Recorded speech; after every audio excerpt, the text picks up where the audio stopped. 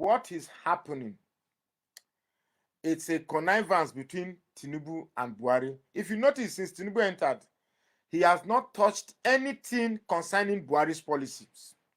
He has not changed it. We're no longer talking about Ruga. We're no longer talking about headsmen. We're no longer talking about Ruga, colony, and all those that. Everything is intact. It's like an arrangement was made that, look, we are going to allow you rule. Don't touch, don't go to our area. We will not go to your area. That's why Tinubu now is now making everything. How do you even? This country is not going anywhere. When you have the judiciary, is run by Yorubas. The judiciary is run. It's only now that they were doing Supreme Court. I now realize that we have no Igbo Supreme Court judge. No Supreme Court, no Igbo in the whole of the Supreme Court judge. No South as a Supreme Court judge. So it's funny. It's funny that now we go school pass. Yet, we know they go school when we reach one place. Under a book, we get 2 credits. Go just fly. Fiam, go Supreme Court. Become Supreme Court judge. What's our own school? Where is our own school leading us to? Now we go school pass. But if you go Central Bank, now Boki, they head you. Now we go school pass. If you go Nigerian military, all the generals there, now Hausa man. Now we go school pass. But if you go custom, now Boki, they led. So what's the purpose of our school if it will not lead us to head the highest echelon of academic pursuit?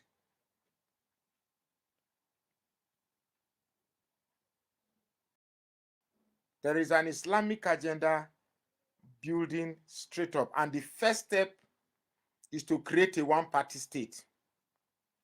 The first step is to create a one-party state. Look, Peter Obi is just a, how do I put it? It's just an unfortunate pest that came to disrupt the whole agenda. And by Peter Obi going to church, getting that, if they are going to vote on the basis of religion, that all Christians should vote for Peter Obi, no Muslim will ever rule this country, ever. They keep telling that there are more Muslims in this country than there are more Muslims in this country than Christians. That's a huge lie. That's a big fat lie. Never. That's a big fat. They tell you that yes, the North has more land mass. Agreed. But population, they don't have it. They don't have it more than the South. Besides, where is North, where is South? Anyway, I've made countless videos on that logic. If you want to, I felt like crying when I was in Warri the other day. I was trying to tell my own brother that, look, you are more populous than the North, but he no agree. He no agree that what the whole of the people in Delta State, they are more than the people in Kano. He no agree. He say, "Kai, oh guy, it's not possible." So how do you convince somebody that's already convinced himself that he's less? I'll give you a very simple example. Even when Eviedna they sing which one of them we go, and I said, which one of them we go sing? 1 kilometer meets another language, you go. 1 kilometer meets another language. You are traveling in Delta State, just from Sapele to Asaba, going through this. You pass Okpara, you pass Eku, you pass Ubiaroko, you pass Abraka, you pass, and these are towns. Oh, these are towns. Till you get to Asaba, town with people. Then you say that place is not as populated as where you be traveling for 30 minutes. Then you see one small hut. Then you travel again, or you not be seeing, maybe you see one person with cow. You be seeing land, empty land, no people. Then you reach one of that, you travel for like 2 hours before you see one town. Then you see them plenty. All of them will be living by the road. All of them will come by the roadside. So you think they are much. But if you go inside the villages, everybody has left village to come to the road and create the impression that these people are populated. They are not. But which one is my own? You that I'm trying to tell you the truth, you say no, they are more populated than us. So when they start giving you figures that Yobe State, 1.8 million votes. You agree because then Anambra State 400. You say yes. Yobe, the north is more populated. If you want to reduce yourself by accepting these narratives, now I cannot force you to accept the truth. It is you that they dish all these narratives to, and then you accept it. They know that if they do election on the basis of religion, no Muslim will rule this country for 50 years. Is it on the basis of bring? Is that the 36 state? Bring that thing for me. On the basis of religion, say Christians will vote for Christians. Cross River State, Muslim will not win Cross River. That's one. Delta 2, Rivers 3, Akwa Ibom 4, Abia 5, Enugu 6, Ebonyi 7, Kaduna will be 50-50. Plateau 8, Benue 9, Taraba 10, Niger 11, Nasarawa 12, Gombe 50-50, Adamawa 50-50, Oyo 50-50, Lagos 13, Ogun 14, Ekiti 15. These other states, I don't know them. Yeah, Bayelsa 17, Anambra 18, Imo 20, Adam Kogi 21. So they if I Organa is Nasaba. One guy, one Edo guy that is a Muslim was trying to say Muslims in Jos in Plateau are 80, Christian 20. Muslim be 80, now you they get Christian, governor Christian, and deputy Christian in Jos. Even 30, they don't read, even the 15% we are just being modest. They have we have 17 local governments here, be 17 local government in Plateau State. Yeah, Muslims are only found in this Wase and Just North. And the Just North, it's not as if they are much. Oh, they are only in this thing in what's this place? It's only in Wase that they have significant population and small scattered areas. So you see the kind of narrative. Here is a southerner saying that he thought. I know now that I thought if I in Organa, right. Let me press the number for you. Christians in Kano, there are local, but you see what the Muslim politicians do is that they suppress the relevance of Christians in the north. They suppress it. That's why you see when this guy became governor of Kaduna State, said that everybody should bring their gun, and then after relinquishing their gun, you send people to go and annihilate them because they want to capture the Christian part of Kaduna State. So they sell these narratives to you. See somebody say interesting. This with the 15% Muslims, they still cause a lot of problems. They still want to be in charge. They want to be they want to be given local government chairman by all means. That's why you see they hardly do election in Just North, because any day they do election in Just North, fight must break out because they want to rule by all means. They want to rule. So if you like, sell this narrative that there are more Muslims than Christians, that's a big lie. The population of Christians in Nigeria is more than Muslims in Nigeria. That's a fact. But they want to suppress that narrative to you, and you too, because you already have a politically inferior complex, you will agree.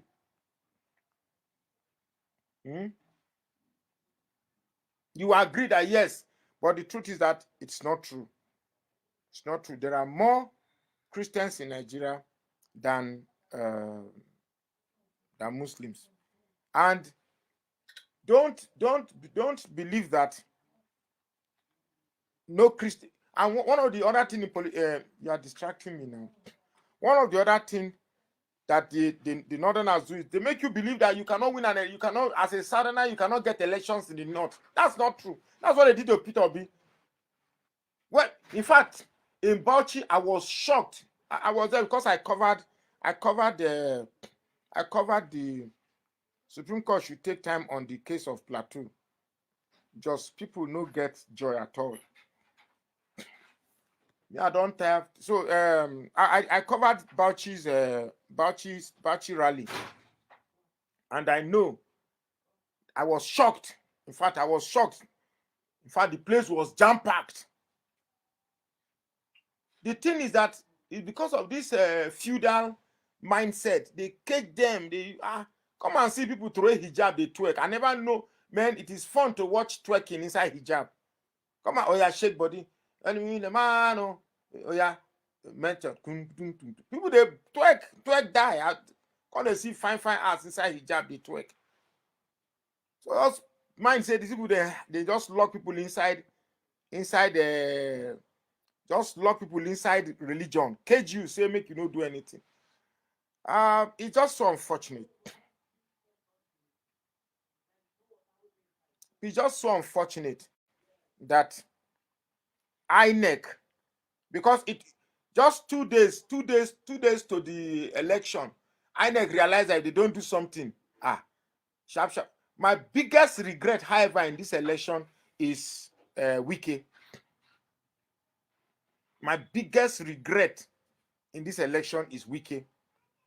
Honestly, if I can snap my finger, if I can wish it in my head and it happens, I'll say make Wike buy. It's the biggest and most useless Southerner Nigerians has ever got. Wike is the most useless politician Nigerians the South has ever produced. And to think that I saw him at one point as my hero. I saw him at a point as a hero, but unfortunately, Wike is a huge disappointment. Wike is a huge disappointment.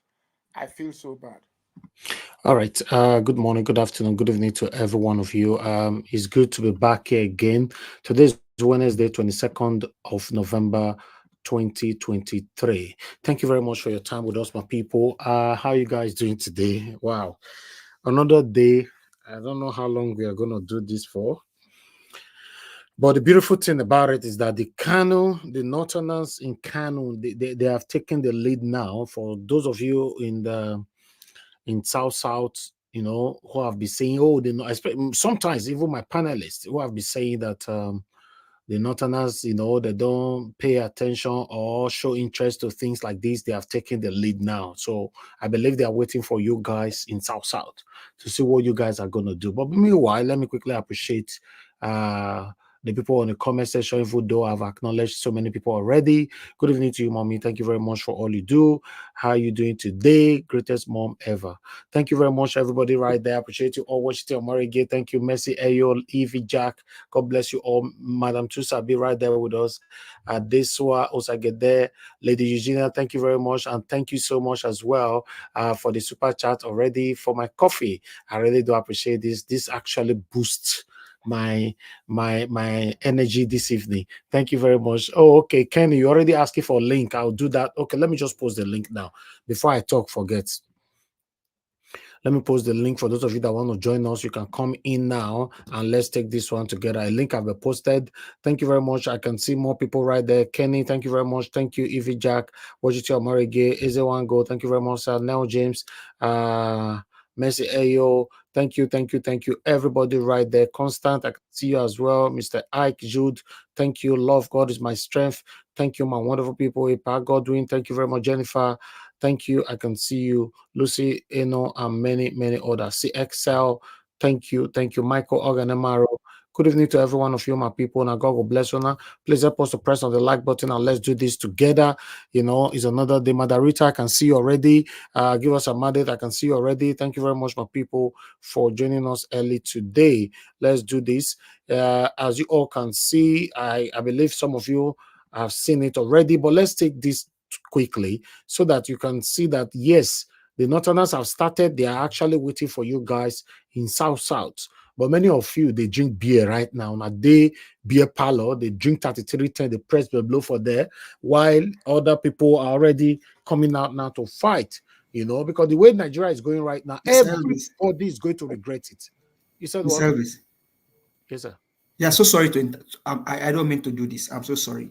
But I'm actually on I put something for you in the comment section. There's another guy speaking on one space now, and that guy is just making too many sense. Can you put it on the private chat, please? If you can. I'll send it to you, and then maybe you can listen to it later on. Okay. Thank you very much, my brother. I appreciate you. So as you all can see now that let's take this video before I continue with what I was about to say. Let's quickly take this. Thank you very much, my people. God bless you all.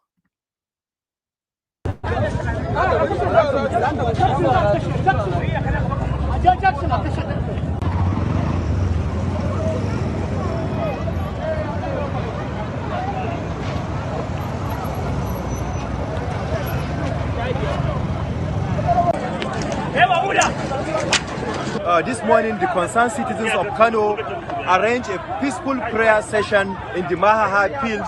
Unfortunately, after the peaceful session, the Nigerian police come and open fire on us. This is open day robbery.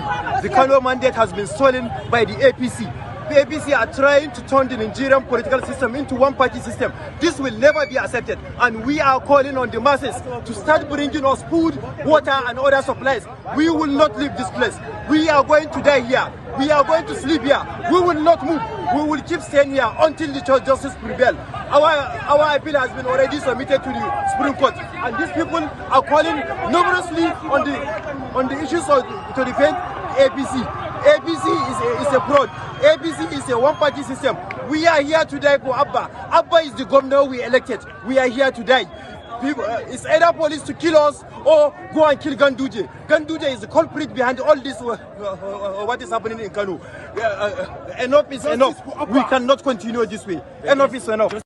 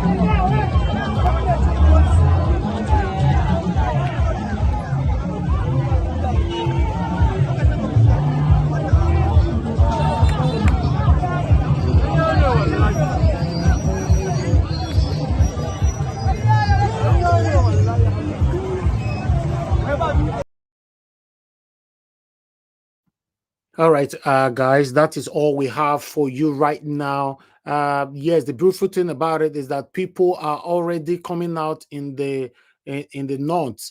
I really love this, to be honest. I'm happy to see this today. People have reacted to this as well. Let me quickly see. For you, Mr. Elvis, and you're asking that guy a question now. Okay. Let's quickly take this one, my people. Then I'll come back to everybody before I will take some reactions. Bear with us, my people. Bear with us. Let's take this. Let's see how we can continue with these people here.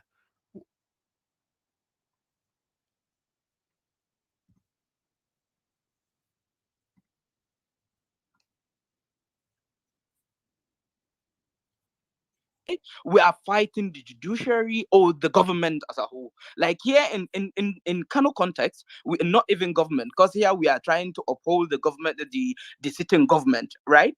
So we know the places where the people who we are fighting, we go directly to them.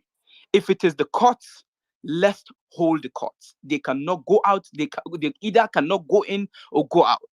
You understand? If it is the police station, we goes to the police stations. Not places that if it is in Abuja like this now, what I'm suggesting, like if it is in Abuja, we are doing this, we might close the airport, the villa, and other places, not to start burning other people's shops, other party offices, and stuff like that. To me, that's not the way out. But we can block a lot of accesses of that will touch those people.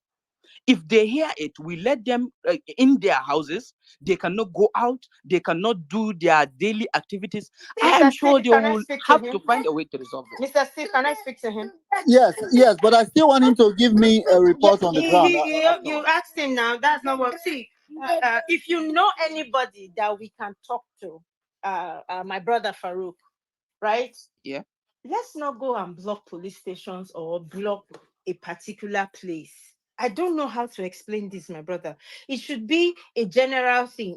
Don't focus on any leaf of that tree, right?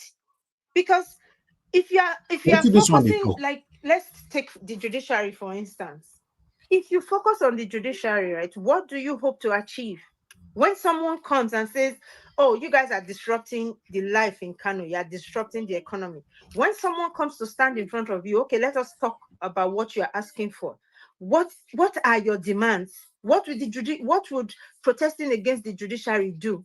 It will not solve the problem. The best thing that you will get out of this is that, okay, fine, take your governor and go. Then what? And then what? The system remains. They will do the same thing again when you are not looking in another way. The people, do you know this issue we are deciding to focus on now is just one issue in the rot that is that. All right. Baby steps. We will count one before we count two. Before I go to other speakers, let's allow Zaruk, if you want, touch on what you're seeing on the. So you say, okay, you've not gone out, but at least you know what's happening better than me. Tell me. Exactly. So move it along. So far, like a lot of people are still on the streets, like a lot. That was like almost 47 minutes that I left the street when I got here. Yeah, where is the But we are about to Southerners? go out like after prayers now in the next like 15 minutes. So the thing is, like I said, we are here, not just me, not only I'm actually here with some couple of people from the Northern Liberation Front and some other civil society. So we are still deliberating on, like this allow people to continue how it's going or whatever. So Okay, that's just what's going on now. Stay with us on this space. Give us update when you know more. Okay. Thank you. Okay. Yeah, come to my All right. DM if you have anything to say. I'll bring you up. So because of the request, I'll take you down now. Just you and I have been talking. Come to my DM and if you need to come. Thank you. Did you make a queue, April? Let me back to I think Mohammed. I wanted to hear from Mohammed Buhari. Are you there, Mohammed? Yes, I'm here. Okay, you have the mic. Then I'll go to Strong Amy afterward, unless my sister had a queue. But guys, before I go to Mohammed, let's retweet the space. This conversation has to go far. So do us a favor by retweeting the space and joining the conversation. Request the mic. We'll come to you. We see the request. We're talking about the protests in Kano as a result of the debacle. Double judgments. One in favor, one against the NNPP. And the people there are very angry and justifiably so. The question is, why now? Where have we all been? The question is it too late? I argue that now is a better time than now or never, as it were. Nigeria is in a situation where we have lost faith in the judiciary and they are running rampant. APC is acting like a drunken sailor, a car without brake. Who will stop this madness? That's the question. Mohammed, you have the mic. So thank you very much. I think when you're saying who will stop this madness, it will take us directly to the other parties, excluding the APC, that's PDP, NMPP, and the Labour Party. So like Atiku Abubakar once said, we want to beat the APC party. We have to come up together. So I think now the question is, when you put Atiku Abubakar, you put Konkoso, and you put Peter Obi, who do you think in 2027 general election can they match? So if they match, who do you think will be the president? or who do you think will be the best president? That's the question. And Mohammed, I don't believe.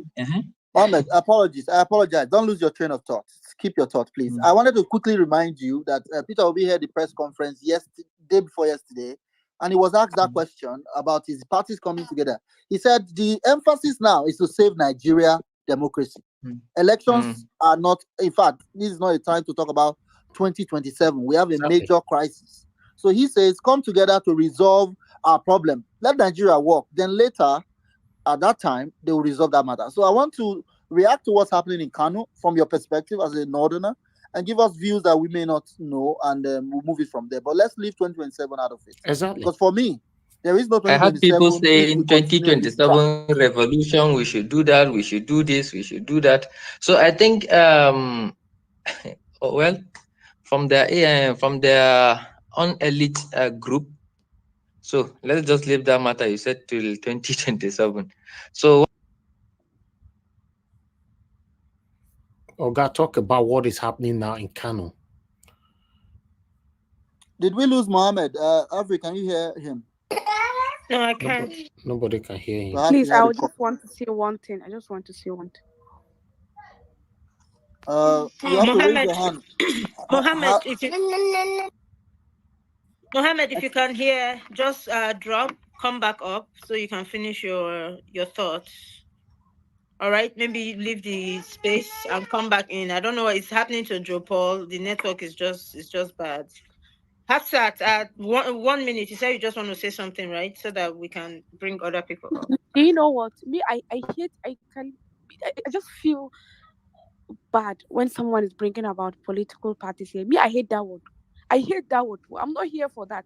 I'm not here for 2027. I'm not here for that. I'm here for something. And for Farouk that is saying we should stop the protest. Water to finish fire or to stop fire must not be good water. Must not be good water. So if we be doing something, things for them, do you think we should do this thing? Is just cool? Are we slaves? You'll be saying that the people that are treating us backward, they are taking us backward. They are maltreating us. You think, say, we go and do something so soft to them, and you are here bringing out political parties. I will break my voters card. We are not here for 2027. They will still do the same thing. When you just talk about who will be the vice president, who will be the president, I'm not desperate about who will be the president. I'm desperate about what will come here. The revolution now. To have this justice, just let them all be sacked. From the Supreme to the tribunal. I hate this word. Yeah, Afsat, I feel your pain. Aliyu is always laughing. So Aliyu, please unmute your mic and tell us why you have been laughing. Let's hear what you have to say. Thank you. Well, thank you for giving me. Can I make my submission? I'm the next one. Okay. No, Mr. Strong, you are like the 5th person on the list here. No, that's not what Steve said. Okay, I was not here when Mr. Steve said that. Okay, let Ali No, then you can Mr. go. Strongemi should go next, please. So Strongemi, I'd like to hear from you. Then Aliu, please stop laughing on the space. It's kind of offensive. Just exactly. Yeah, when people are talking, you are laughing. I don't get it. Should be removed. All right, let's be civil, please. Mr. Strong, go ahead. Serious matter. It should be removed. I'll leave back to Avery to make a cue. Thank you very much. I don't think that somebody is laughing on a space should earn him a right to speak. I don't think so. But that's by the side. I'm gonna start by saying that I'm getting sick and tired of obedience coming on a space to tell us their camp was right, the other camp was wrong. I'm getting sick and tired of that. Sure. People are here talking about, oh, we are calling for protest, and the other people said there shouldn't be protest. We are the people saying the right thing. The other people were the ones saying the wrong thing. Guys, we are still on a fight. And we think the best thing to do now is to start trying to claim we are the people that we are right and the other people we are wrong. Let me say something. Let me say this. I've always believed that we Nigerians, have seen how Nigeria is and what is going on. And that without even being prodded by anyone, Nigerians should know that it is time for us to save our country or, go for it. Now, let me speak to the camp that said, do not protest. I will come back to the topic. Sorry, Steve, I will come back to the topic. The camp that was saying, do not protest. The truth is that nobody was going to protest anyways. And we see none protested. The people that said we were mobilizing for people to protest, nobody protested. This is because APC people. people were not ready to protest. I am someone that believes that I will support Nigerians. I will support us to go out to protest. But I'm not going to mobilize people. I'm not going to push people to go and protest. The reason is because protesting in Nigeria, we know how deadly it can be. They should remove So these for guys. you to have people who come to protest, it must be their own decision, something that is organic. Let me ask us this question. Who mobilized Kano people to come out to protest now? Nobody. And I love what Steve said after Anda made her submission. Nobody stopped anybody from coming out. The Kano people did not stop Anambra people from coming out, or Lagos, or Imo. Nobody stopped anybody. So don't come and claim this champion that you were in that camp and your camp was right. Please, we are still in this fight. Let's end this, I call it nonsense. That's one. Two, I'm going to talk to my northern brothers and I'm going to ask a question. Why is it that the only time you guys rise up about anything in Nigeria is when it directly affects you? If it is not affecting Northerners directly, you behave like you don't care. You behave like this does not concern you. You may say, oh, I'm speaking because I supported Peter Obi. The truth is that everybody in Nigeria knows that Peter Obi was the only candidate with the promise of the new Nigeria by character, by competence, by everything that he did to show Nigerians, both from his track record, his person, and the way he transversed the whole nation for the promise of a new Nigeria. We all knew that this is the guy. That because of tribalism, because of religious bigotry, people preferred to vote for a drug lord, even from a faith that does not believe that people should, be doing drugs. It didn't matter to them. It did not matter to them that Bola Tinubu was, if not is still, a drug lord and a clear certificate forger. It didn't matter to you guys. And the leaders in the north didn't care.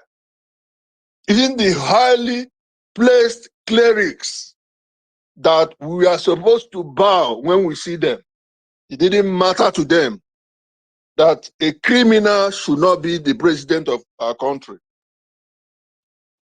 Now I'll go to what is going on in Kano.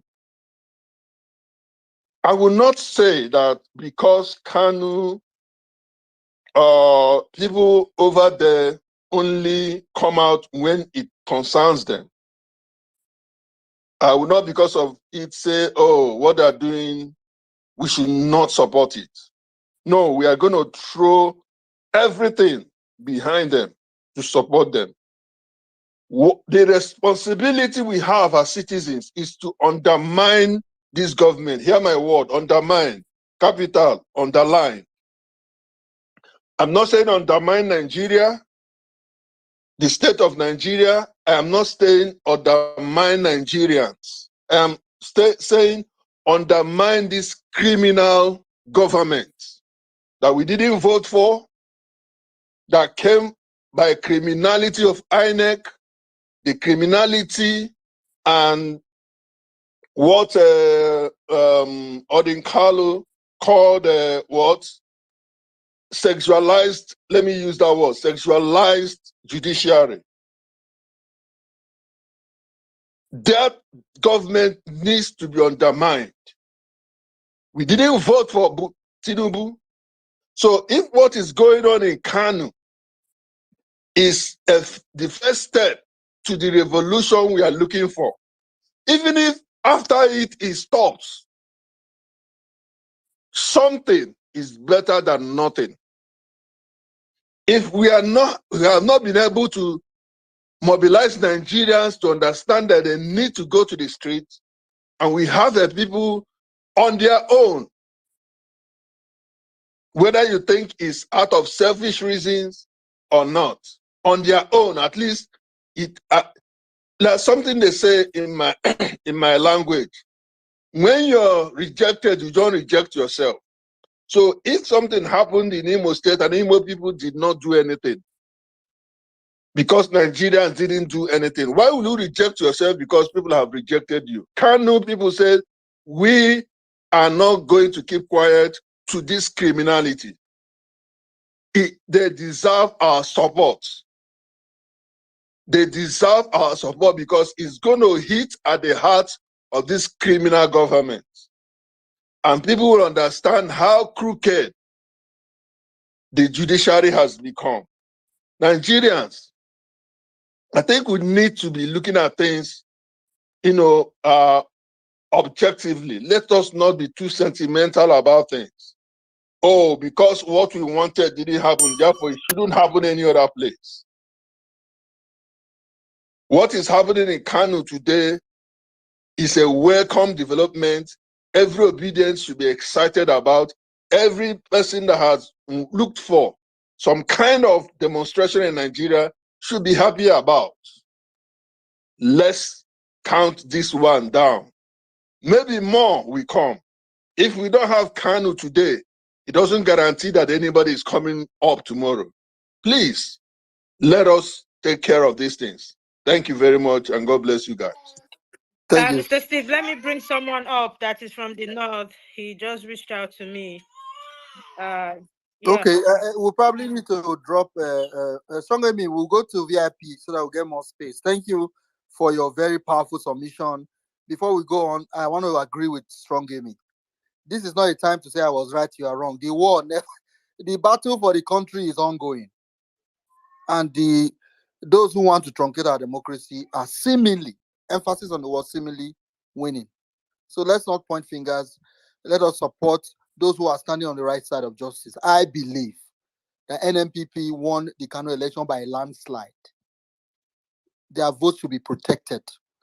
So let's not point fingers and let us stay on topic. Reaction to the protest in Kano, no faith in the judiciary. Is there future in elections, or is future elections worth it? I see my brother Mark here as well. Okay, Mark, good morning. Wow, it's afternoon now. Good afternoon to you. Greetings, everybody. Retweet the space. Let's continue the conversation. So, Avery, are you able to bring the person up? I created a space. If you can. Okay, because I don't see any. Let Mr. Mark speak. Then maybe after him there will be space, because right now I don't see any space on my end. Let Mr. Mark speak. All right.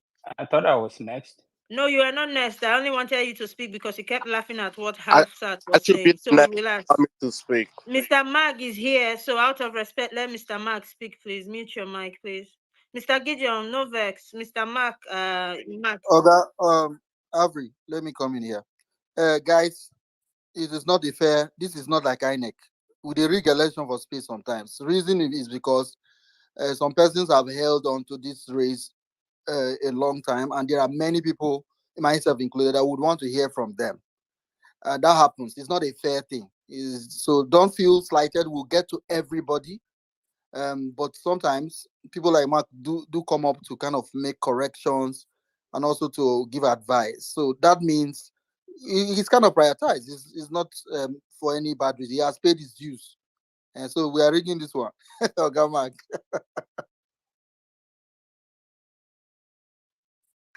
Mark, are you not part of the rigging of the election? Oh, maybe he's not close to his mic. Mr. Laugh, Mark, okay. laugh, don't catch me. Anyway, that was on a lighter note. Now that he's not there, let's Mr. kind of Gideon. continue. It's Mr. Gideon's Yes. turn. Okay, then I like the Ali to speak as well after Gideon. Go ahead, Gideon. Thank you, Steve. Thanks, everyone here. Do you know what? I'm happy today that a state was able to make a noise. I'm happy. Let's throw our support to them because they feel hurt. They feel that wrong thing was done. They feel that the constitution was violated. They feel that INEC constitution was violated. Nigerian constitution was violated. The judiciary, the courts, the appeal court, the judges, whatever they did, the people of Kano State feel that the wrong thing was done. I'm happy they made some noise today, and I want to thank every Nigerian to throw their support to them. No matter where you are, Igbo, Hausa, Yoruba, it doesn't matter where you are. Give them their support, and how I wish all Nigerians can join them. This is what we need. This is time for action, not the time of talking. Look at the can. Nobody organized them. They just wake up in a large number and start protesting. Peaceful protest. It is a welcome development, and I encourage Nigerians to give them the support so that Nigeria can be a better place for all of us. Thank you, and I yield my mic. Thank you, sir. Thanks for keeping it short. So, 1 second, please.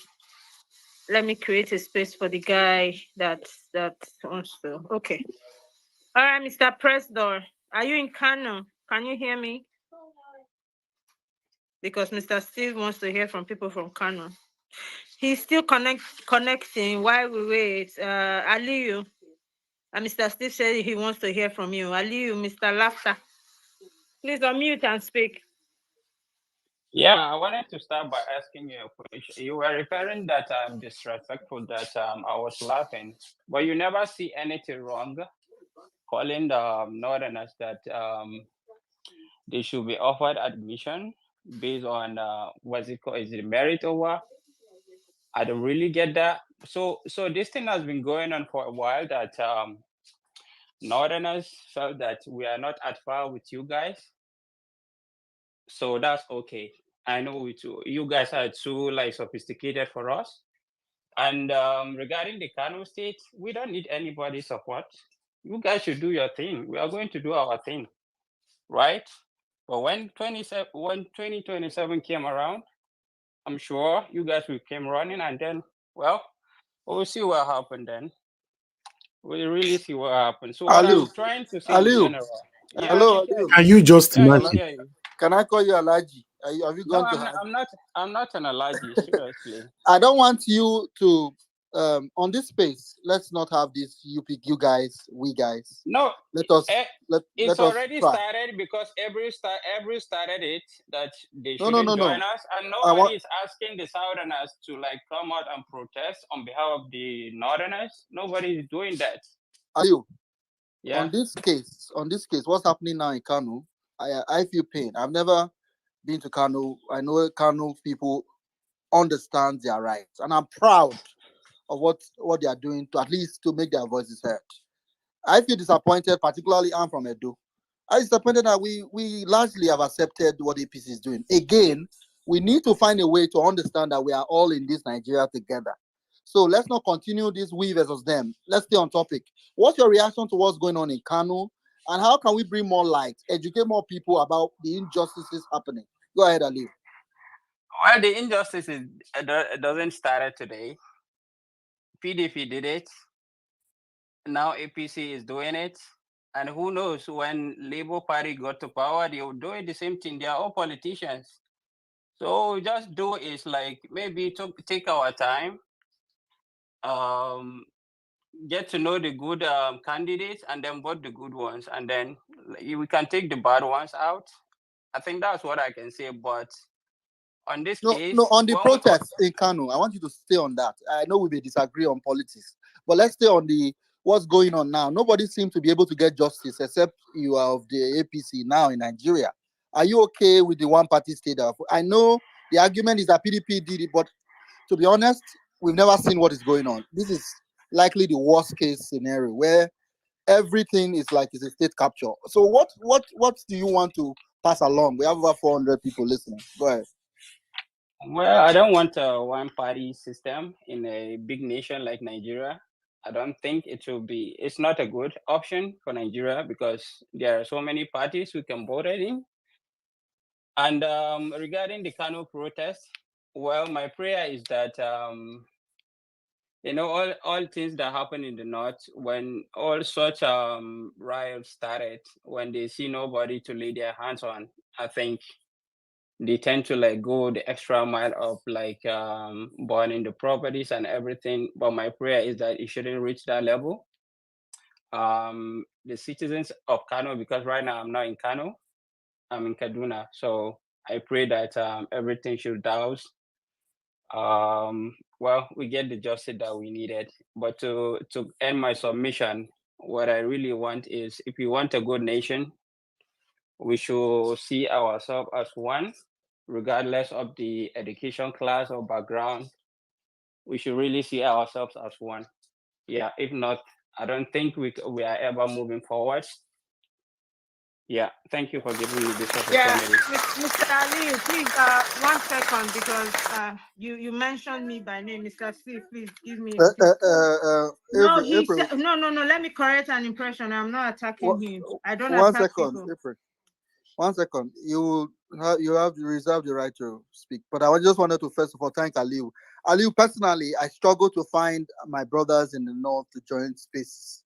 So please follow me back so that I will send you invite when we host this kind of space. I want to hear your perspective. I know many folks may not be on Twitter as much, but now that you are here, I implore you to stay in touch. We agree to disagree, but the Nigeria is ours. And I agree with you completely towards your last part.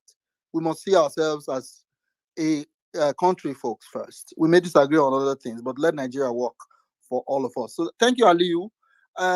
My co-host wanted to respond to you as well, but I wanted to thank you first. Avril, go ahead.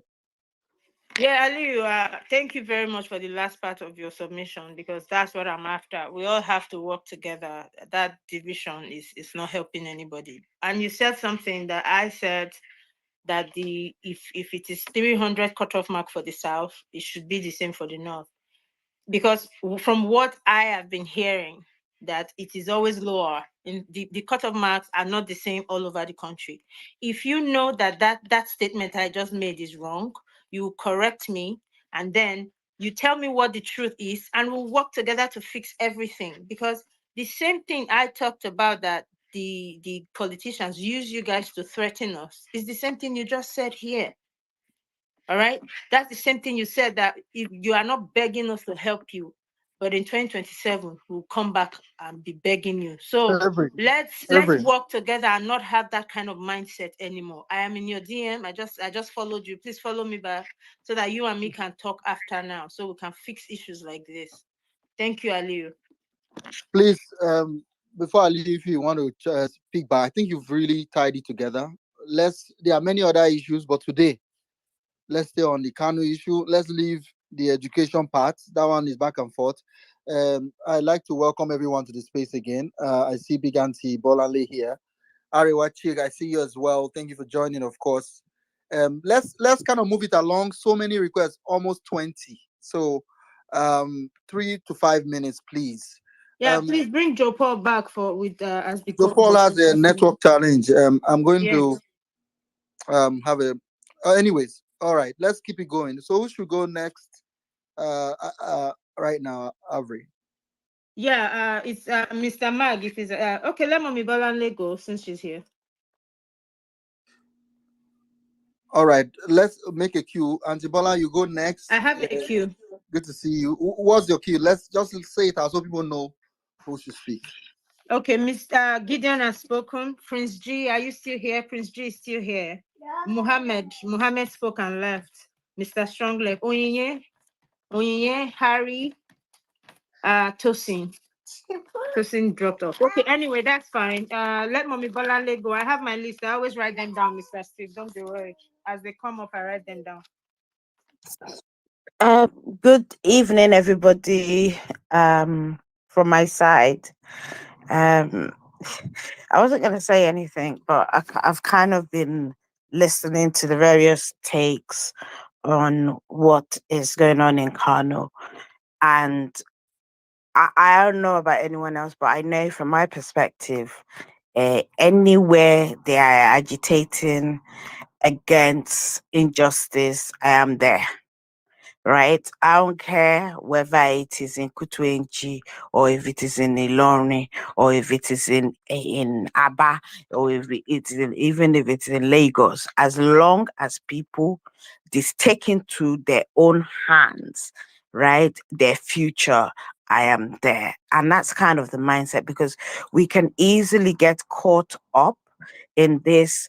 Oh, but you didn't do this. They didn't join us doing this and what have you. Here's the thing. We say we want a revolution.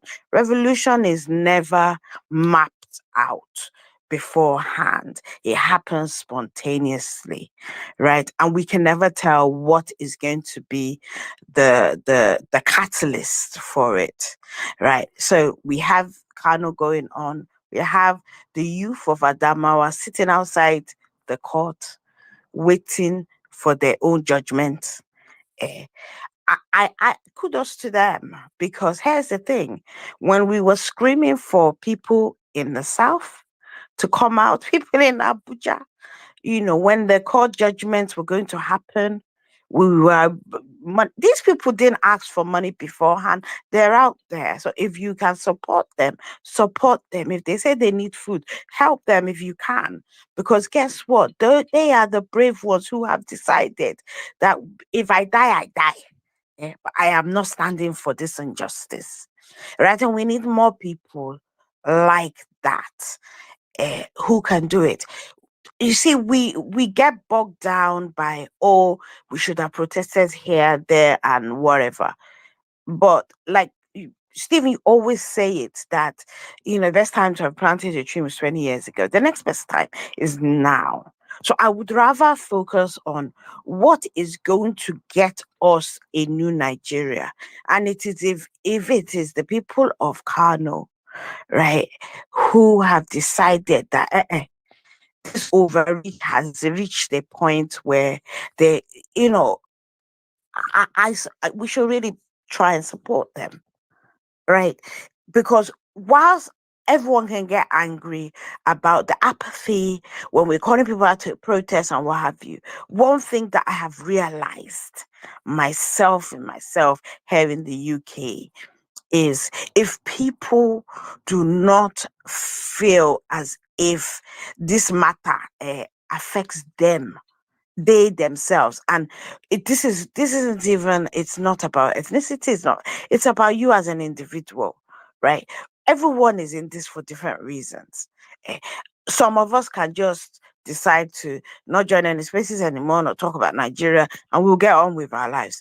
But some of us have decided that whatever it might take, whatever inconvenience might come as a result of it, we want a better Nigeria, right? So if some people are doing it, even if it is based on selfish reasons, i.e., they try to steal the people's mandate in them. After all, when they were doing nonsense, you had an opportunity to do it yourself.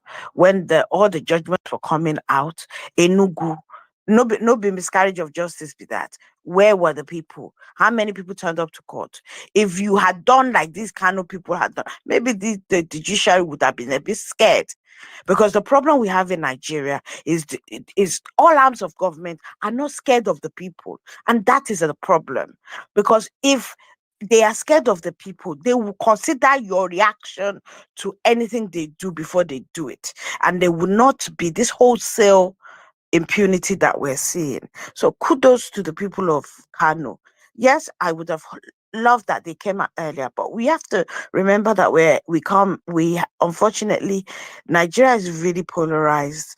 This north-south dichotomy has been going on, and they have politicians have used it to further divide us, and a lot of it is down to lack of awareness. Like, so so people would say, the people in Kano, and all the rest of it. And I would say, hold up. Why did they, we could argue why they supported Tinubu, who is a fake Muslim. We can argue it all day long.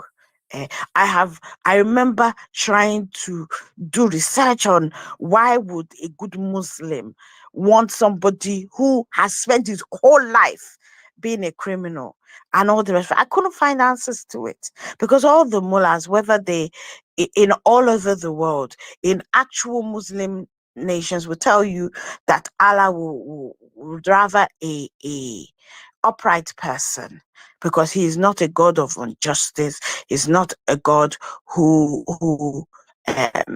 would support that type of behavior.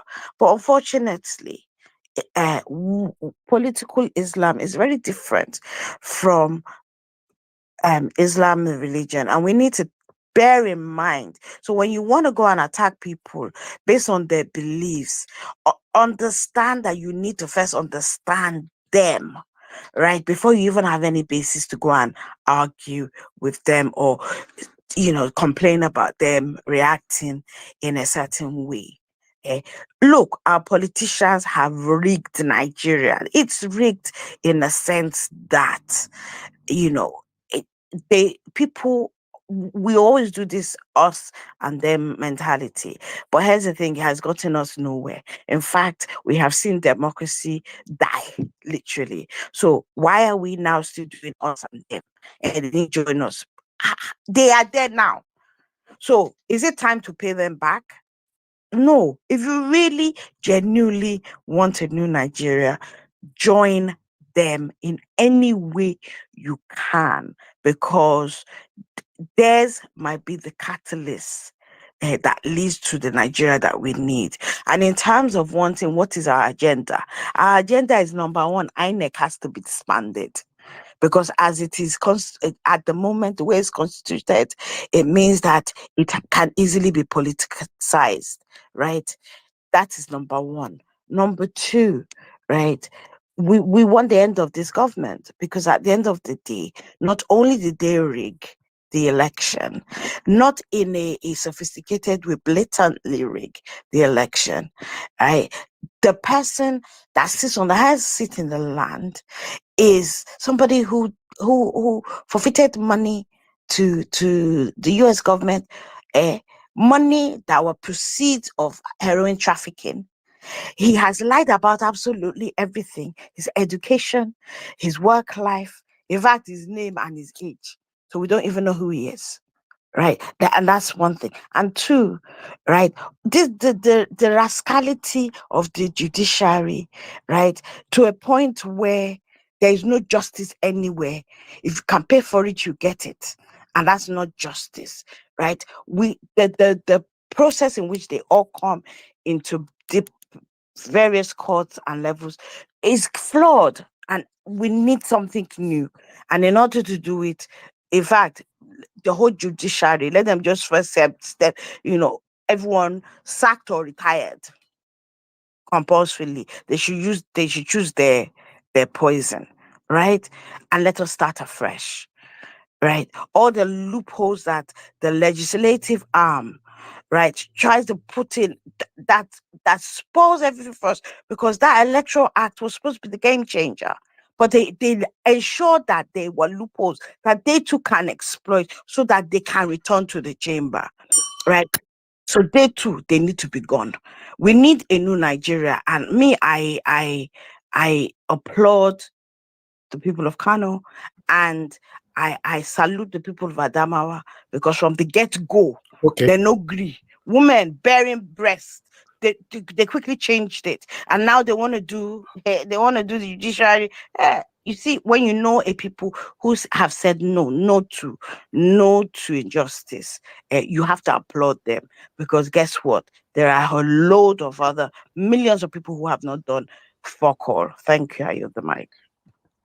Thank you very much, Madam Bolale, right there. I appreciate every one of you that have listened to everybody that gave their submission from the Twitter space. Thank you very much, everybody. I think we should move on right now. We've managed to listen to a couple of people right there, and with the different views. I think the only area that I would like to focus on right now is that Nigerians, I mean the Southerners, they should rise up, because to be honest, for me, una shame, they shame me. Yes, una shame, they shame me. Because somebody was actually telling me last Saturday that the previous Friday, that is like yesterday, we were discussing on Saturday. He was telling me that on Friday, everywhere were packed in Lagos. Every lounges, bars, and live bands were packed with Nigerians, Southerners.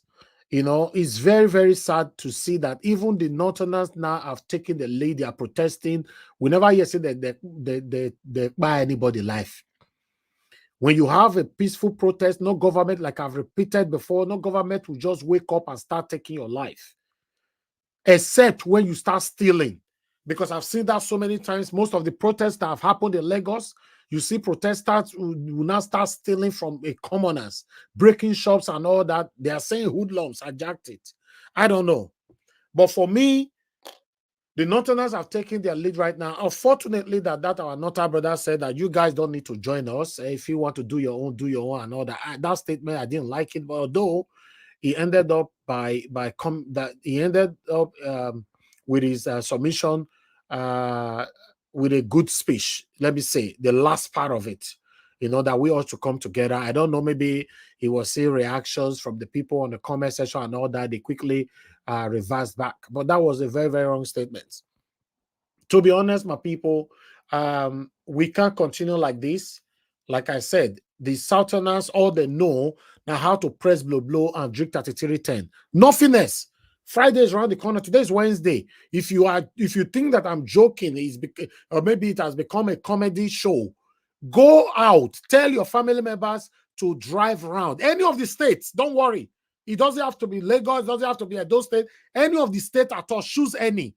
Pay. Just give the ordinary 20,000 naira. Say drive around. Make sure, say you visit 5 lounges and see what Nigerians are doing every Friday and Saturdays. You will be surprised that this is the same Nigerians that we all are talking for. Now, the Northerners that we all have been accusing, they don't want to talk put. They don't want to talk put. Yes, although I understand that somebody also made a statement earlier on that why is it that when the thing is directly affecting the Northerners, that's when they speak. Yes, I understand.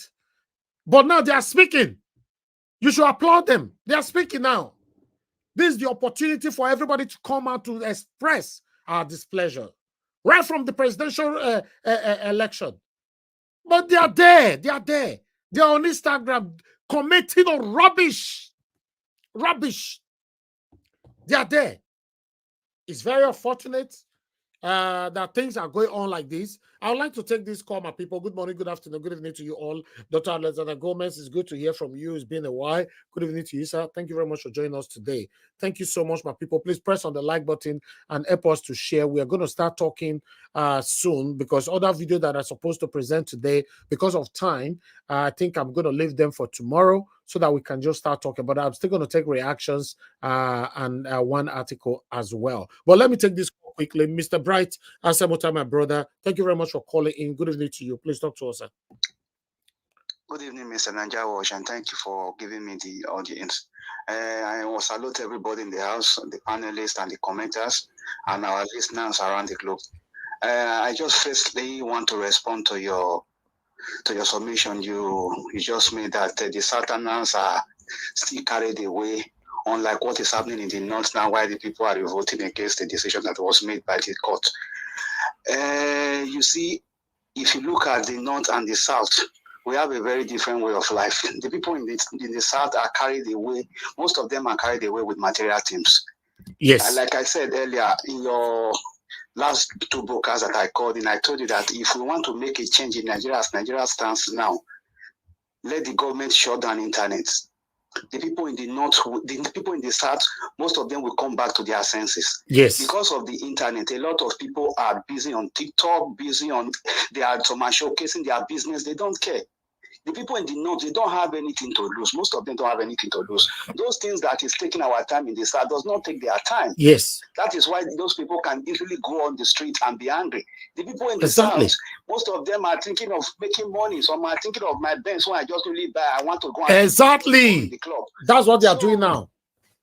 So they don't have those time. They don't have those time at all. In the north, the youth, most of them, they are not like that. So once a member of them is hot, everybody falls online and they want to take everything by force. So that is the strategy. If the internet goes off in Nigeria, the Southerners will revolt. And another thing I want to say, I want to use this opportunity to say this. Last time I heard Peter Obi was trying to address the press about the election. I was talking about the 2027 coming up. You see, I think our principal should use the medium to let the people know. And like I said before, we should not encourage voting in Nigeria. It's a waste of time. No, but Peter Obi disputed that yesterday. I'm not sure of the press you're talking about. Yeah, the press that he had yesterday. No, the one he had yesterday, I know he was shorting the press member that he should not talk about 2000, but the one he did before. And we should focus on the one yesterday better because it means that he have rectified it. Yes, we should not be thinking of any election. We should, like I said before, participating in an election with APC, it's like you know that you are participating in a crime as well. You yourself, you are a criminal. Because at the end of the day, these people will not give you what you want. If they cannot ring you out on numbers on the election day, they will ring you out in the Supreme Court. So there is no time to waste. The only thing we need as opposition now is to inform the people that the current system, the umpire, which is the INEC, is corrupt, and we will not allow them to supervise any election further. We will not participate in any election that they will come and put on the people, because it will be a waste of time. That is what we should use to enlighten the people now, so that tomorrow we should not find ourselves in the same quagmire we have found ourselves now. So that the people will now know that they need to do something about the system. If we don't contest about what is going on, we will still living in this loop that we find ourselves.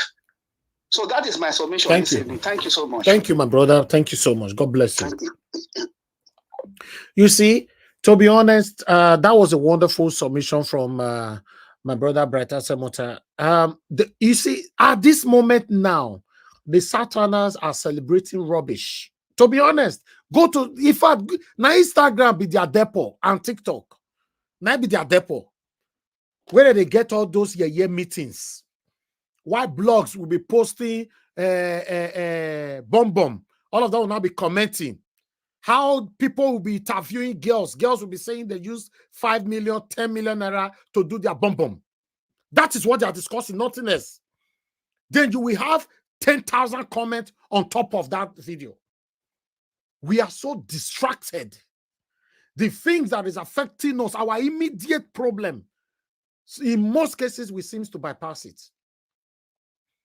I'm telling you, these are the same people tomorrow that will beg you for money. If you even manage to send them money, they are still the one that will show the spirit of ungratefulness. They are still the same people. Satanás. They are still the same people. They are still the same people. If you send them 20,000 naira, they're not going to tell you say they receive them. If you send them 50,000 naira, they're not going to tell you say they receive them. You are the one that will now call them. Hello, I sent you 50,000 naira 5 days ago. You know, see, hey, yes. I see a bro. I be one call you. Now, so I can't get distracted. I can't do this one. I can't do this one. Know your verse. Thank you. This is their character. Their ungrateful spirit. They should suffer. Because for me, regardless of whatever it is, I give 100% support for the Northerners, what they are doing right now. I applaud them. Yes, I don't want to focus on, oh, they don't talk when the things affecting them or not affecting others. I'm not interested. They are out now. What about the things that's affecting us directly? Do we talk? We don't talk. I go to spaces and all that. They insult the hell out of me. So get out from here. We should go and we should be talking about Congo instead of Nigeria. Say, so this is the situation we find ourselves in Nigeria. It's so annoying. It's not a joking matter. It's so annoying. We cannot be coming out every day here talking, giving them awareness, educating them, illustrating them on what to do, the better thing to do to rescue their country. They are there, drinking 33 temperance blow every weekend. This is not a joke. Don't ever take it as, oh, it's constant thing, a frequent statement from us. Pay your brother or your sister, your relative, make the use car, follow any state for the whole South.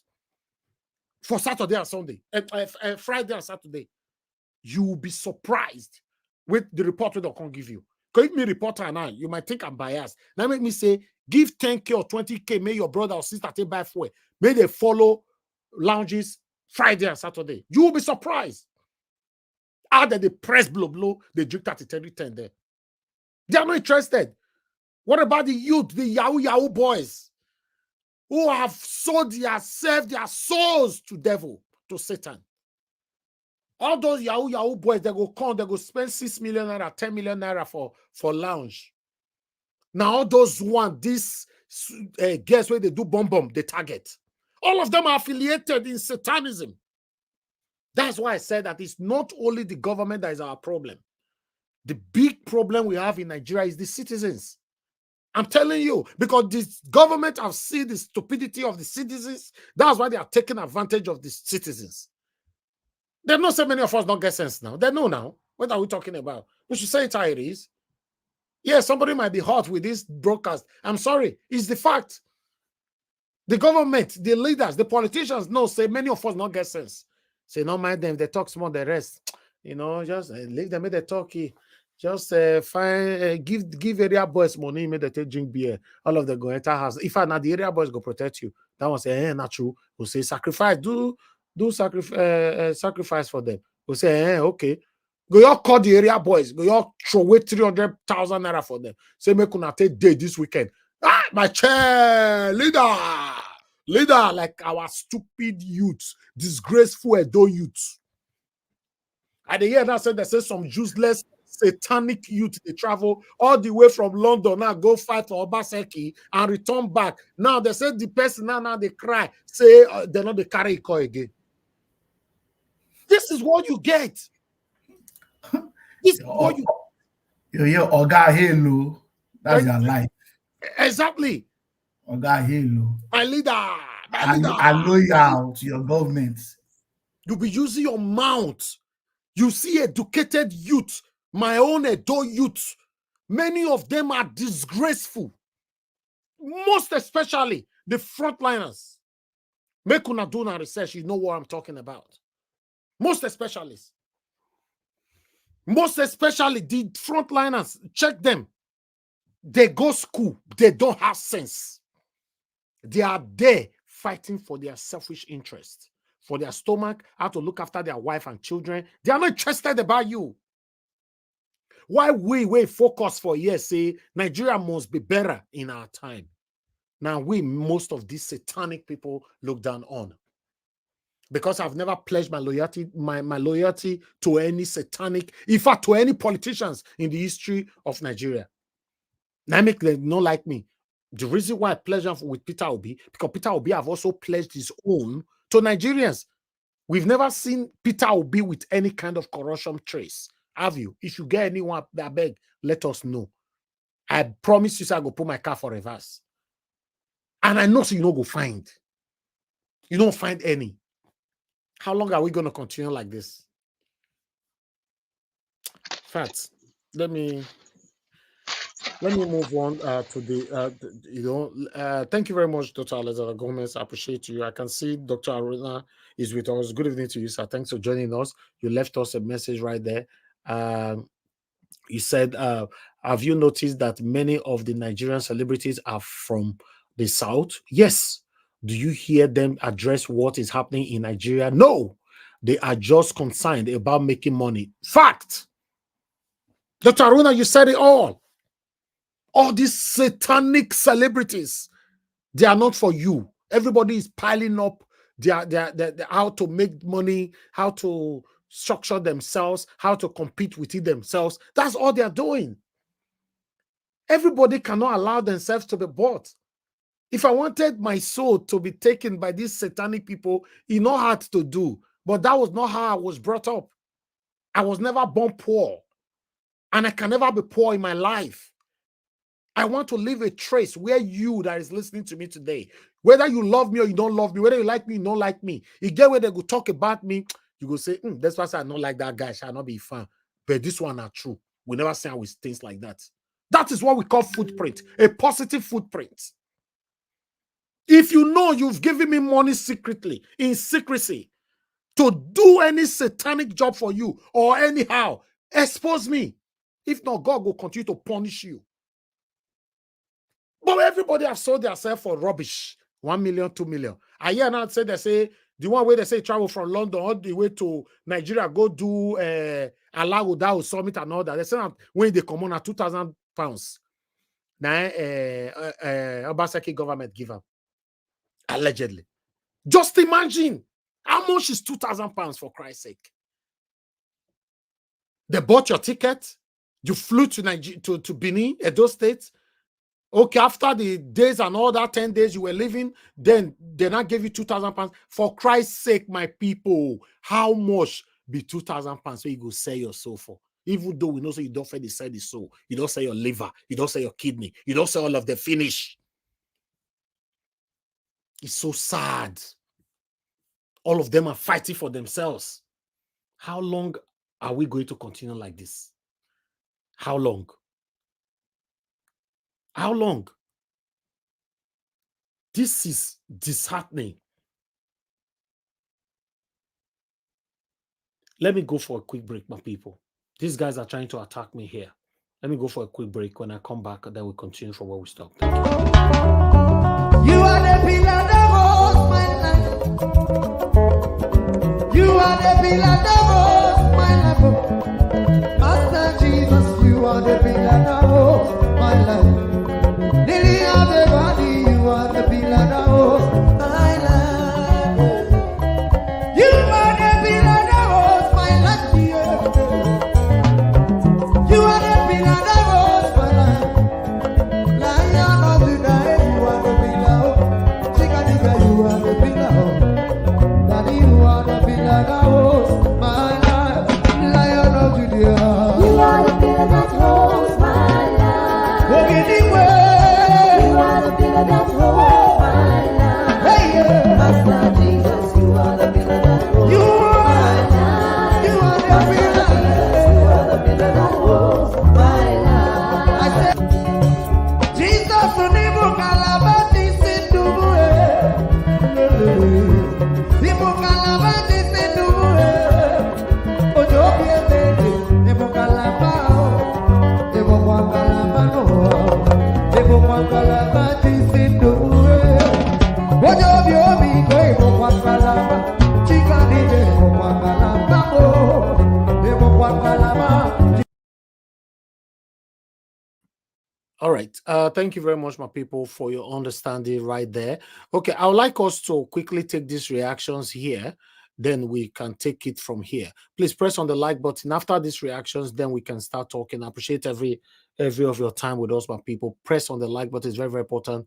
If you can, please press on the $sign. Support what we are doing here. May God bless every one of you. People reacted to this today. I would like to retake this again, even though we've played the video. It has started already. The takeover of Nigeria is boiling gradually from the northern part of the day by day. This is Kano State. The people are gearing up to a no retreat, no surrender revolution against bad leaders and the war against the criminality in our politics and elections.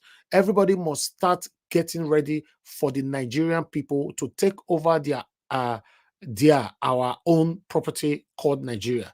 No going back to nonsense. The revolution will be televised.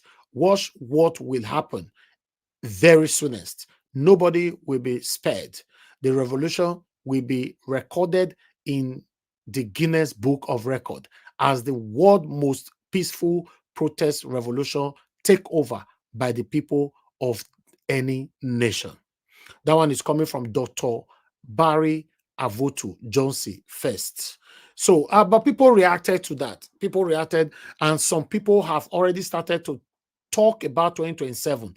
With the nonsense going on in the country, there will be no such thing as election in 2027. APC has pushed the people to the wall. While I have another reaction from here from Francis saying that Nigerians, take back your country, finish what you started on February 25th, 2023. Nigerians, we voted on February 25th presidential poll and won, but Emilokan snatched our will and ran away with it. He rained war, blood on peaceful voters. We must save Nigeria today. The people's vote must count. While I have another person here from Obedient TOMS. He said, other states should follow up. Let's hit the street at once. No, they bop the beer parlor right now. Either bloggers are posting, God bless Africa, bomb, and they're all distracted as we are speaking. We have voice of gods. He said, Imo Kogi, all of you should emulate this. I have been waiting for days like this. Let's shut down the country. Then I have another person here, Omega XD. Oh yeah, that is the way forward for our voices to be heard. That is it. If you don't come on the street, the government don't know if you have grievances, if you are angry, if you have displeasure over their satanic actions. They are not aware. Even though they are aware, if you don't put it to their face, they are not aware as far as they are concerned. So let's move on. We have Shooks right here who is saying that can we send them money to keep the heat orders? State need to come. Oh, if you send them money, though, you go use it and take press blow. So I don't know. Let them command. Nobody send the Northerners money before they come and so. Lekki massacre victim 4PO.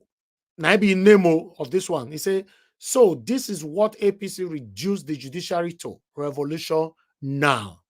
While we have another person here, Ikenga. He said, that's what I like about Northerners. No fear. But trust me, they have the backing of big shot oppositions who are also indirectly fighting for their own positions. Whether backing or no backing, we have the same people like that in the South.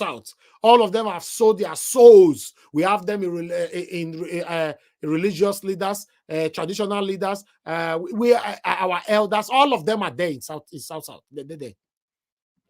They don't back you for anything. Even though they die, they are not interested. We have another one, 7 stars DR. I just hope those police get sense one day that the people are fighting for them too, and their kids and unborn kids. That's the truth. Because if you look at the level how this satanic government are treating our police force, then you will know that they should understand that we all are fighting for them. But unfortunately, what do I know? Thank you very much, my people. I appreciate every one of you. That is all I can present to you today. I have to cut short what we've primarily proposed to showcase today because of time. But meanwhile, I would like us to continue to talk right now. Thank you very much. Good morning, good afternoon, good evening to every one of you right there. Let me call on the first person on the panel today to speak to us, which is give us a mandate. Give us a mandate if you're available. Please, I'd like you to talk to them. We'll come to Madam Rita. Good evening to you, my brother. Let Madam Rita go. I'll come after. Okay, wonderful. Thank you, sir. Madam Rita, please, I'd like you to talk to us. Good evening to you, man. Thank you very much for your patience. Please talk to us. Yeah, good afternoon, Mr. Elvis. Good afternoon, everyone. The panel and Mommy Diaspora. I don't know, for this Kano protest. Okay, there are many sides to it. Okay, fine. Yes, this is the first time we're seeing a group of people from a certain part of the country coming out, to go against the judgment of the judiciary.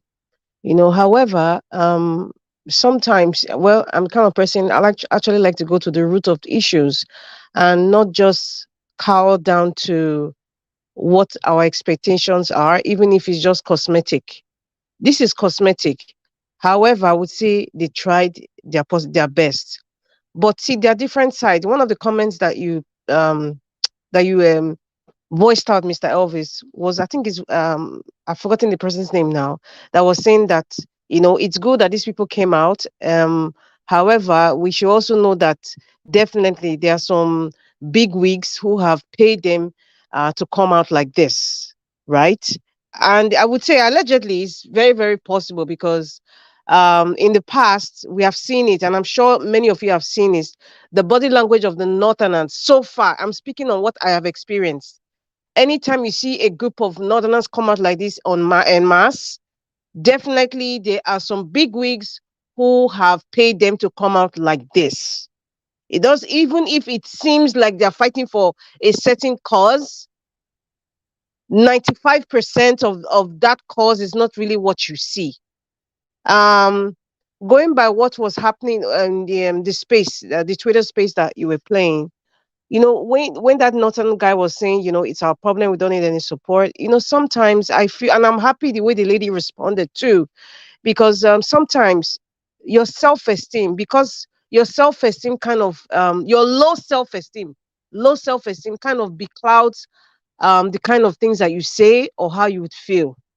Everyone is sensitive. It's just like if I'm speaking now and I'm saying, oh, Igbo people, they love their sense of esteem, and I'm start talking, a lot of Igbo people, naturally, all their antennas will stand up and say, she's insulting us. Oh, what's she talking about? So it's the same way I see the way that guy reacted. And, later he changed his tune. And I think maybe he realized that, what, let me not push my sense of esteem out there, and then people are seeing it. The message, the main message of why that person spoke that way is what you should grasp. Not saying that maybe you're not educated or you're not exposed. That's not the issue. That's not the issue. What the person was saying is true. And the way that lady even said, okay, we're talking about, if JAM says 300 is the mark to take, why is it that it's different in the north? Somebody from the south will have to pass 300, to enter to law, to study law, and then somebody in the north to get 150. Why? Those are the issues to address. Instead of saying, oh, are you feeling that you are better than us? No, that's not the issue. But that aside, I just say, it's just sometimes we all need to be thick-skinned sometimes to hear the truth. Even with sometimes in this panel, we all need to be thick-skinned. You can criticize me, it's fine. I want to learn. I want to see from your perspective. But the main issue is we want a better nation. The main issue that we all want to have an understanding of the evil workings of these entities that have grasped Nigeria. So NMPP, I think my understanding of why they were protesting was because I think the court said, the NNPP governorship aspirant, is no longer the governor. I don't know, Mr. Elvis is correcting, because sometimes there are so many of these news. It's just everything looks similar. I'm hearing one court says this, another court says that. Now the NNPP, of course, you're right. The leadership of the NNPP, the red hat people, because I don't want to even call any political party at all. I don't want to promote anybody. They are in bed with APC, for crying out loud. The professor of the PhD holder of water resources, the one with the red hat that says he wants to be president, is the same bed. He's sharing the same bed with the man from Bodilon. They're in the same bed. So what are we talking about? So is it because are they fighting because of the reason under partisan politics, or they want good governance? I like to go to the root of issues. Okay, let's just say, okay, everything has been upturned. All of you who are protesting, we are going to listen to you. We are going to place the person you wanted. Does that change the quality of life of the people from Kano? Does that change the fact that they have oligarchs who are going to control, the person who's going to be governor? Does that change the fact that the political party in which that so-called person that they're supporting is sitting on is in the same bed with the one that is causing us pain. Nigeria's solution, and I'll keep saying it again, is leadership. And that leadership has to change. And from that leadership, we will not go into the constitution. And from that constitution, we will not go into the fact that, you know, maybe it's, yeah, go ahead, sir. Please, you need to speak out because your voice seems you're on speaker. Okay, sorry. I just want you to We clarify. can't hear you, sir. We can't hear you. Okay. Your voice is too Can you- far away. Okay. Can you hear me now? Is it better now? Okay, go ahead. Yeah, okay. So, Madam Rita, I just want you to clarify as you're saying, because the vibes that I'm getting from you is that what they are doing in the north does not matter. Maybe you want to clarify before you round up. That would be helpful. That would be helpful. Thanks. Okay. Thank you very much, sir. Let me just clarify it. This is how I see it, and these are my words. What is happening in Kano State right now will not change the status quo. It will seem that they are coming out now because this is our expectations of Nigeria to come out from all the nonsense that have been happening to us. We are seeing a group of people come out now.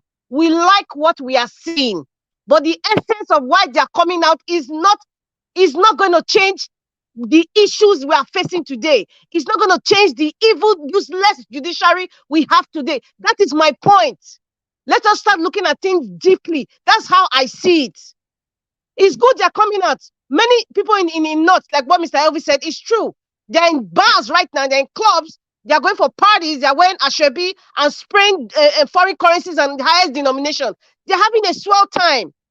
They're having a swell, nobody's coming out. However, we're not seeing people from Kano coming out, and we're happy about it because this is what we're expecting. But looking back, after the coming out, what's going to happen after that?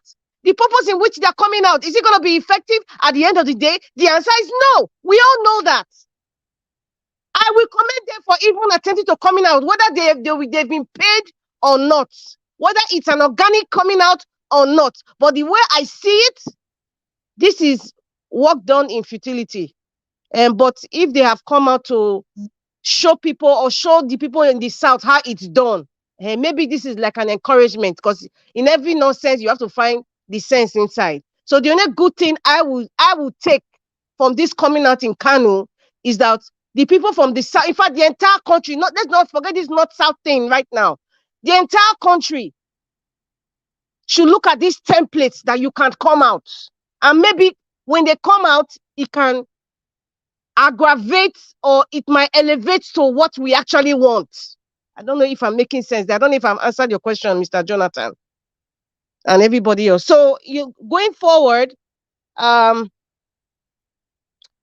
like I was saying, going forward, what we need is leadership change. And when we have the right leadership, it would extend to the constitution. It would even extend to the kind of system of government that we want. It will also extend to addressing different religious or ethnic agitations that we've been seeing. All this I see, all these ones is cosmetic. If you really want to come out like what my vice president said, that he said, Nigerians, when they are serious, we will know. The same thing Area Father said, when Nigerians are serious, we will know, and that's when he will join. For now, we have not gotten there, and I think one of the reasons why we have not gotten there is that a lot of us, even some of us listening to me right now, still don't have an understanding of what is really happening in Nigeria. Still don't have an understanding of what needs to be done. Still don't have an understanding of the kinds of people that are in the corridors of power. We don't have that understanding yet. That's why it never really prepare us way. So you see this kind of celebratory aloofness of, okay, let's wait till 2027. So can you imagine people are even still already mentioned 2027? It means that you don't understand the detriment of what these people are doing to you and your generation. You don't understand yet. We are still there. Yeah, it never bite us. We in the South, like I'm still preaching, I don't care what anybody thinks. Stop sending money if you're in diaspora. Use this December as a litmus test. Don't send money except to your parents who have brought you into this world. The rest people, don't send money. This is Rita saying it, because he never peppered them. When he peppered them, when you don't send money, you will see how they will react to you. Then you will know if they are really serious. Yes, somebody mentioned about turning off the internet. Well, maybe all those gurus, the obedience and the ones who want a future for Nigeria, those gurus can actually go into MTN network, Glow, all those network, and see what they can do to maybe shut it down for at least 1 full month, and then see how all those businesses that depend on online, all those celebrities that depend on online services, to do what they're doing. Maybe they'll run to Ghana now and maybe stand in Ghana, the border of Ghana or Niger, to be looking for service there, and they will pay for it. By the time they do it like 3-4 times, then when you start pinching them, they will not know that they're serious. Nigerians still don't understand what is happening. Nigerians still don't understand the detriment of every single second that this apparition from body loan sits in Aso Rock and make decisions for them. Every single second, is taking away, is buying 1,000 babies in your future. Every single second, this man from body loan is in Aso Rock with all the people around him, and also the caliphate and the non-state actors that we do not know. So we need a brave man. Peter Obi is a brave man. We need a brave leader. The fact that Peter Obi is not speaking like the way some people want it to, that man is brave. For the man to stand and say what he's doing since last year, is like a tiny chihuahua. A chihuahua is very tiny, small dogs. A tiny chihuahua in the midst of bulldogs and all those huge, massive dogs. He's still standing, he's still talking. It means that that is bravery, for crying out loud. So if such a brave man becomes the president of Nigeria, trust me, many people will be taking NNPC that somebody mentioned. NNPC will be taken down. In fact, NNPC it will be down. The so-called Dangote you people are looking at. I am very, very sure Peter Obi know what to do.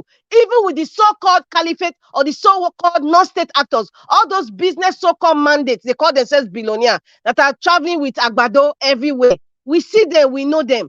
All of them will change. All these so-called judges, you see, many of them will go voluntarily retire.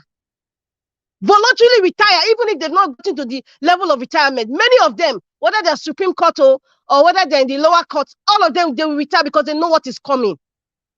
You just need a leadership change. Trust me, people like Akpabio will step down. People like Festus Keyamo, in fact, he will go to, where is it, Atlanta, he bought that shithole house he bought. Maybe he will go there.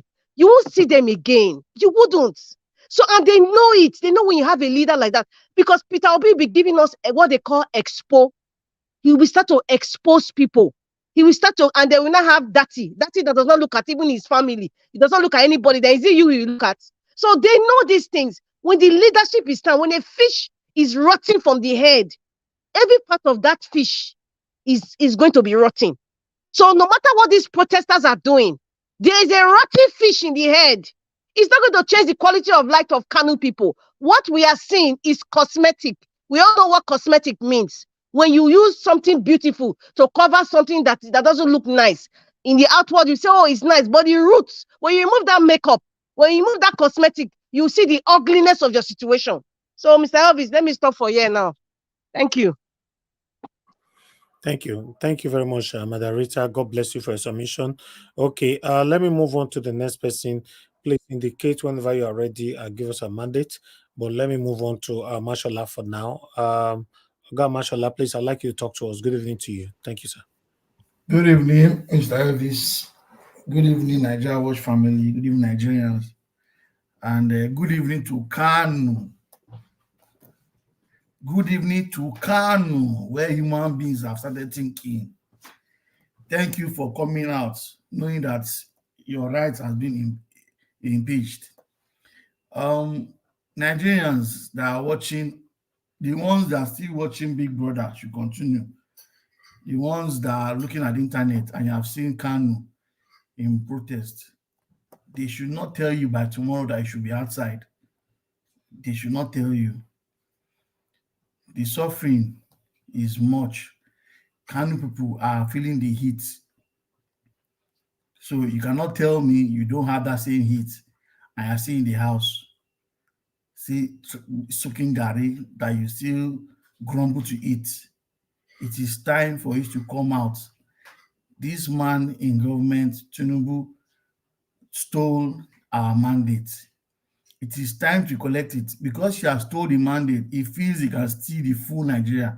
That is why they are stealing all other positions in different states, claiming the elections were not properly done. They want to make Nigeria APC states where it's going to be only them. It is time for us to come out. It's time to take over back the country. The more we sit down, the more we sit down and relax, it means we are okay. Nobody in the world will listen to us if we sit down in our house. Just like as Kano has come out, Kaduna, Katsina, Borno, Lagos, Ogun, everybody come out. If everybody come out the same way they have come out in Kano, I can bet you the Nigerian police will be overwhelmed because they cannot control the crowd. They cannot transfer police from Lagos State to Kano or take from Kano to Lagos to come and help them. Everybody should come out. If you all come out in all states, that man in the Aso Rock, they will not tell him before he will do mistakenly and resign. They will need to chase them out. It's not by us sitting down. Nobody. God has, we've been praying. To me, we have prayed enough. God wants us to do something about it. Not praying and disturbing God, and you're not doing anything. God has done his part. He has brought Peter Obi and Dati. He has brought human beings from Nigeria that behave like people you can follow and say, yes, I want to be like this man. A man that throughout the elections and campaign, they didn't see anything to rope him. We all voted just because there's nothing to rope him that is a corrupt person. Now, the corrupt people don't want them because, like Sister Rita said just now, if the Obi comes in, all the corrupt people will leave Nigeria. They will disappear as if they just insecticide in the community. They will all disappear. The demons in Nigeria will disappear. And any demon that is coming up will try and change because we have allowed them. Senators are there. As at yesterday, you can imagine somebody, you are owing people. Just when you are owing your landlord and you tell your landlord you want to buy Range Rover and you are owing 2 months salary, that's the kind of people we have in Senate. Your people are not happy. They are hungry and you are budgeting Christmas money. You are budgeting Christmas money. You have not collected the Jeep. The next one is Christmas money. Of course, what do you expect? A man that is a criminal, Akpabio, he has a case in court. They've stolen, I'm so sure, because Tinubu is in government and they've stolen maybe his case file. You can't find it again because they're all corrupt. Any case file of the corrupt people would have been missing by now. God knows that one day a righteous person will be in government and those who have stolen Nigeria blind, they will not go free. They will not go free. They should build, by the grace of God, they will build a new set of prisons for people that have stolen Nigeria dry. They will have a special prison for them that they will send them to. Because their wickedness is buying people every day. There has not been a day we come to the only good news I've heard since, the only good news I've seen on TV, on Coming to Nigeria Watch Now, is this protest. That's the only good news I've heard since. Nigerians come out, encourage people abroad. People are outside Nigeria, they are still protesting for just because they love Nigeria. And you who are in there, you are telling us to come and protest for you in Nigeria. Come out. You are the one that is feeling the heat. You are the one that is buying fuel. In the next few weeks, it will be Christmas, and then you as usual, there won't be fuel for Christmas, which we know. There won't be fuel. They will give us another excuse. And then before you know, January, they increase the fuel again. That's how it has been, the circle, every year, day in, day out. You have a man that does not know what he wants to do there, and he's just fooling himself, taking out. He's wasting our time. Nobody should wait for 2027. How many years? 4 years you're here now. How will you be? You're not talking of waiting till that time. That's when you now vote for somebody that will come and fix the country. When who can fix the country is here with us. He's still alive. He's still talking. He's still moving. And yet we are sitting there in the house doing nothing. Please, between now and next week, Nigerians, come. There is no crime in coming out to protest. There is no crime. That's the only time UN can listen to us. The world body can listen to us. That's the only way out.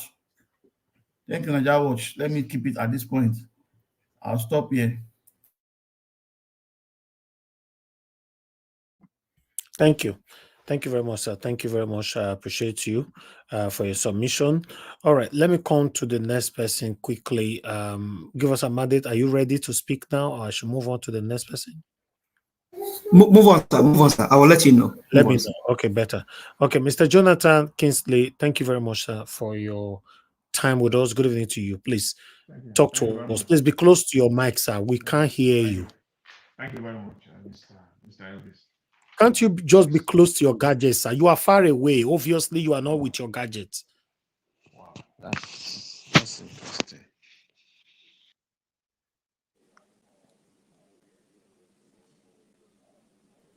Okay.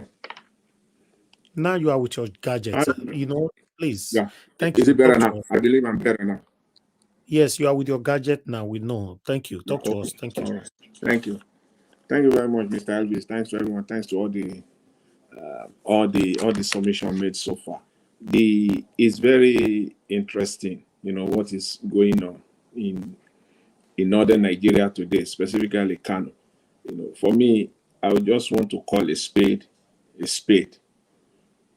The southern Nigeria, seriously, that part of Nigeria is seriously part of Nigerians' problem. We, the southerners from the south, I'm a southerner, I'm a southern Nigeria. We are seriously part of the problem of that country. To put it mildly, we are significantly, if not entirely, but significantly a major part of the problem of that country. Because what the people, in Kano, what they are doing now, yes, it affects them. It is their own problem. Fine. You look at it that way. That is as a southerner, as someone who has keen interest in the Nigerian political space, who follow the Nigerian political space as a Nigerian.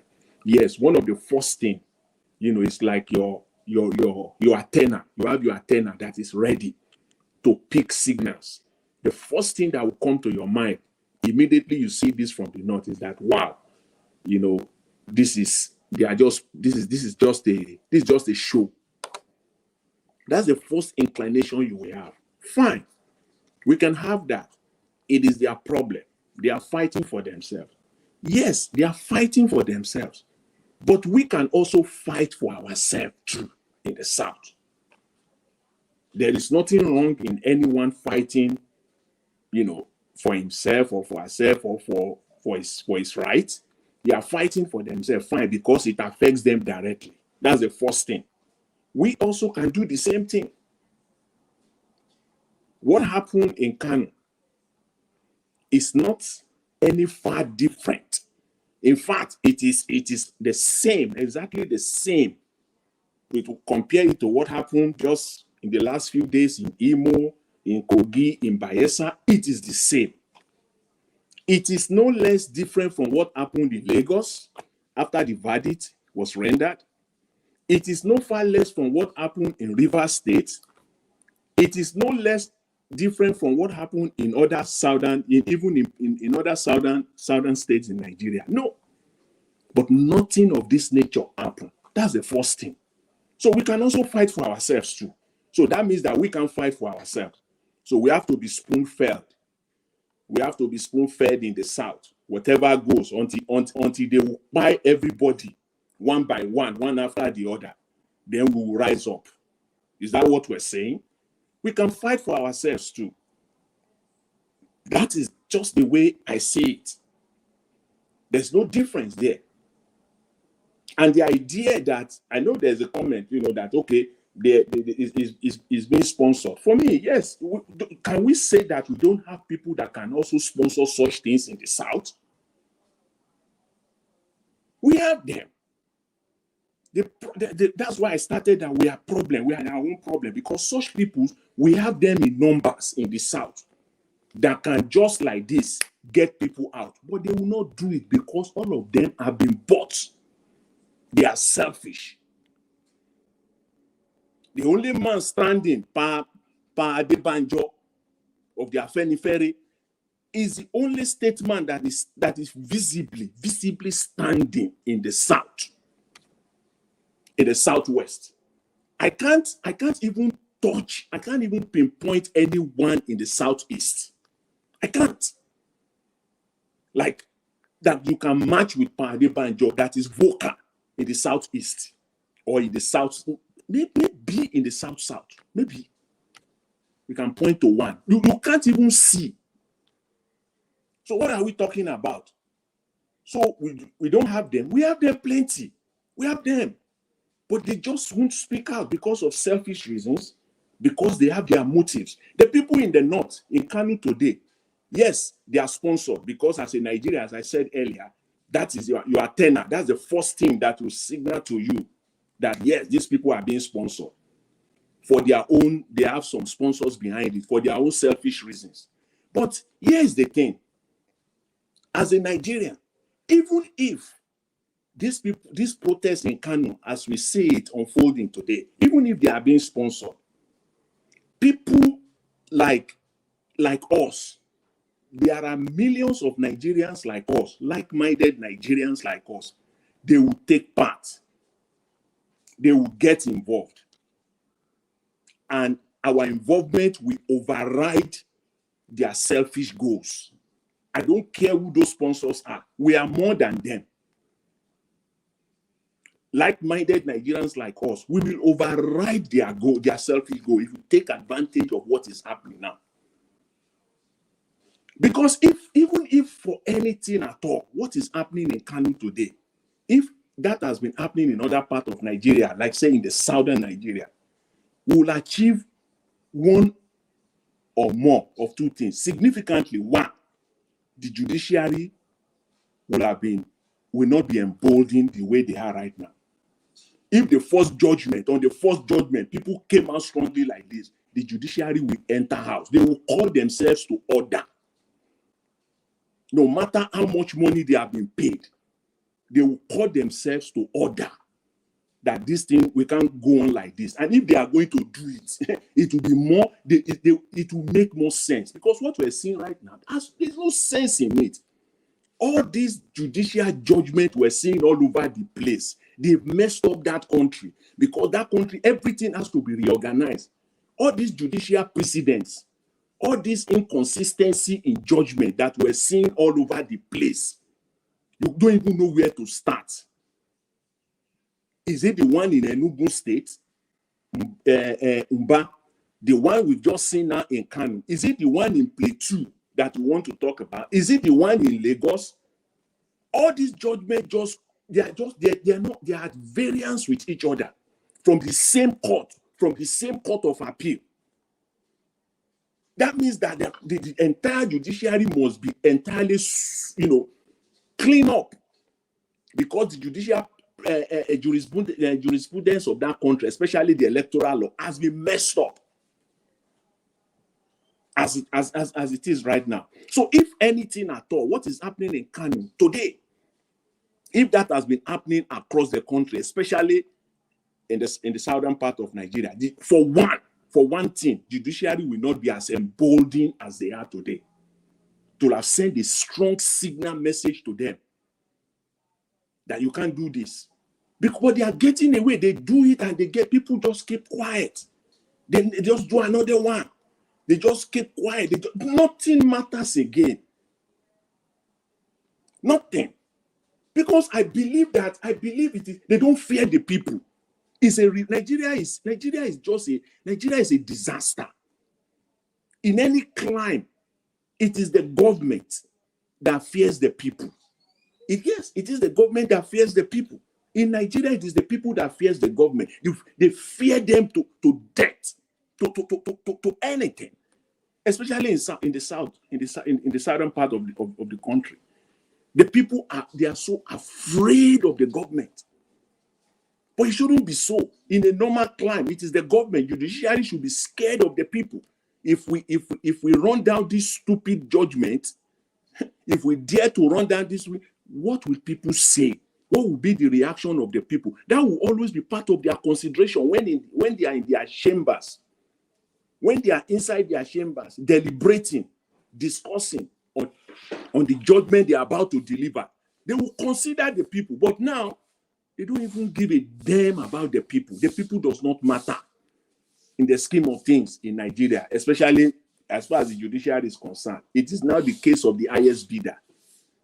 Give them the money, they will give you the judgment. It does not matter whether you go to school or you didn't go to school. It does not matter whether you have been convicted for forgery or for narcotics. It doesn't matter anymore. Just bring it on. You will get the judgment. That's where we are in Nigeria now, and that is so disgraceful. So again, we in the South, we are just, as I said earlier, we're just part of this problem. And until we rise up, especially Southern Nigerians, we that are in the South, Southwest, Southeast, until we rise up, we will see this will continue. What we see now is just a tip of the iceberg. They have not started. They have not started at all. Because INEC will be emboldened very soon. The president, Mr. Tinubu, will go ahead at the least. What he will do is that he will get Mahmoud out. He will appoint another Mahmoud. It does not matter whether he put Mahmoud there, whether he put Yakubu there, whether he put whoever he puts there. It does not matter. It is still INEC. It is still APC and Asoro that is in charge. It doesn't matter. The current system must be completely overhauled. There can't be any election in that country. Anybody calling for an election in that country is just taking people for a ride. It's as simple as that. And any politician that is advocating for an election, that he wants to go into an election and he wants to campaign, that politician is a fraud. You know it right off the bat. Anybody that comes out in Nigeria, let APC go for their election alone. Because you participating in that election, what you are essentially saying is that you are rubber stamping whatever INEC will come out to do. That's what you are saying. Right, even before you participate, for you to come out alone and say that you want to be part of any election in Nigeria, you are simply saying that yes, everything that has been going on is fine. You have rubber stamped it. So you have no audacity. You have nothing again, nothing to leverage on. If at the end of the day, results were pre-written on election day, there is nothing you can do. So anybody advocating for election, any politician, any political party advocating for election in Nigeria now, that individual, that politician, that political party as an institution is a fraud. It's a fraud. They know it, they know the outcome, they know what is going to happen. Of course, we saw it in the last few days. Anybody will tell us, whoever wants to buy that can buy it, but not for me. That the political parties in Bayelsa, in Kogi State were not bought out. They all sold themselves out. In an election that you know from the one that you stand no chance, you have no leverage, and you are participating in it. Who does that? You know that you have no chance here. You know that the vote of the people is not going to count. So it's like it's a scam, essentially. You go out, you campaign to people. So you know from your heart that you are lying to them. That their vote is not going to count on election day. You are not going to win because you have been paid. As simple as that. Don't let us make it complicated. Using any, don't let us make it. It's as simple as that. You have been paid.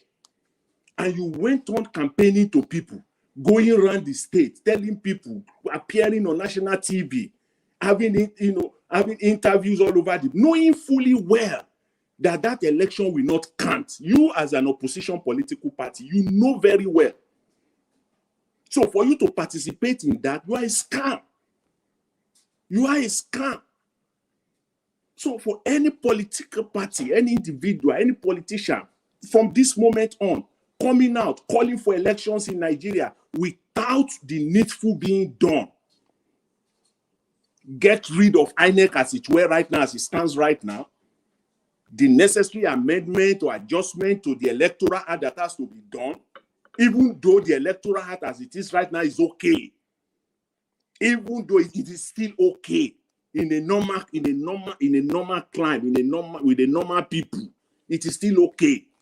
But if there are needs, it is necessary to do some changes there, fine. Without that, anyone calling for an election in Nigeria is a fraud. Thank you. That's where we stand right now. So I stand with the people. I stand with the people of Kano State. I stand with them, even though there may be some ulterior motives behind it. I still stand by them, because if we too in the South comes out, we all will come out together and we all will fight for Nigeria together. Thank you very much, Mr. Alves. I really appreciate it. Thank you very much, Mr. Jonathan. I agree with you 100%. Thank you, sir. Thank you. Okay, let me take some calls before I come back to the others. Madam Origin, thanks for calling in. Good evening to you. Please talk to us. Hello, my people, well-meaning Nigerians, obedient family, all citizens, our honorable panels. I really thank you all. I see today we are full house, so I'm gonna just make a quick submission. Thank you, Mr. Niger Watch. You will never lose your reward. God bless you for holding this candle. Kano people, I applaud them. God bless them. This is what it should be. However, I kind of picked up this one because of what the last panelist submission. Yes, I almost, stopped, featuring after the last election, because I was here screaming. I said, how can this election, the election of Kogi, Imo, Bayelsa, I remember I said it's a war crime, and I still stand by it. I still stand that anybody that lost their life in that Kogi, Imo, Bayelsa, anyone that lost their life is a war crime, because we are at war with these people that call themselves the leaders. They know what they have done. They know what they are doing. They know what they are still doing. They knew that election with Mahmoud at the seat, how can anybody in their brain, I almost had fever. I'm like, how can anybody fathom Mahmoud doing anything right? Why would they want them to do this when all the judiciary are cash and carry? How can anybody sitting in Nigeria? We talk about all the people blowing blah blah. And how about our leaders? Why can't someone start and just stand bold and say, enough of this killing, enough of raping Nigerians, enough of abuse, enough of this war crime, enough of this scam. It is not working. It is not right. Now there is election that is coming up. They are warming up. They want the Edo people to go out to do what? So it is what it is. I pray that someone will stop this and say, no, there's not going to be a Edo election until we come to the table and sort this INEC evil. Everything about INEC is against Nigeria. It is not the army. They didn't set the army against Nigerians. INEC is the army that are firing the bullets on Nigerians. INEC is the one carrying the ammunition that is destroying the lives and everything that we hold sacred in that country. So I pray all these leaders of political parties should come and sit together and find a way out of this quagmire. And they should stop confusing us to say there is democracy. There is no democracy if the will of the people is not honored. The people have not been given opportunity to vote. People have voted and re-voted. Nigerians are not who they know who they voted. They should go and change this evil that is evil in Nigeria. Evil that a drug lord is now a leader of a nation that said they are the highest. In record, as far as the whole world is concerned, Nigeria is the one shipping religion all over the world. Yet they can't. The leader there. Where are all the moral people? Where are all the good people in Nigeria? All the elders need to wake up. They need to call a meeting and make sure that a Edo election or any other election doesn't happen until this is changed. I rest it there. Thank you, Mr. Nijawa. Thank you for allowing me give my 6 pence. God bless you, ma. Thank you so much. God bless you. Thank you, ma. Thank you so much. Thank you. Okay, let me pick another call quickly, guys. Hello, yeah, thank you, sir, for calling in. Good evening to you. Please talk to us. Good evening. Well done. No. Yes, sir. Go ahead. More grace to you. God bless you and your team continually. Thank you.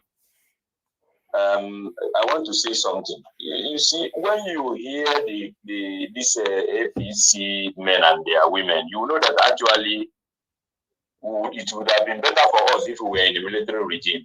In democracy, where Wike is talking of fighting to bring somebody to power, what happens to the votes from the part of the country? Look at the Ayabero today. As of today, is probing 18 local government chairman. Why is it that the election that they did in the part of their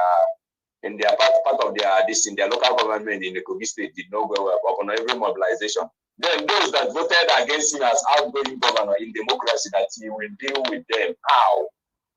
So this thing that people are saying, don't go out to vote, don't go out to vote. The government we have now is the government of iron and the siege. You understand? They are not ready to leave it alone. You understand? They have made themselves see people. You understand? In every direction. You understand? So while we are trying to vote, they only campaign in the INEC office. INEC, this is the person who wants you to give power. Then they go to the judiciary. They say if they bring this in here, not them out. So as it is now, Nigeria is not close to anything. A military regime, let alone democracy. The military regime would have been even far better. So what we are actually practicing now is see people empowered, and by grace of God, I don't know how we are going to restabilize to remove them. So I try, if our people can do any other thing in order to help themselves by allowing them to go there, vote themselves in, and see that there is no any other competition. Because what actually made it democracy is the competition. But now they have decided to kill the competition with iron and the siege. I don't know. I don't think we are people still going to go there to give them to encourage them to write the votes. Thank you. That's what I have to say now. Thank you, sir. I'm really grateful for what you have been doing. God bless you. God bless you, and sir. the team richly. Thank you, sir. I Thank appreciate you. Thank you. Thank Yeah. you. All right. Let's pick another call quickly. Okay, Mr. F.A., thanks for calling in. Yeah, good evening to you. Please talk to us. Najawa, good evening, sir. Thank you. God bless you. Thank you, sir. Everybody will come this panel every time. And God will bless everybody. Najawa, my opinion, I want to talk to our celebrity. See, our Nigeria celebrity, God don't bless you today. Where you are today, you are famous. If not be Nigeria, you will not famous. If not be Nigeria, nobody will recognize you. But you just decided to keep quiet. My brothers and sisters, if you are a celebrity, except the good one, oh, the good one, they know this prayer when I want to pray, so they not go receive, you not go reach them. The bad ones for each side, we keep quiet. Nigeria matter no concern you. God will punish you. Because if not be Nigeria, nobody for know you. The way Nigeria are there today, all of una keep quiet. God will punish all of una. It's just matter of time. If una run to Europe, as I'm speaking now, I'm speaking from Europe. If una run to here, you guys will see where una will receive what una never see for life before. The way Nigeria they go like this, una they happy. All of una they happy. Una no worry. It's just matter of time. It's just matter of time. Una no say Nigeria no good. Una keep quiet. Una they fight for their selfish interest. In short,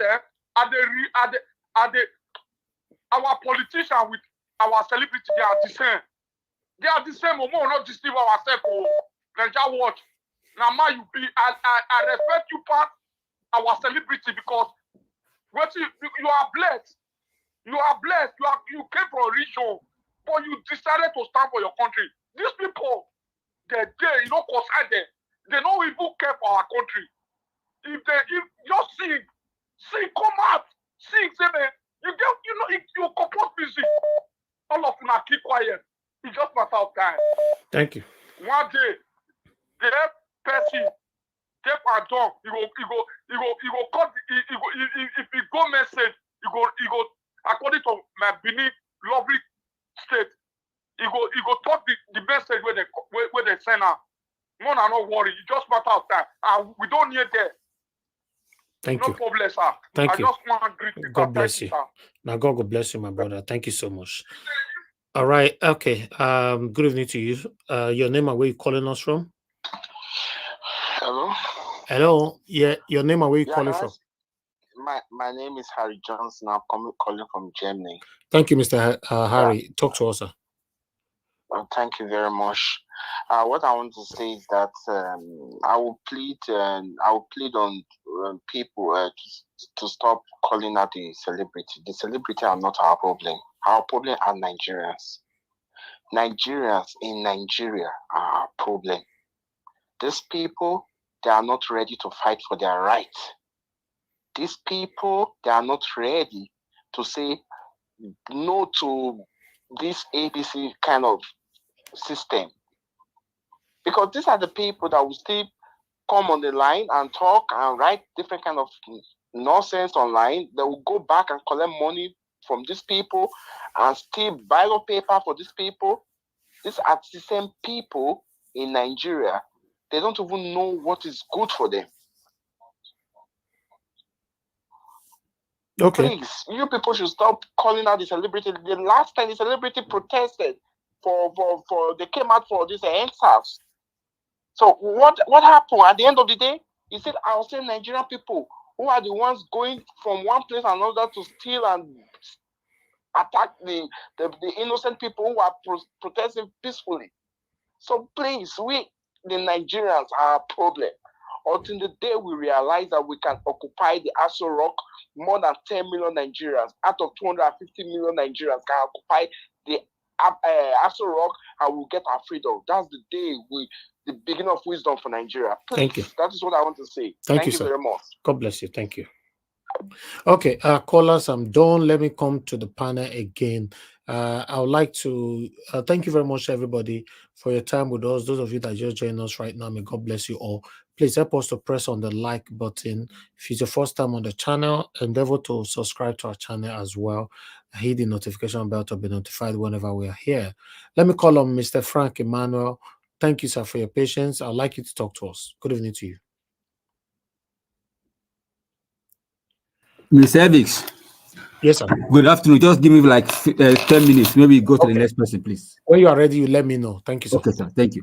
All right. Mr. Dubu say, thank you very much, sir, for your patience. I'd like you to talk to us, sir. Good evening to you.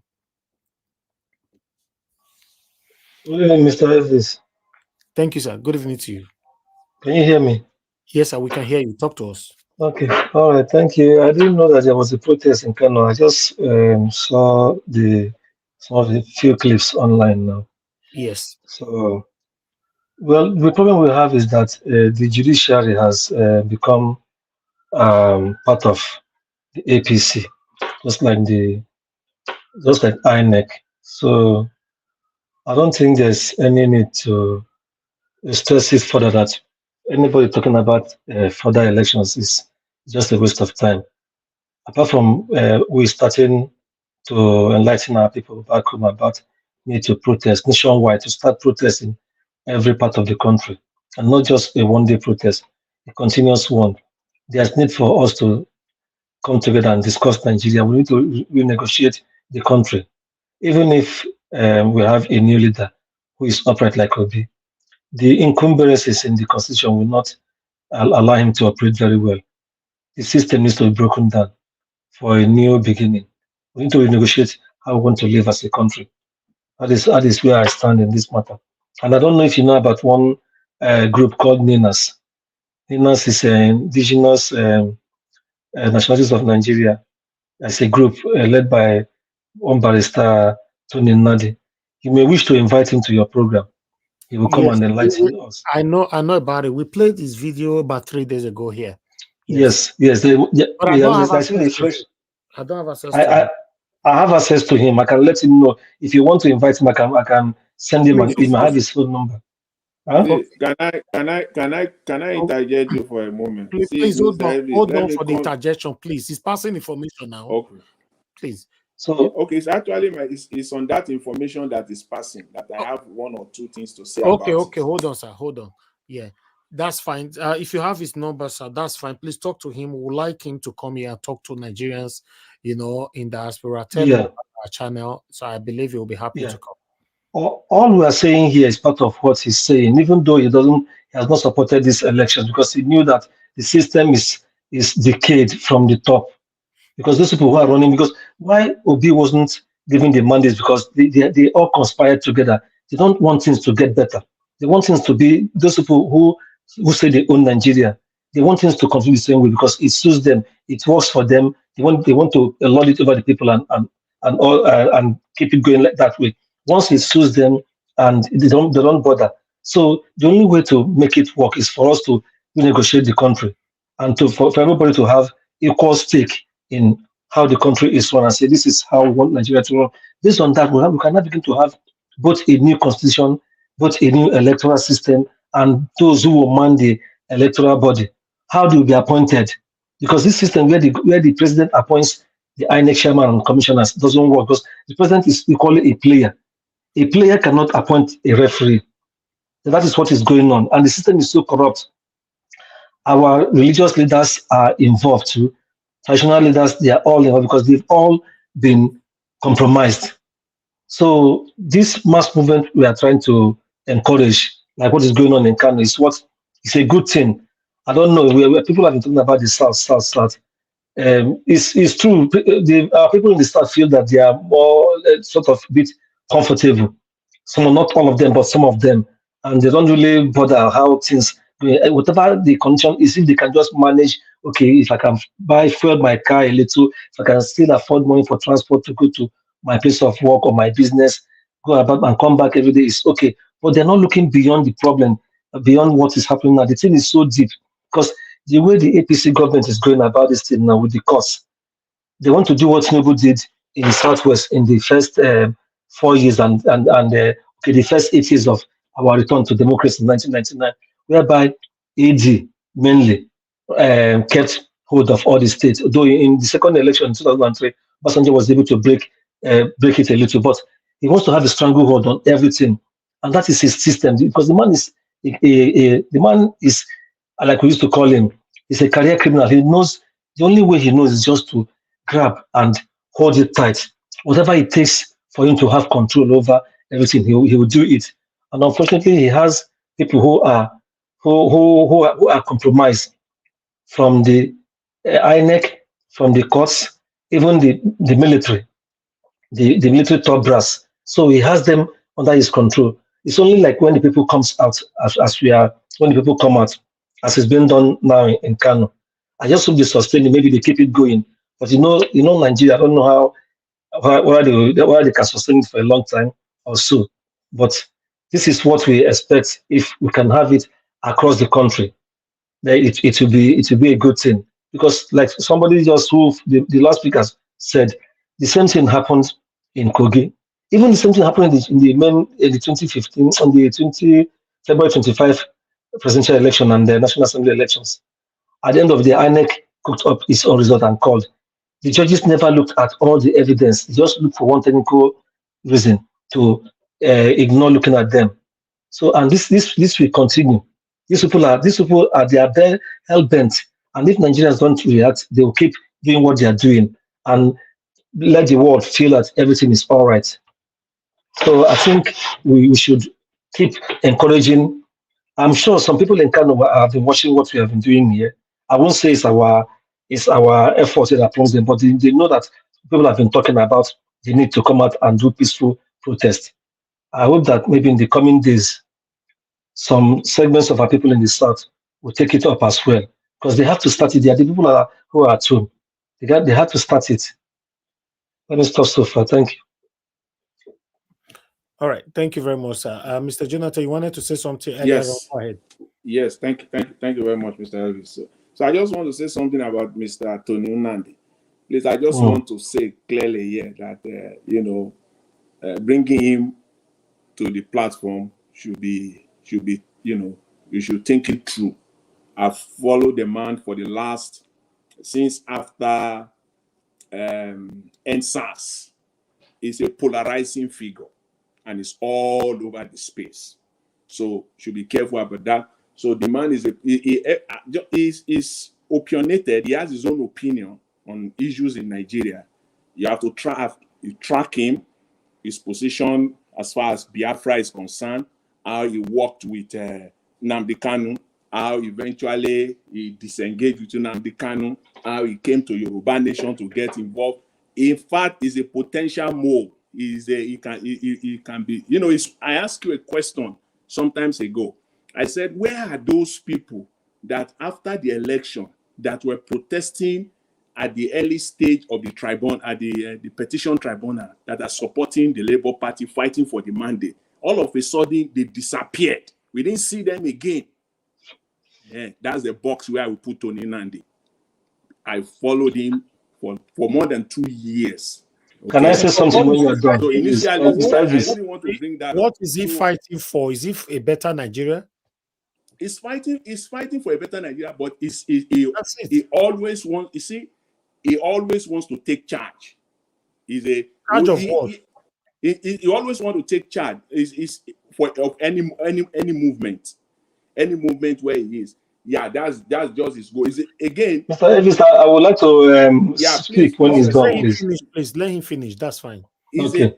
To put it simply, is a polarizing figure.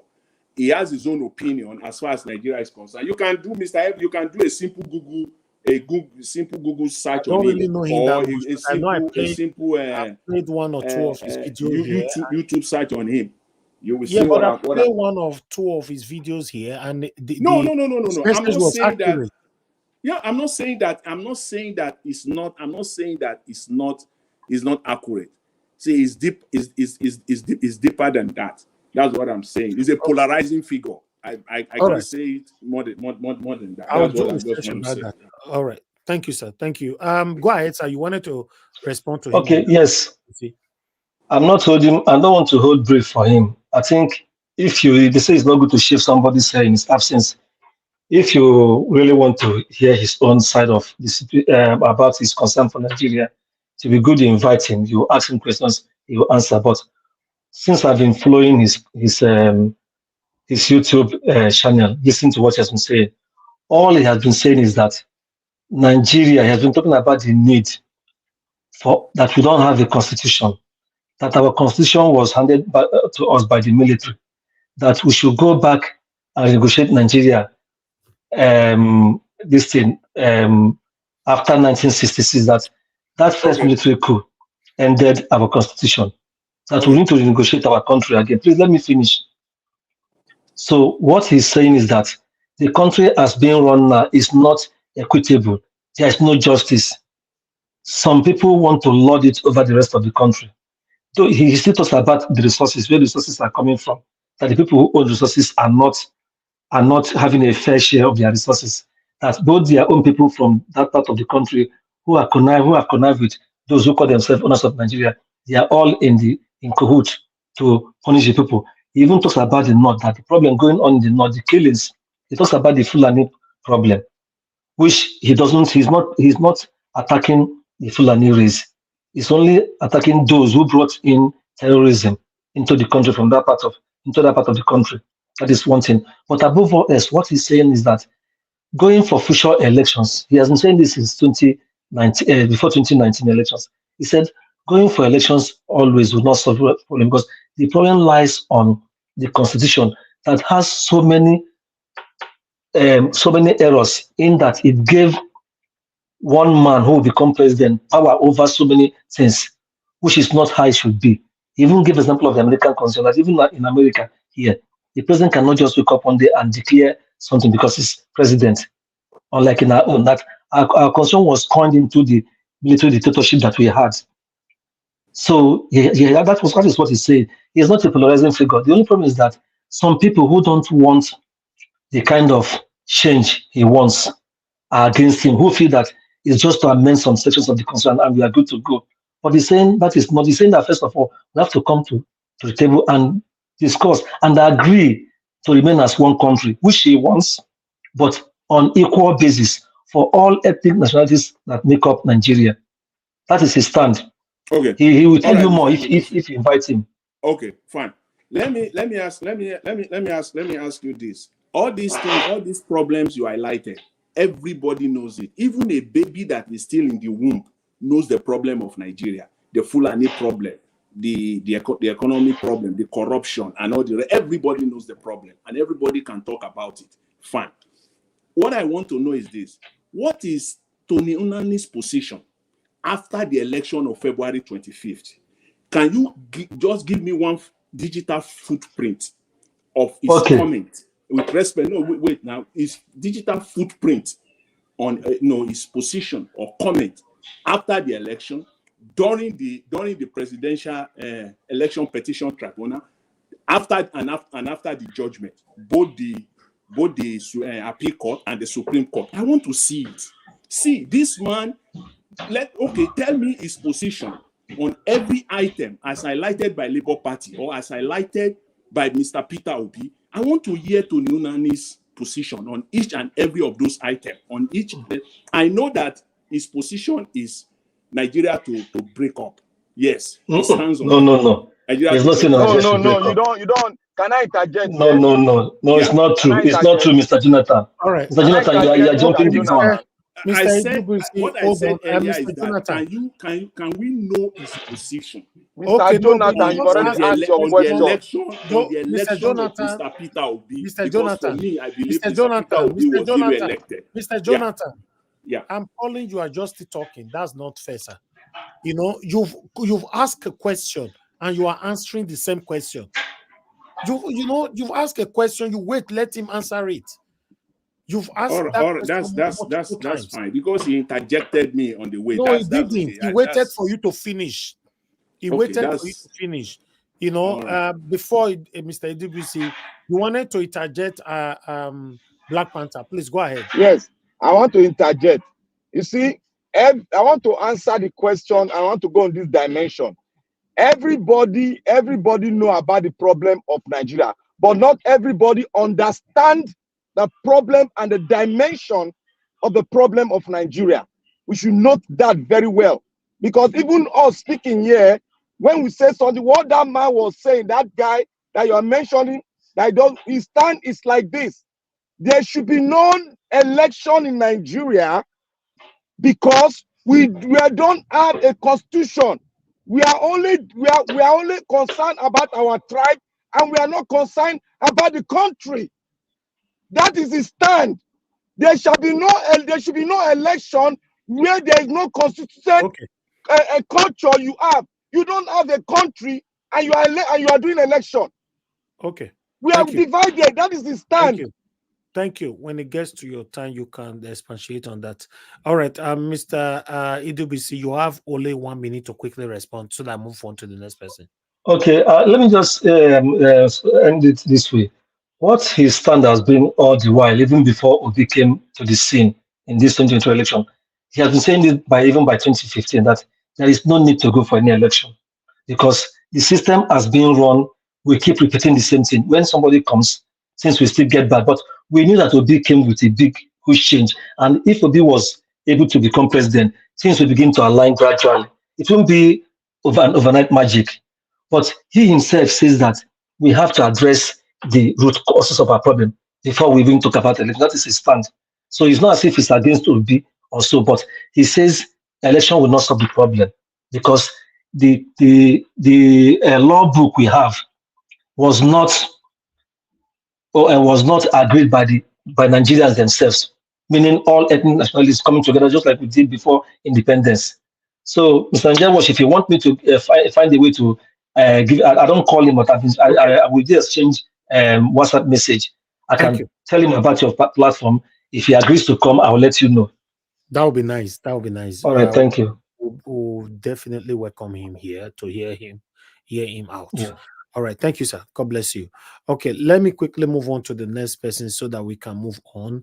Mr. Oduwa, thank you very much for your patience, sir. Please, I'd like you to talk to us after you come to Black Panther before 2 Niger. Please, let them speak before me. Let them speak before me. Thank you. When you are ready, you let me know.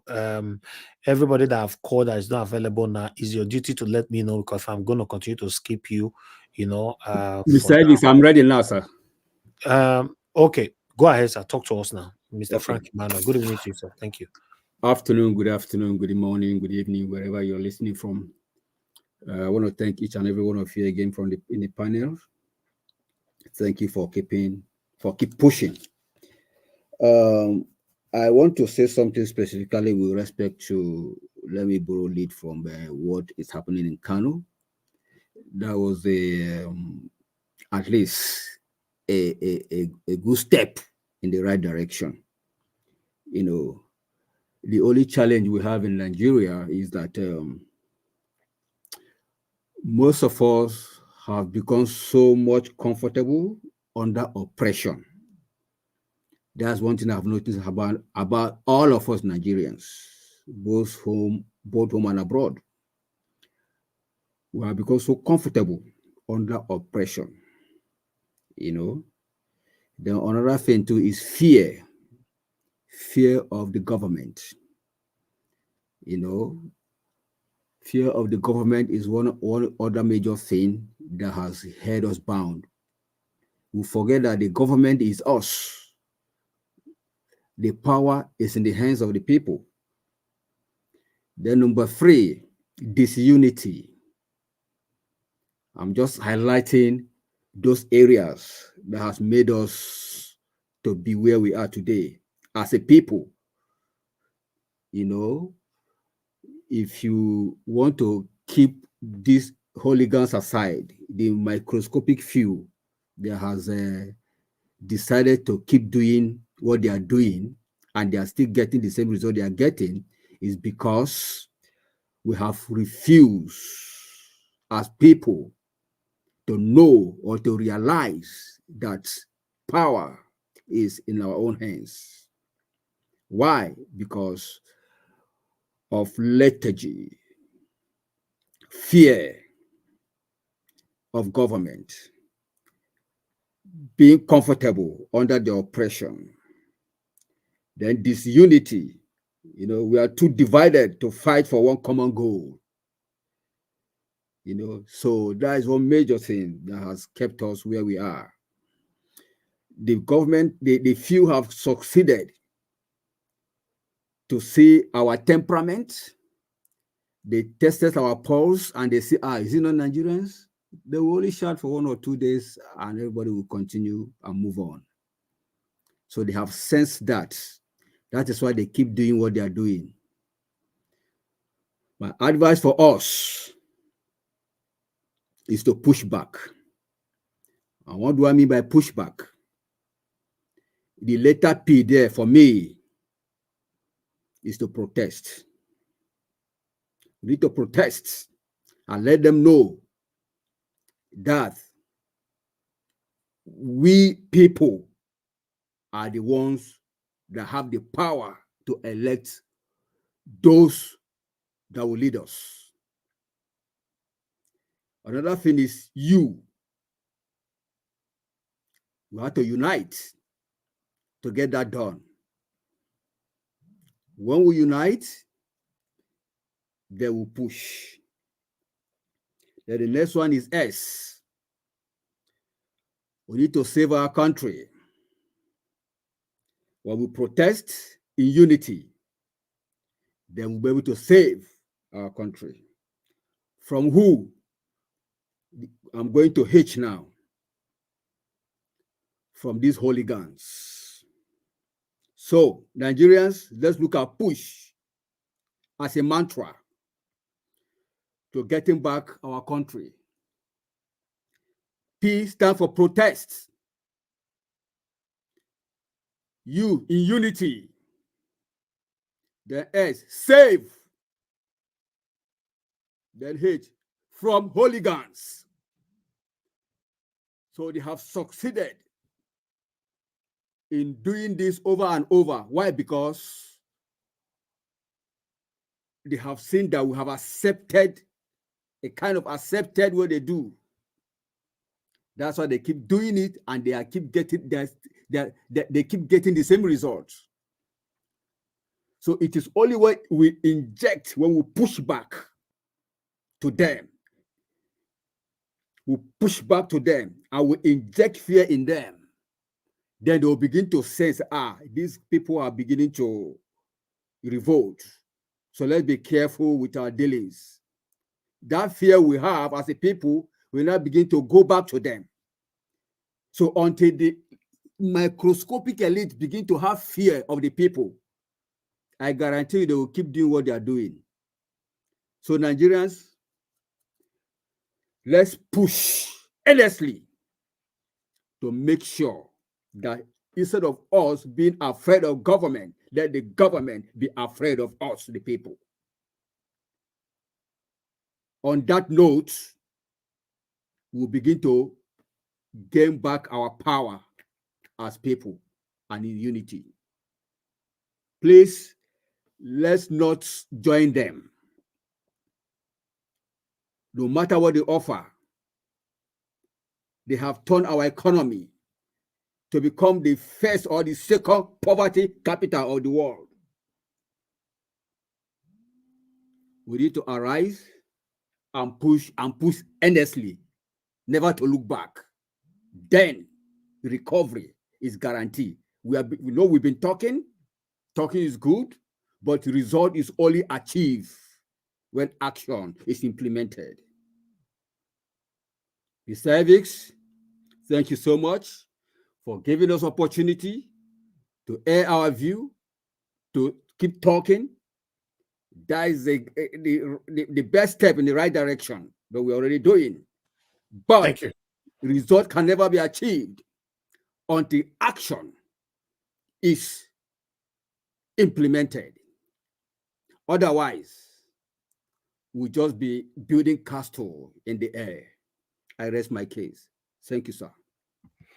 Mr. Frank Emmanuel, and God will bless you, sir. Thank you very much for your submission. It's not up for me. Nobody can blame the Northerners anymore now. Even though now this one they all do reach, and me myself, I'm satisfied with that. They've tried and nobody supported them. That's what I'm going to continue to say afterwards.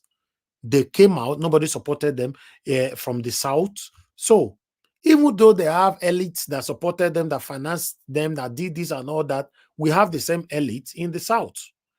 They should support our own people to come out. If you cannot do it, then don't blame who is doing it. That's just the truth. But Mr. Elvis, nobody's blaming anybody to come out.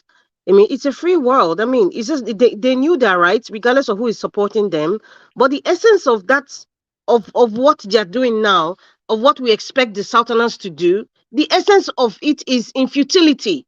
That's the angle I am coming from. maybe you might not agree. I'm not saying what they didn't do was brave. It was bravery, but let me. My I'm submission just gonna doesn't stop. even have. Yes, my submission doesn't have anything to do with your submission. My submission is general. You know, I somebody understand. must want to Yes, I understand. that maybe one or two of their elites over there supported them. It's a good thing. Let our own, they have sold themselves to the devil. That's the truth. We should say it how it is. All our elites, they dine with the devil, eat with the devil. They don't care about us. So if other people, it's just like a mother supporting his son. You they blame and say why the mother support his son, why you not fit support your own son. That's what it is. At the moment now, even our Southerners, our brothers and sisters over there, they are not interested. All of them don't carry their father. They want to call you for this Christmas. Maybe you send the Christmas money. Yes, That's now. what it's about. So it's annoying. It's annoying to see that these guys came out. Nobody's supporting them. So at the end of the day, what it concern me? I don't do my own. I'm doing my part. I'm talking from the United Kingdom, one of the best countries in the world. One of the best country in the world. So what am I talking about? Let me move on to the next person. Let me pick some calls before I come back to you guys on the panel. Thank you very much, Ghost Power, for calling in. Good evening to you, sir. Please talk to us.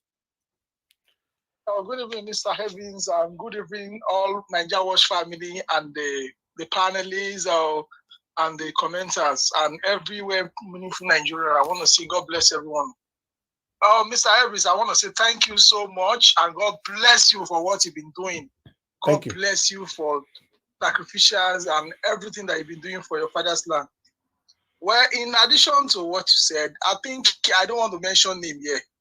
One of us here, every time you always been tribalism, tackling the Northerners, it's been glaring. It shows that we might be seeing those guys keeping quiet. If they want to do something, they do it without not looking back. So I really support and I like the way you stand beside them, because this is what we always preach. We should not be tribalism. Because if you check it very well, these are our principles. The people that tackle it more during that time that all these saga are flying are his own people. So I just give it up to them, the Northerners. And one thing I know about them, when you push them, when they start, they don't hear Oga beg. So we are using this opportunity to tell all Nigerians that we should take our country back. At least this is a good start. The Southerners and the Westerners and every other part of Nigerians, the East, you also come out and take the country back from these satanic people. God bless you, sir. Thank you, everyone. Thank you. Thank you very much, sir. Thank you. All right. Let me come back to the panel. You know, I appreciate every one of you, my people. Thank you for your patience with us. Please press on the like button. Help us to share. Press on the $sign. Support what we are doing. Encourage us to do more for you. Thank you. Okay. I'll come to Black Panther now. You know, Black Panther, if you're available, please talk to us. After you, then we'll come to Niger. Thank you. Good evening to you.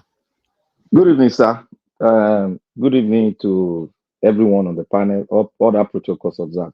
Niger Watch, I've been watching, I watch the channel, I've been watching you, and I've been watching the channel. Sometimes I cannot be able to come in, but some other people be talking on my own DM that I should tell you to send link. That's why I always, play it funny to tell you to send link so that they can come in. Okay. Yeah. And I've been also observing that you have been so calm in spirit, and I observe it very well. And I told myself, why is this calm like this? You know, what I see here is that, like I always say, the Nigerian people are very slow in responding to issues of national issue. And I made mention here that there are so many factors that is leading to that.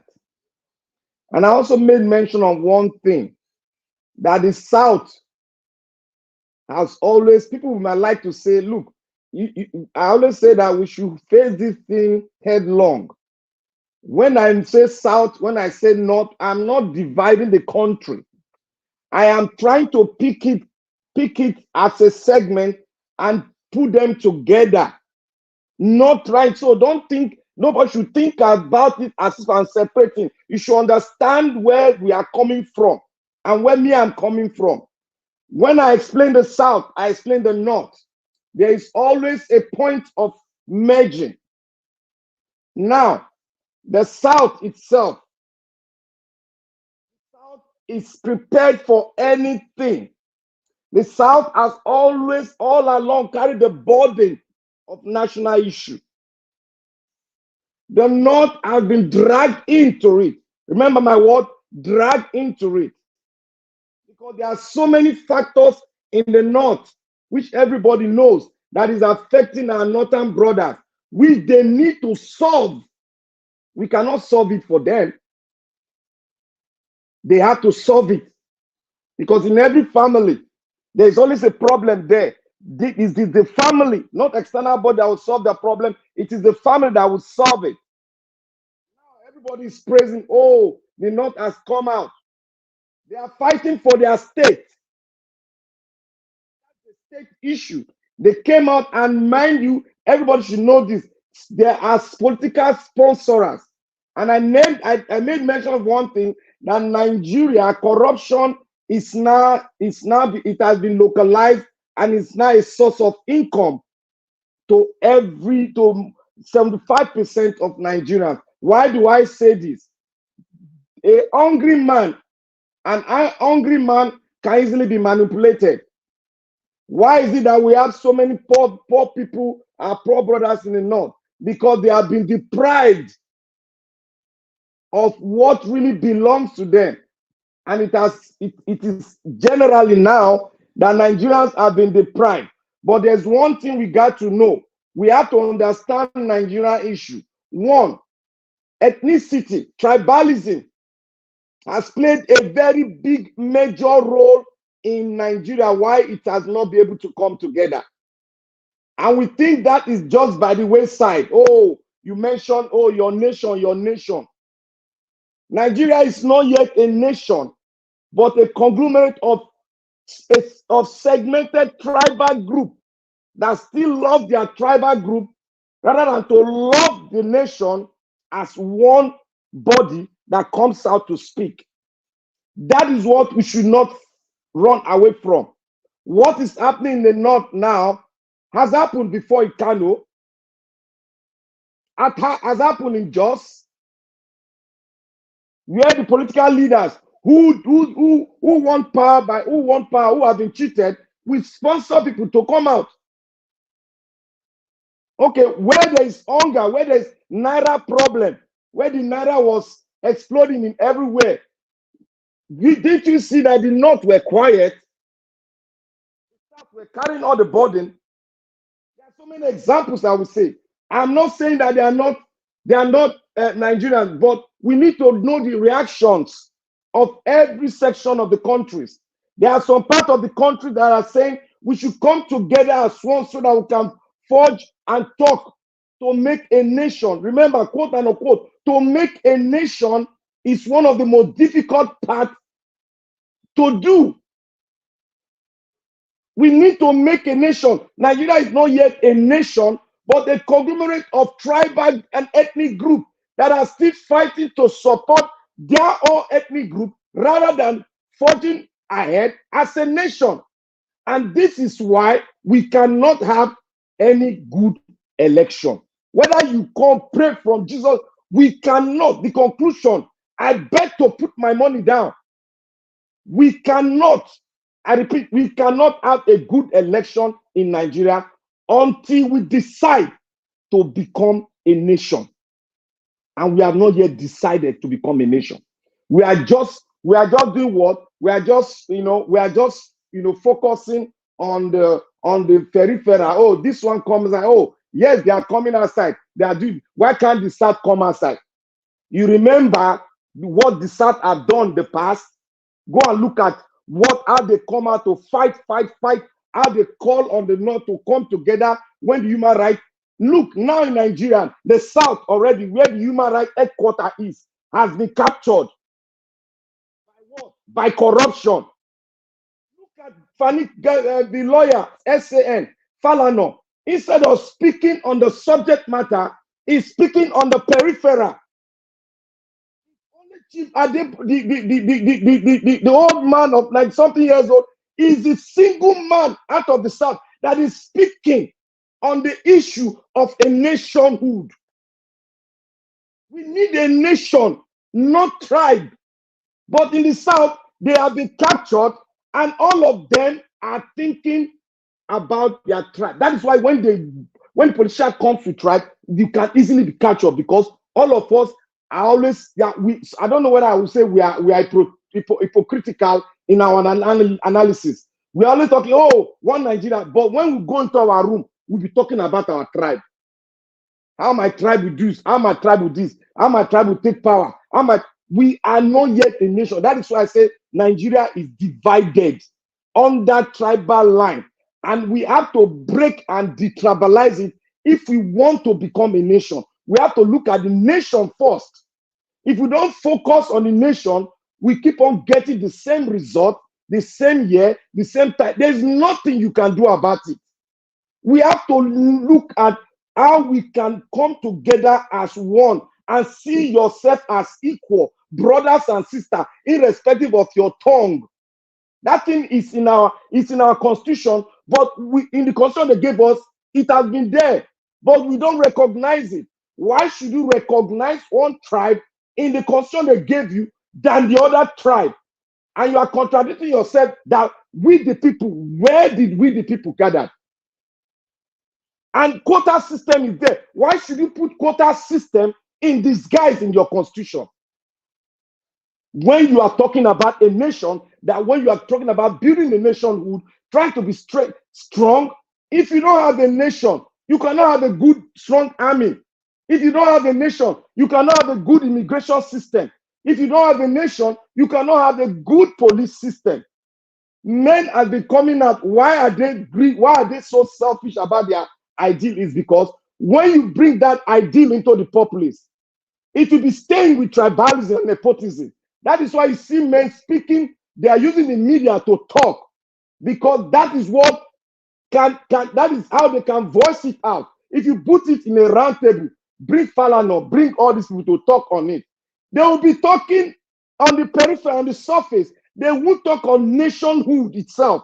That is what they are trying to run away from. Every tribe wants to become a president.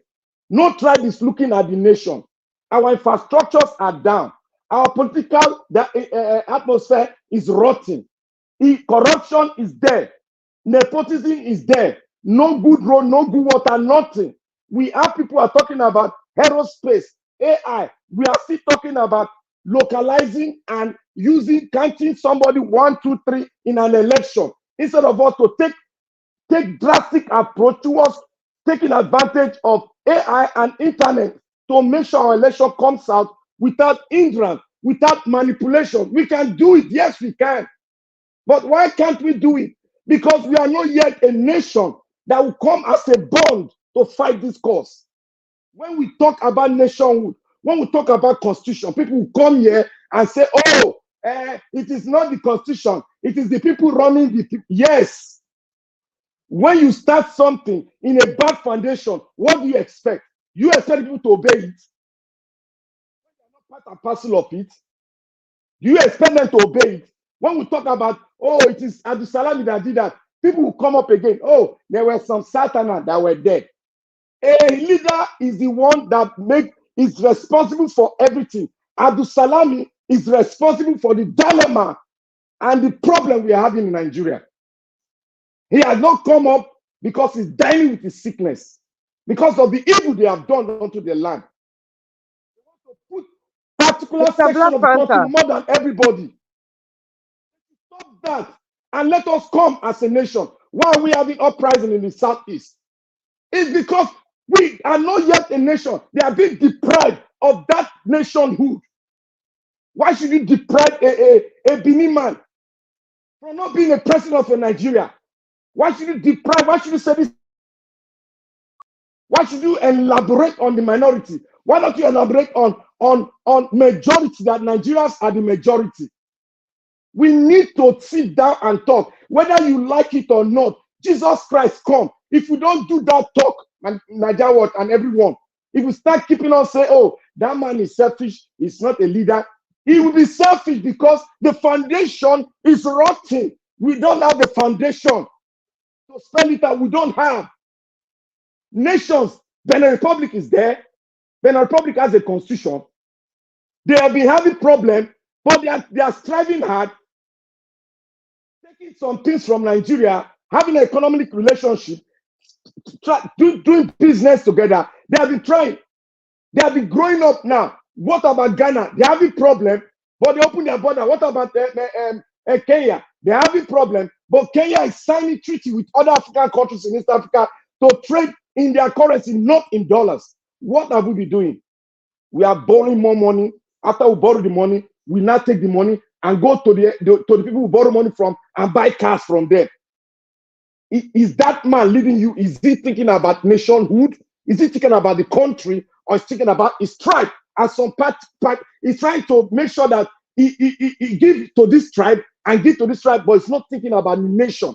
That is why you and I, we are suffering, because there is no the man that came that want to bond the countries together, that our resources that we have can sustain us and pay our debt. If we do, or if we are diligent in everything we are doing, it will pay our debt. And even our debt, they will even forgive us of our debt. We have done it before. Why can't we do it again? Because none among them is thinking about nationhood. They are thinking about their tribe, their political power, their whatever. That is what, and they've sold this into so many Nigerians that we can no longer think. I said, Nigerians know the problem, but they don't understand the dimension of what that problem has gone, how far it has gone. They only know that this is the problem. But how the dimension, do you know? Do you understand it? If you don't understand it, you cannot prefer a solution to it. That's the problem we are having. That is why when I cry, say the North should wake up on their own, not using political platform to wake up. Wake up as a nation, that this is our country. We want to stop the national disgrace from Asorok. We want to come out. The people will rise from the other side. The northern people, they are like a catalyst. If they rise, the whole country will rise. I bet you, if they rise, the whole country will rise. We've done it in the South. When we rose up against military in the South, the whole country rose up. But now, people, we are seeing it, that the country is finally divided. We need to have the South. We need to break that. We need to destabilize ourselves. That's the basic problem we have. If we don't have a nation, there's no what you can talk about military or anything policing. It will not work. Because when you are divided, it will not work. Look at a nation like Lebanon. They are divided. The Sunni by religion, they are divided. That nation cannot work. This one is having its own military. This one is having its own military. Look at Libya. They are divided. It cannot work. Any nation that is divided, it can never work. It will never work. We should go into history and look at it. We should use history as a positive tool, not as a negative tool. Nigeria has not sat down. The only time we did it, paying it, backing it by law, is during GJ time that we did it. All other people did it in such a way that they just did it by their own, their own mental capacity, but they didn't back it with law and paid by the Nigerian taxpayer, pay the bill. The bill has been paid, backed up by law. Why is somebody coming on it, not looking at it?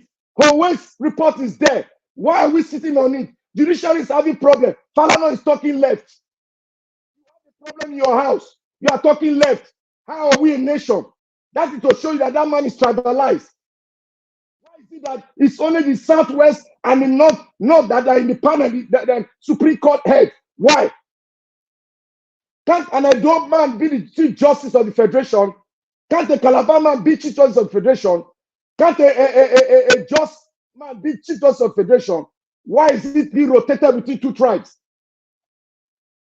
Why? That's the question you must ask. And is this a nation? Why are the judiciary falling down? Because it has been tribalized.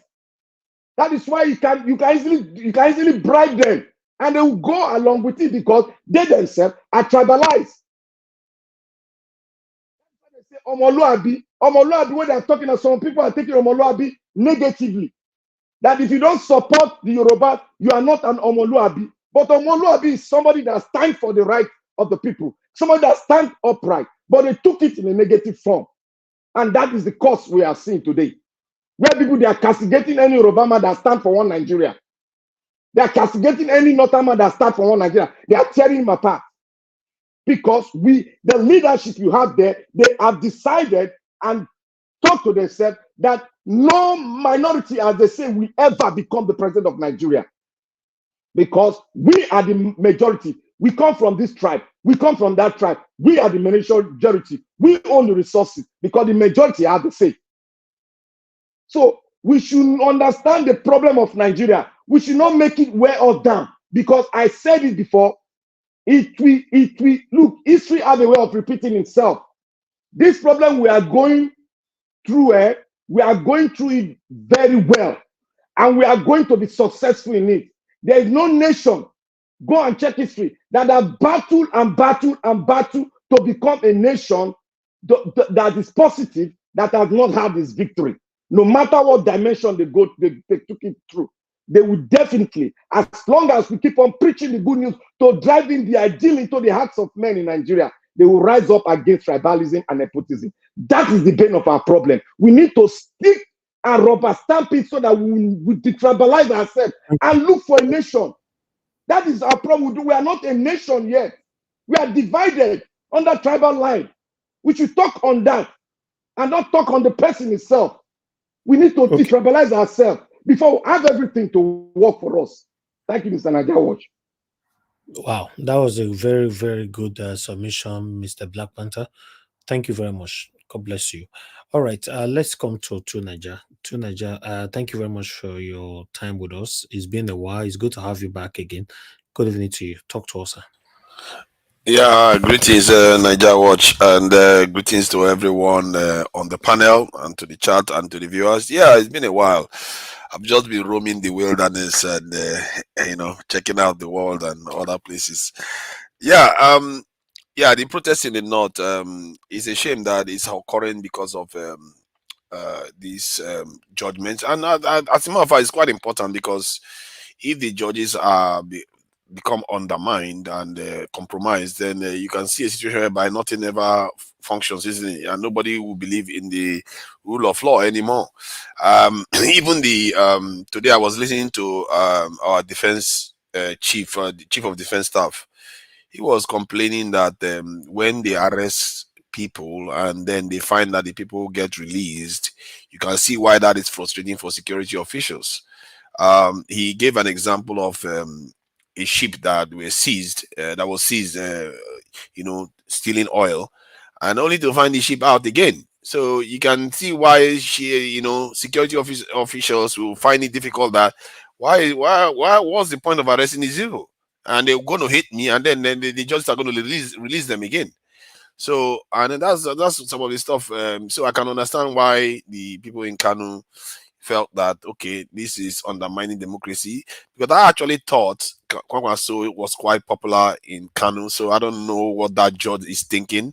But I don't subscribe to the idea that there's going to be a one-party state in Nigeria. Anybody that starts having that kind of hubris in Nigeria, the history of Nigeria suggests that your teeth will be kicked in. And sooner or later, I think if Tinubu thinks he's going to create a one-party system, he's going to find himself wanting. To be fair, the only chance he's going to have to do that if he governs well. One-party system doesn't come on its own. You have to govern well to be able to have a one-party state. For people to just think that, or Tinubu to think that he's going to be able to get a one-party state, is joking. If he thinks his maneuvering is going to work, it's not going to work. Sooner or later, it's going to backfire, and everything is built to fall. He may not even make it for the second term if he's not careful. Because people, for me, the way I look at it is that if he governs well, is the only assurance that he can be able to get the same term. My biggest concern, as I always said, is that Nigeria has not been founded properly. Was never founded as a proper nation. in terms of the structures that are meant to be the basic structures like security structures and legal structures that are meant to function as a nation, it's always been a problem. I've always said that since I came here. And these leaders that we have, they are not behaving like leaders. They are behaving like caretakers and people that are just there functioning for other people's benefit, not for us. And it's a very, very tragic state of affairs for us to find ourselves in. You know how I always harp on about security and all the rest of it. And the reason why I go on about it is because it's tied to everything. And what I find anyway, my findings before now was clear. That it was linked to all our problems, even when we lost it in 100 or so years ago during the colonial wars, and we never restored it as a sovereign people. Because I just found out that in Italy 500 years ago they were not even a nation; they were fighting each other all over the place, and then they went on to create a nation that you are seeing today as Italy. They were rebels and people fighting each other. Is that where Machiavelli came from? And most people know about Machiavelli in Nigeria. I didn't know about his story much. I know about the fact that Babangida used to love him and they call him Babangida the Machiavellian and all that stuff. But just 2-3 weeks ago or so, I started studying a little bit about him because he gave advice to princes. The book he wrote about the prince, that were the rulers. And one of the things he said, it's unbelievable. I find that very astounding.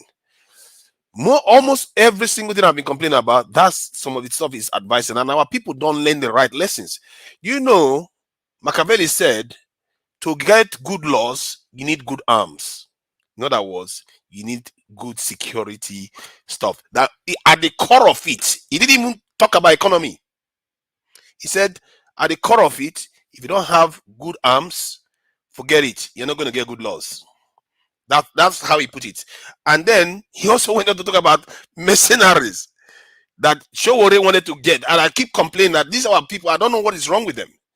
Showore wanted to go and use mercenaries. I said, why would you go and use mercenaries? And then you see Tinubu using this thing, what they call it, non-state actors. They are killing the nation. And these are the things Machiavelli was saying that they should not, no prince should do these things. And these are our leaders. What they learn from it is that Machiavelli says you can do cruel things to get into power. That's all they saw in Machiavelli. They didn't listen to the advice that he gave about his founding a state at all. And it's weird because all these things have been complaining about. Because for me, it's common sense. It's obvious. You can't be doing these things and expect your state to prosper because all the other nations out there are not doing it. That's why they are prospering. We think that our problem is tied to the little corruption you see on the ground. Corruption is not where it's just a symptom of the problem. Other nations have corruption. Why are they functioning? Ask yourself. Do deductive reasoning. Why do you think they are functioning? They have corruption. They have division too. England will be playing match here. Scotland will be cheering the other side to beat England. They are in the same country. It's like the North. People, the South is playing a match. The North is cheering that we are playing a match against, let's say, Sudan. The northern part of Nigeria is cheering for Sudan to beat us in the South. That's how it is in the UK. That's how divided they are. They have what they call the North and South divide in the UK. In America, they have that too. But yet they are functional. Why? Because they have something that we never bother to fix. And nobody's asking them. Just today, our police officer, our head of police, was talking with that chief of defense staff. It looks like they do give this briefing now and again. So he came on, he said, Nigerian police force, that we are supposed to get it down to the UN level of 1 citizen to 400 one soldier, one police officer to 400 citizens, but that in Nigeria we cannot achieve that. I was like, what do you mean you cannot achieve that? You have 200 million people. I don't understand this. Why do they keep saying that? And I've had our NSA officer also said, in Nigeria, for us, we cannot secure our border. Why do they keep saying these things? I keep saying it. Why do they keep saying for us we can't? Why do they say we can't? Is it because we don't have money? We do have the money. We have enough economy to do all these things. Our economy is depressed by 10%. That, in other words, we are losing almost $50 billion every year of economic activity because of insecurity alone. So how much do you need to spend for security officers to be able to secure your country to stop that nonsense? From who? But they can't even be bothered to do that. They claim, they will keep telling you that they cannot do it. It tells you that these people are compromised. They have sold out. For whatever reason, they have done it. Even our NLC head, we get the head banished, and the next thing he end up in a foreign country to go and treat himself. Everything we do is an extension of foreign countries. Instead of us to be building our own nation, Tinubu is going everywhere, begging people to come and invest in Nigeria when he has not fixed the country. How are you? Who is going to come and invest in your country when your country is a mess? It's not secure. There's no law. He keeps saying he's going to fix the law. How are you going to fix the law without security? It is obvious. If you don't have stability in your nation, forget law. It's not going to come. Because the people that you are arresting are going to come. I even heard today that people that they jailed in prison are planning terrorist attack from inside prison because they are using the prison guards for these details. You can't fix anything. Everything is going to be infected and brought to its knees if you don't keep your nation secure like every other people do. It's not even that complicated. And the reason why people are frustrated that, okay, they don't come out to protest as much. Because that is what you should expect from society. So societies, they don't respond the way you think.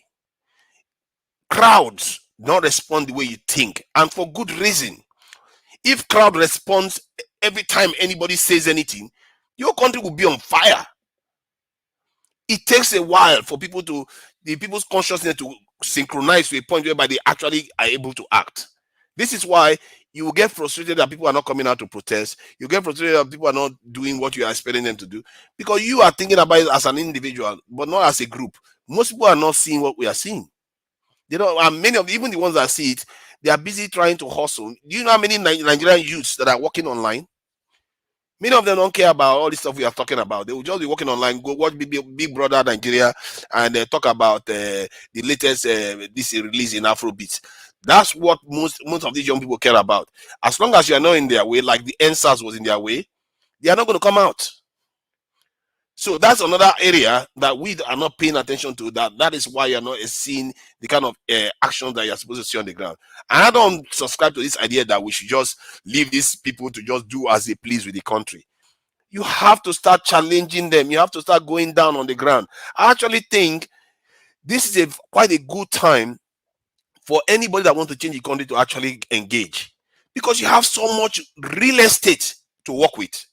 So much real estate, like the security forces, they are messed up. The banking system messed up. The housing system messed up. Healthcare system messed up. Everything is messed up. You have so much real estate to work with. You can form alliances if you mean well for the people, just like Labour parties members have been elected. Start doing the right thing. People will come to you. Even the people that are in office, they will not have anything to offer them. They will try to bribe them. It's not going to be enough. They will not have enough money to bribe them, because they are seeing what you are doing. You are making them this better off. You have a better vision for the country. Those people that have been elected into House of Assembly now, the Labour people that have been elected, what are they doing with all that this mandate that they've got? Are they coming out shouting from the rooftop that we are seeing so much corruption here? That's the kind of stuff you want to do if you want the Northerners to notice you. Because it's not only going to be the South that is going to support the next time, it's going to be the North. And I hope that because I remember when I was here the last time, Abure was here saying that Labour Party is going to start taking charge and opposing this government. I hope they really start doing that and start sending signals out there that they mean business. Because I think P2B has been making comments, but it needs to be louder. It really needs to be louder. If you want to be branded as a party and as a leader that is for the people, against corruption, for security, for proper governance, for this in empathizing with the citizens, taking pay cut when the people are suffering, like OT did. If you want to do that, make it louder. It's not only the Southeast that is going to hear you. It's not only the Southwest that is going, the Northerners will hear you too. And then you start forming alliances with them. Before you know it, these people, what have they got to offer? The only thing they've got to offer is good governance that is going to save them. If they don't have good governance, they will fail. I am telling you, No bribery is going to be enough for them to be able to win it. If you start now and start combating them, then you might even force them to change their tactics. They might actually start governing well because somebody's opposing them, and they don't seem to have any opposition right now. That is why they are getting away with it, and that's why it seems like everybody they are super powerful and nobody can touch them. If you don't oppose them, you're actually helping them make the nation even worse. That is what is going to happen. You have to oppose them and stop them from doing what they are doing and take power from them. And I believe that, as a matter of fact, I want them to be arrogant. Let them keep thinking that nobody's going to be able to stop them. Watch what happens in the next election. You'll be surprised. You'll be surprised. I've seen things happen in election cycles. It's not that simple. If you don't govern well, you will lose. You will lose. You will try to bribe. It's not going to work. It's not, because if a lot of people oppose you, even in the political atmosphere, even in the discussion, it's clear you have lost. As long as there is freedom of speech, people are able to talk freely. Nobody will. You can't expect people to be talking inside the country. Everybody hates Tinubu inside the country, and then they go for an election. Tinubu gets 70% of the vote. It's impossible. You can't do that. That would be like they will set fire on Aso Rock itself. So people have to take heart to understand that no matter how dark things are, there is an opportunity here. Personally, if I was the one on the ground, I would be forming alliances with the security forces. I'll be telling them, like that our police officer that came and told us that he cannot recruit. I will ask him, why do you say that? Tell me again. Is it because of the money? Okay, if that's the money, I'll tell you, this is the money you need, and this is what you are going to do. This is the argument you are going to give so that the government can give you the money. Why does the military tell us that they cannot secure our borders? Tell us what you need, and we are going to give it to you. Why is the custom saying they cannot do their job? All those things, if it's healthcare, if it's welfare, if it is pay, all those things, you give it to them. You give them this is the manpower. I said, if you are worried about manpower, we're going to give it to you. The police officer, the police officer today said, the criminals know that we don't have enough manpower. The criminals know we don't have enough manpower, but he's not doing anything about it. What kind of situation are we in here? Leaders have people, they say they cannot do anything about it. Who is stopping them? Somebody tell me, because I don't know who is stopping this from fixing our country. Except the people are stopping them from doing it. Every time they will tell you that we cannot do it. Why? And nobody bothers to ask them. The security people don't this in the press. They don't ask them, why do you say we cannot do it? Because I remember in Chatham House, they were saying they could do it. They told us they could do it in Chatham. The video is still there. So now you get into office and you're telling us you cannot do it. Something that I know 100% is at the core of our problem. And these people refuse to fix it. People need to pay attention, because you can bang your head against the wall over and over again. I've studied our society so much, and a lot of Nigerians study sociology. I don't know why they don't understand these things. A lot of us, when I was growing up, I see a lot of students go to school. If they don't want to study anything hard, they will say they are studying sociology. Sociology deals with the psychology of crowds, psychology of societies, how they respond to this type of situation. We are supposed to understand this. The individuals respond differently from the way societies respond. Right now, our country is behaving like people that are under psychosis, societal psychosis, where it's like common sense doesn't reign supreme anymore. Like all of us are traumatized somehow. That's how our people are behaving, and we don't even ask the right question. We just go on the street and start throwing stuff, or say, let's burn this one, let's burn that one. We know what the problem is. Chinaja, can I interject you small so that I can proceed with that interjection? Please, if you want to ask, go ahead. Or you ask a question. Why are they saying they cannot secure our border? I want to say something on that line. You see, there was one time the former chief of army staff, or is it defense staff, or Burati, I don't know what. He said that exact word he used during the press when he was granted a press briefing. Then the Senate now invited him to Senate and talk on why and what does he need to secure the border from Boko Haram. He spelled it out what he needed. They argue on the phone about almost 900 billion, whatever. It took that money. Still, the border could not be secured. So that is why, to your answer, where there's insecurity, corruption strive very well. Yeah. And let me just read the actual statement by Machiavelli. Said the main foundations of every state, new states as well as ancient or composite ones, are good laws and good arms. You cannot have good laws without good arms. Let me go back again. I think this thing is moving. You cannot have, it says, without good arms, and where there are good arms, good laws inevitably follow. Look at, let me repeat that again. You cannot have good laws without good arms, and where there are no good arms, oh no, sorry, I'm screwing this up badly. It said you cannot have good laws without good arms, and where there are good arms, good laws inevitably follows. He didn't qualify it with economy. He didn't qualify it with anything else. He says wherever there are good arms, good laws will follow. And for me, I've been saying this forever, that because when I study nations, it just makes sense.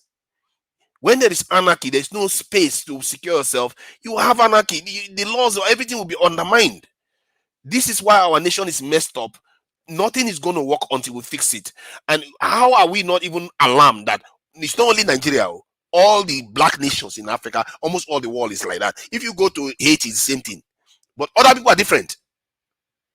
This is the evidence that alarmed me 2 years ago that I've been complaining about. And if you hear what this man said, he says the only study of a ruler is to study war, nothing else. And the only time anytime that ruler is not at war, they should be preparing for one. Do you see how people preparing for that?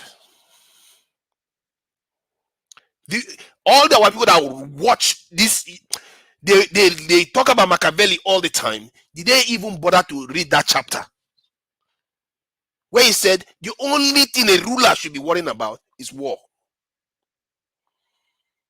This is why I keep saying, I said it before, if you don't secure your country, the people that are secure will take everything you've worked for. That's why we are poor. Can I ask a question? Yeah, go ahead. I will have two questions to ask you. One, this one, you are saying Machiavelli. Who are the people preaching Machiavelli in Nigeria? Are they preaching it to the street, or preaching it in the school, or preaching it where? Because Machiavelli that you are saying.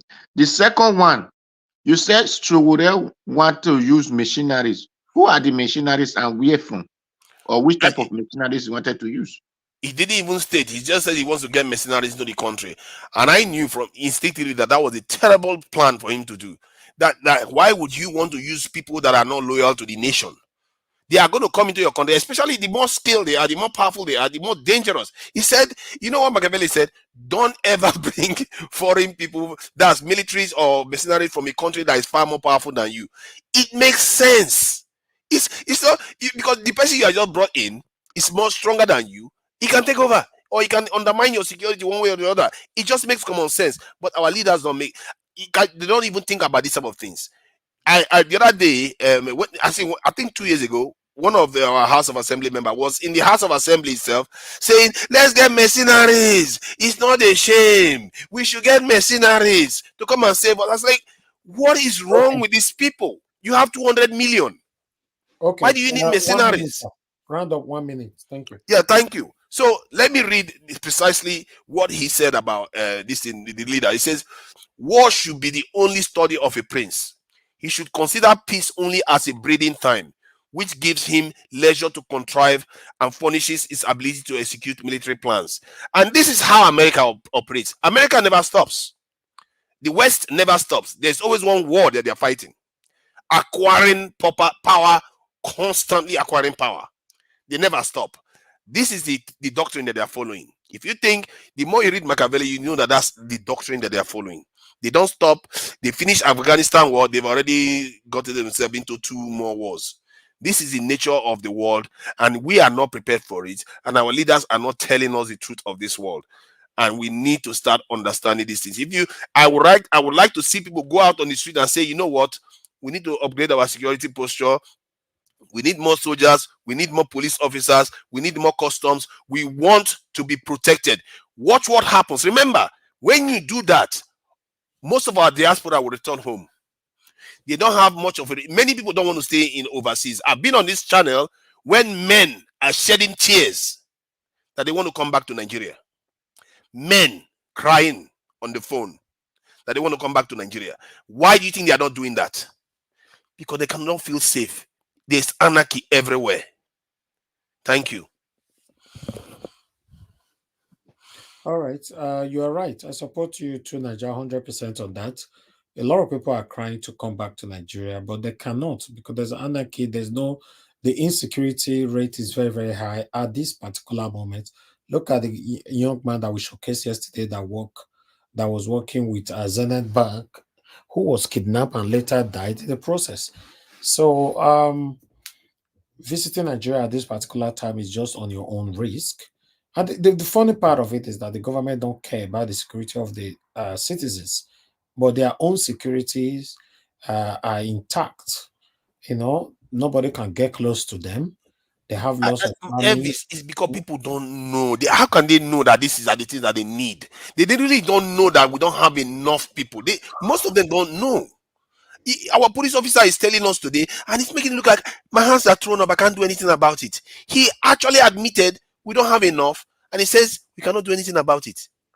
That police officer is not telling you the truth. Oh, is the head, though? Is the head, not just honorary, is the head of the police. Forget head or tail of them. It's not telling you the truth. I will explain something. We have a long way to go if we continue to deceive ourselves like this. Because at the moment now, like I've always said, it's not just the government that is the problem of Nigeria. We, the people as well, we are the problem of Nigeria. So we all need to do the right thing for Nigeria to be better. For you and I to be proud of Nigeria the same way we are proud of the country where we reside today. To Nigeria, you live in the United Kingdom. I live in the United Kingdom. You and I, we are living the best life ever in the United Kingdom. This is what we want our people to believe in. The same thing we try to replicate back in Nigeria. But some people are not allowing this to happen. Meanwhile, let me go to Mr. Odowa. Mr. Odowa, give us your submission, sir. Thanks for your patience. Good evening to you, sir. Talk to us. Good evening, Mr. Najawash. Good evening, all the panelists, commenters, listeners, and viewers. Are we hearing me? Loud and clear. Okay, thank you all. For me to start is the protest of the Kano. That's why I just came in. I did not watch anything, but I understand. And I love that courage, whether they are sponsored or they are not sponsored. As far as it is the protest against the courts, who's supposed to hold upon the law and not destroying what is called law. So any protest against such, it is 100% welcome. So I love what they did, and I will have urged other states and other region to join that protest, even though the thing did not happen in your state. It is your right to join such protest because there is still court in your state. Now, it happened in Imo the other day, it happened in Bayelsa, it happened in Kogi. Nobody protests. It is opportunity for everyone to protest now. That what the court and the INEC are doing is not supposed. It is better we don't have this double crisis they call government. Let us just have the military, or let us have our traditions government. So then having what you call double crisis, we call democracy, is not double crisis. We don't need that. So everybody's supposed to be on the street, whether it happen in Kano, whether it happen in Sokoto, whether it happen in Bayelsa, whether it happen in Edo, whether it happen in Imo, whether it happen in Enugu. Everybody's supposed to be on the street against the court. And that is why I said when Peter Obi, when the first when the INEC say go to court. If everybody were in the streets, just like what is happening in the Kano now, I believe that first five criminal judge that makes such statement that they cannot go to supermarket, they cannot go to primary school or secondary school to go and look for evidence, they will have be afraid to make such comments. But since they know that whatever you give to Nigerians, they are like fowl who the owner removed his feather that cannot throw corn for him to eat. So that is why they do anything they like. So whatever sponsor or they don't sponsor, they see, let us welcome it and let us, the country, join them in that protest. So that is for my take. Then we said Nigeria did not wake up. Nigeria will never wake up, that they are sleeping. Nigeria is supposed to wake up against Senate and the House of Representatives or House of Assembly, as you might call it. Nigeria has to wake up against them. They are the place that Nigeria is supposed to start to wake up with, because they are the one to make law that will make the country okay. And they are the one to make law that will destroy the country. Now, yesterday we were talking about these people taking money home. 200 million, 300 million. You know, when you say it like that, Nigeria just this thing, and they look at it as just a mere something. Now, it is time for we to do the mathematics for people in the street to understand, because that is only what will make people to wake up from sleep. The money one senator is taking home just for 2 months, November and December, Christmas, or Salam, whatever they might call their religion, what they believe on. Just 2 months money that is taking home. If a work person, which you call civil servant or whatever, is receiving 100,000 every month, that person will use 250 years of his life to work the money that one person want to take home for just 2 months.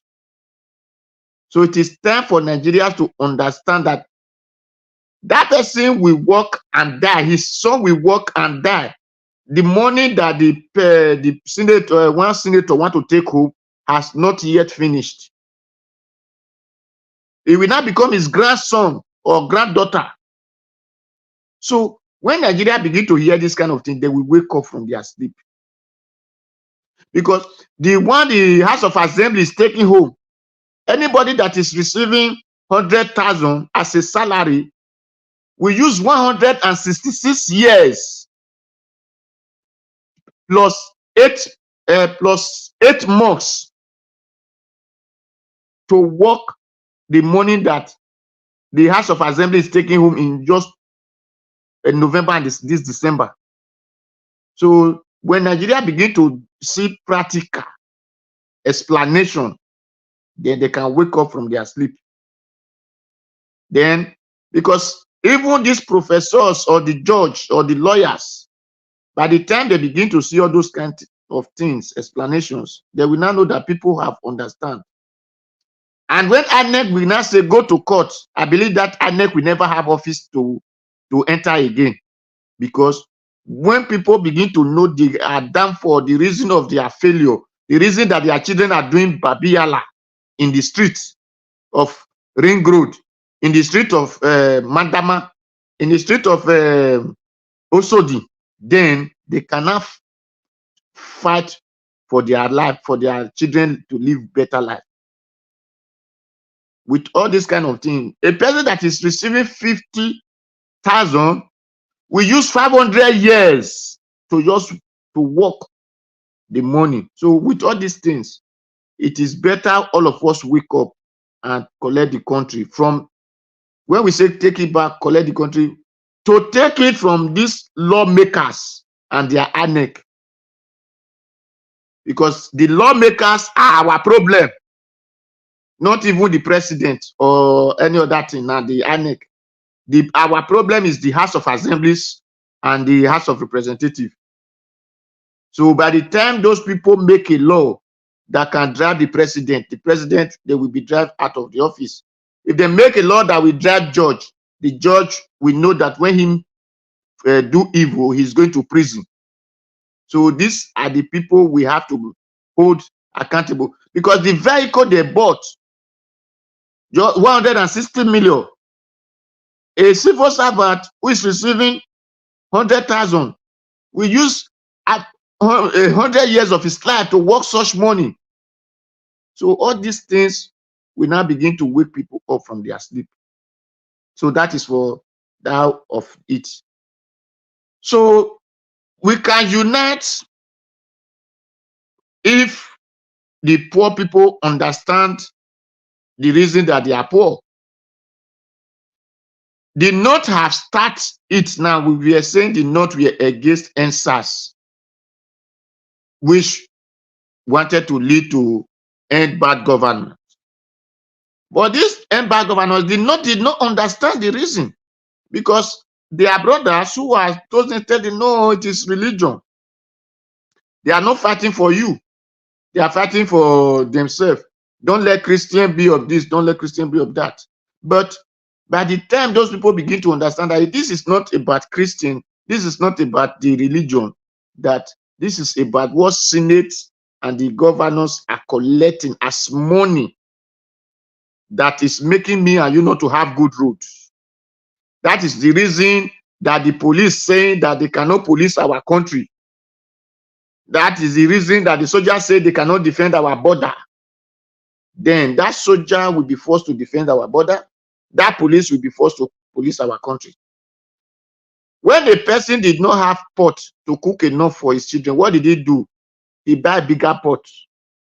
If anybody said that we are not, the people we have in our distance is not enough, then open more badge and said, this year, last year we recruit 500 police. This year we want to recruit 10,000 police.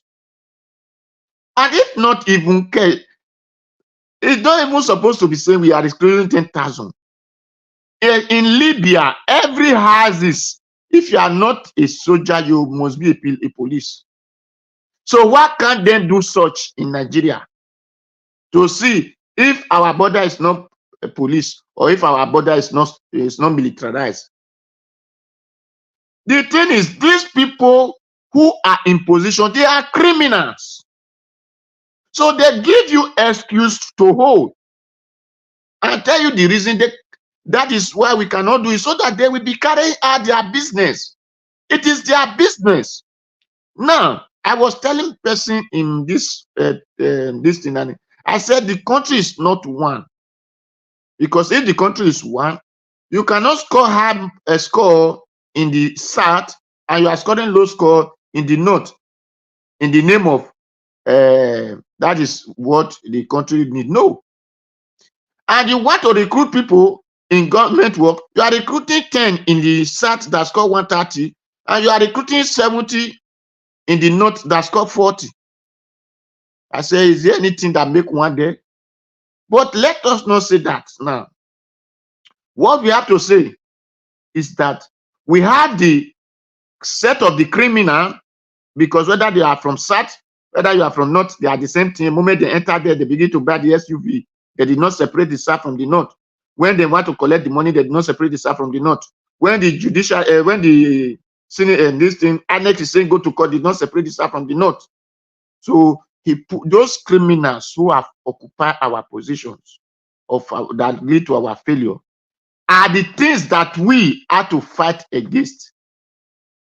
Because when we are saying remove annex, as far as the criminal is a president, criminal is the judiciary, criminal is the legislators, everything is going to be so.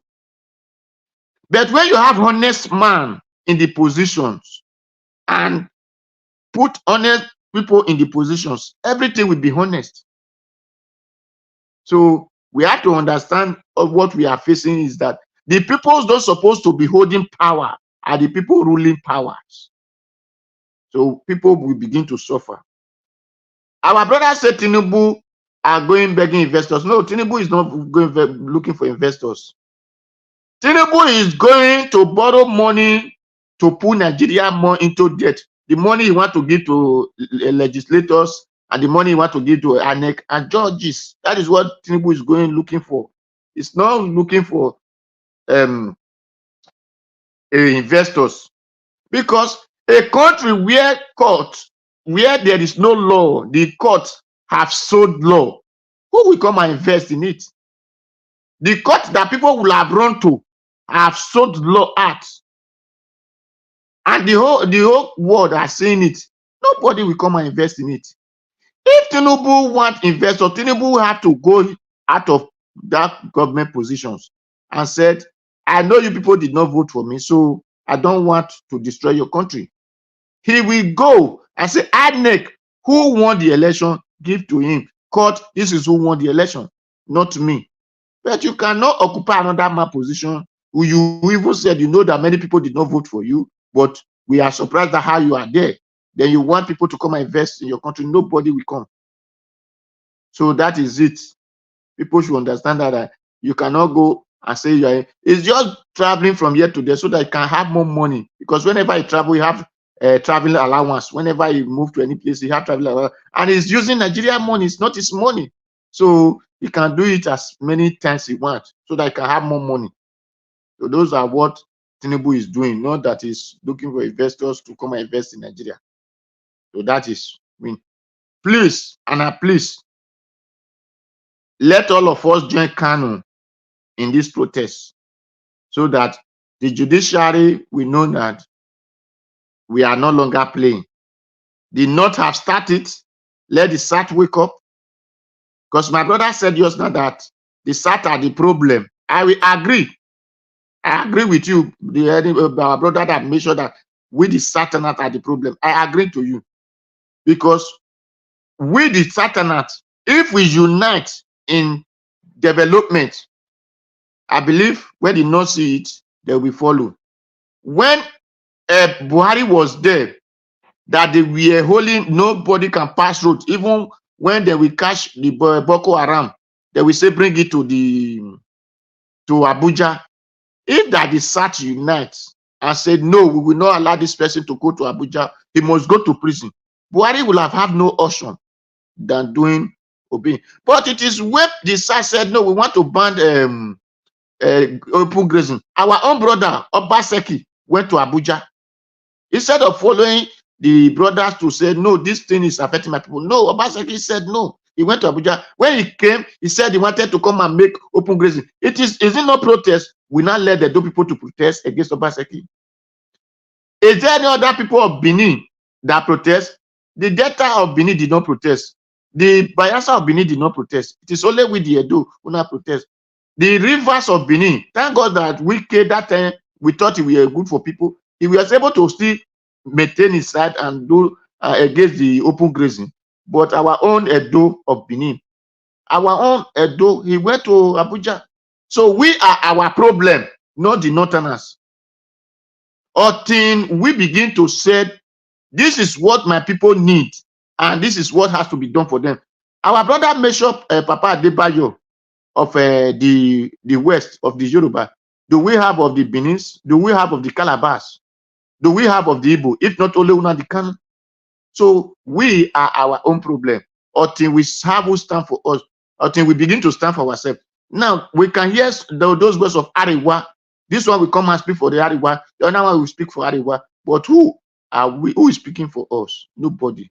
So until we begin to realize those things and said, enough is enough against our people who just think if he have money of sweet from the Abuja is enough for him. Then if not, we are not going anywhere. Thank you. God bless everyone. All right. Thank you very much, Mr. Odua, for your submission. Yes, I stand by some part of your statement that our southern people should come out and support the Northerners on what is happening right now. We all need to come out and speak. We need to occupy the street. We can't continue like this, to be honest. You know, at the beginning, I was pretending. I don't want to talk about people going for protests and all that. My brothers and sisters, I don't feel pretend anymore. I don't feel pretend because the suffering is just too much. People should come out and protest. I can't be hiding anymore. Let other people talk about it. And not. I'm talking now, and I mean they talk. People should come out and protest. You must come out and protest. If not, Nigeria is going down the drain. We are finished. I'm telling you. We all have come to the end of this broadcast. Everybody don't give their submission. So we're going to have our final submission of 5 minutes capped, you know, so that we can end this broadcast right now. Appreciate every one of you for your time with us. Thank you. And may God bless all my northern brothers and sisters out there that is currently speaking as we speak. You know, may God bless them all. You know, I never hear say a Nigerian government don't kill anyone.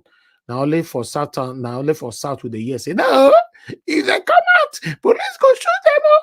Police go shoot them all.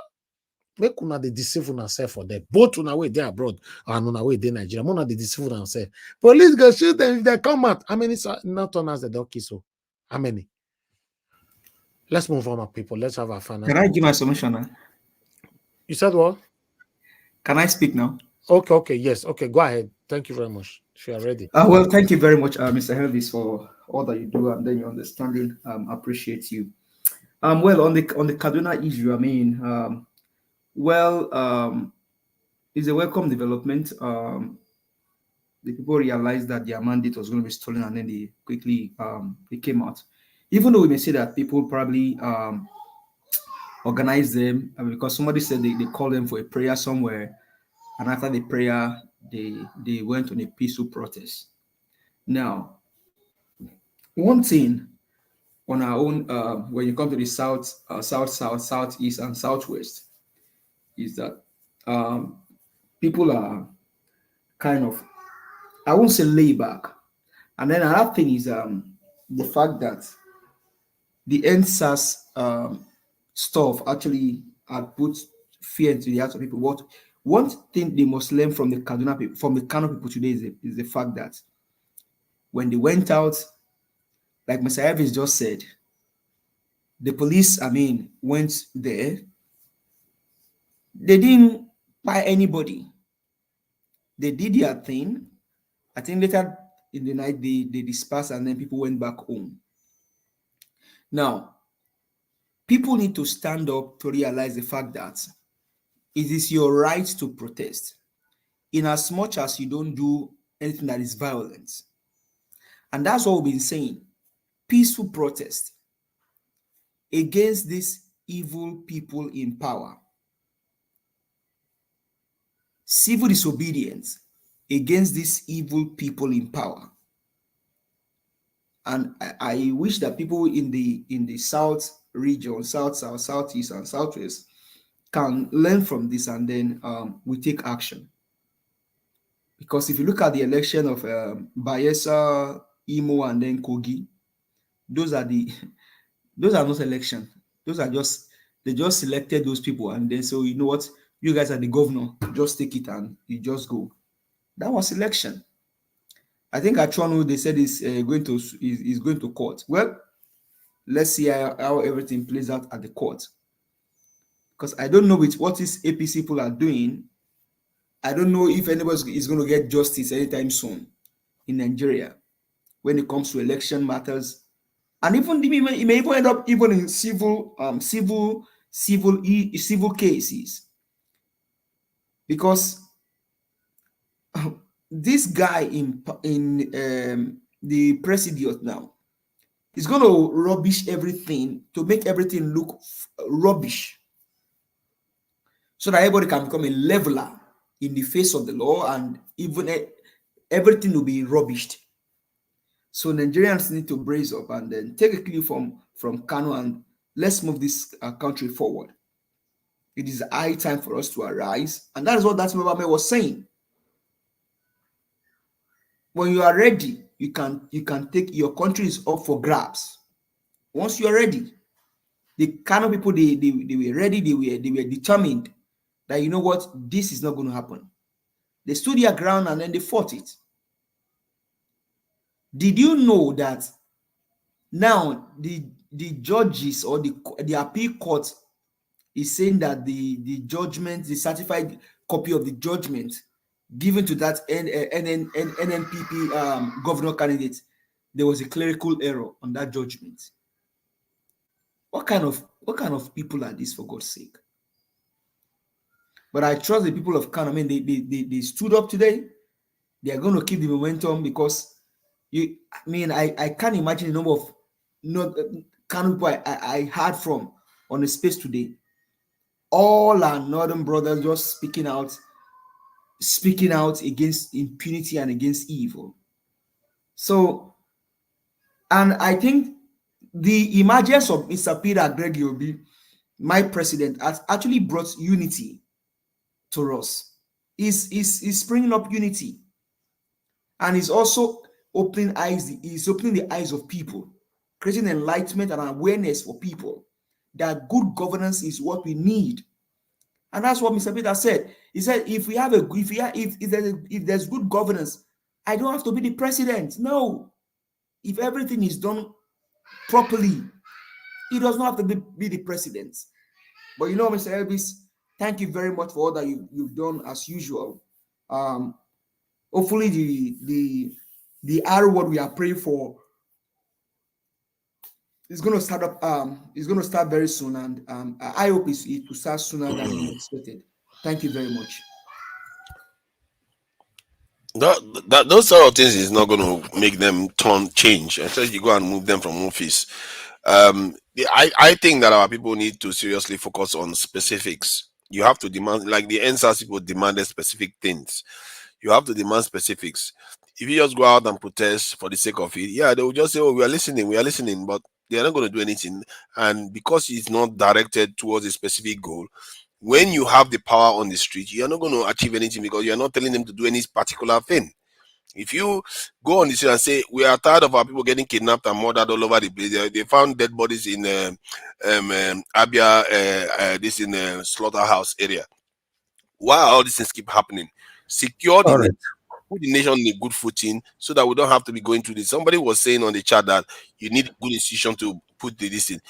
See, Machiavelli didn't even qualify. The point is we have enough institutions, but the institutions are compromised because they are not secure. Everything in this life you have to protect. Everything. Okay. Can I interject? No, please, let's move on. Please. When it gets to your time, you can use it to interject. Thank you very much. Give us a mandate for your submission. Mr. Jonathan, please, I'd like you to give us your final submission, 5 minutes. Okay, you are not there now. Let me move on to Mr. F. Emmanuel. Are you there, sir? Please give us your final submission, 5 minutes. Yeah, Mr. Elvis, thank you again for the opportunity to summarize for today. Thank you, sir. Yeah, the panelists, I also thank you for your wonderful submission. Give us our mandate, Mr. Tunaja, Mr. Odua, Black Panther, Jonathan Kinsling, and the rest, Mommy Rita too as well. Thank you for your wonderful contribution and submissions. I want to say something within this my 5 minutes. I'm speaking directly to all of us Nigerians. We've always had a lot of opportunities to take back our country and put a stop to discontinued shenanigans and criminalities. But we did nothing. We had opportunity the very day CJN sworn in this illegality. We folded our arms, we did nothing. Even when we knew very, very well that this man does not have 25% of FCT, we did nothing. That was a great opportunity missed. The second one was petition tribunal. With all the homologous evidence that was brought before the petition tribunal court for them to do justice accordingly. They rub those ones on our faces, and they say they all lack merits and bend on technicalities. Yet we did nothing. There was no action taken. There was no, protest. We kept quiet. Then the third one, we got to Supreme Court. We say, Supreme Court is going to do this, Supreme Court is going to do this. With all the lies I promised. Mr. Davis was playing his videos virtually every day here. We are thinking that this man has integrity, not knowing that he's part of the cabal. You see, when I think through, looking at all that they have done, looking at all that happened, the question is who to blame? Who is to blame? The question goes back to Nigerians are to blame. Why? Because we allowed them to scale through all these processes, even when it's obvious, even when we know this is what the law is saying, even when we have made references to the previous judgments in the past. Yet, they did what they did, and we let them go away with it. We'll allow them scare through. Who is to blame? Is it the thief, the criminals that stole from you, that you have all the opportunity to hold them, grab them, and make sure the right thing is done? Or you that have refused to do nothing? So, the ball lies in our court, the Nigerians, because we let them went through all this process and have their ways without stopping them. Tomorrow, you think they will continue? I bet you they will even do worse. They will even do worse. In my adage, say when a little baby is sucking the mother's breast and the baby beats the mother's nipple and the mother didn't say anything, I guarantee you the little baby will do it again. But by the time the baby do it for the first time and the mother slap a hell out of his head, what? Next time the baby will not beat the nipple anymore. That is just what has happened to Nigerians and these criminals. They beat us, collected our mandate, collected our rights as people, and they ran with it, and we look aloof, and we come on the social media and be crying crocodile tears. We are our problem, not the criminals. Criminals will only do what they want to do. But the owners have all the right to stop them, which we, the Nigerians, have refused. So Nigerians are to blame. I rest my case, Mr. Evans. Thank you for the opportunity. Thank you. Thank you, sir. Thank you very much for coming to the broadcast today. Thank you so much. Okay, let me go to Mr. Oduwa. Please, sir, your 5 minutes final submission. Thank you, everyone that's spoken. What I said still remains. I have no much other to contribute than to say we are our own problem until we begin to think well of ourselves. Because for me, I don't even think of Nigerians. I think of my own. So I'm looking for how road will be good in Edo State, how security will be in Edo State, how farm can produce food in Edo State. Those are what I think. Whoever that bring tractors to make those things happen, whoever that bring a betterness of life for people to be employed is welcome. That is for me. Then, but for courts and judges who are criminals supposed to be in jail, For INEC, who rang elections and say go to court, supposed to be in jail. So whoever want to be in positions that is ready to jail and jail any jailable, I will support that person. And if you want to be on the street, I will still support the person to be on the street so that everything that is not going well will go well. For the Labour Party who said that they are oppositions, we have not seen any sign of opposition in them. Me, I'm not seeing any sign of opposition in them. I don't know other person. So we are looking for who will be oppositions against those criminals who are occupying positions of whether judges, whether lawyers, whether senators, whether House of Assemblies. We are looking for who will really be opposition.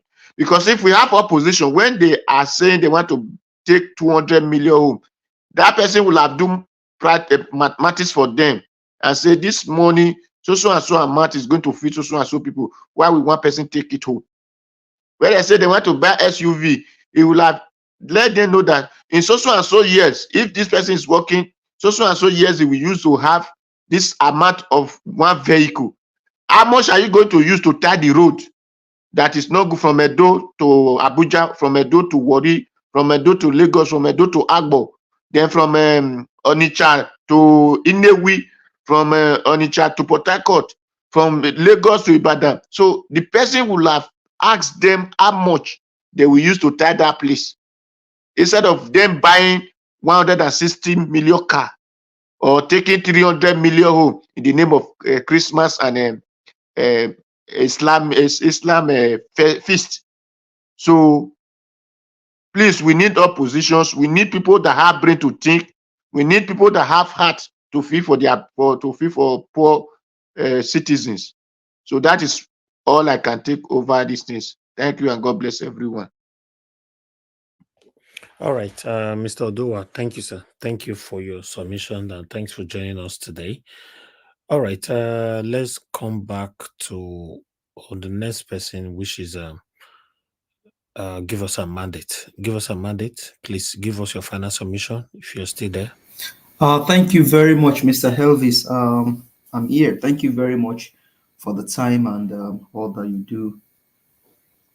I mean, all I can say is the people in the south, southeast, and southwest, please let's learn from the people in Kano and Adamawa, see what they are doing, and let's arise and take our country back.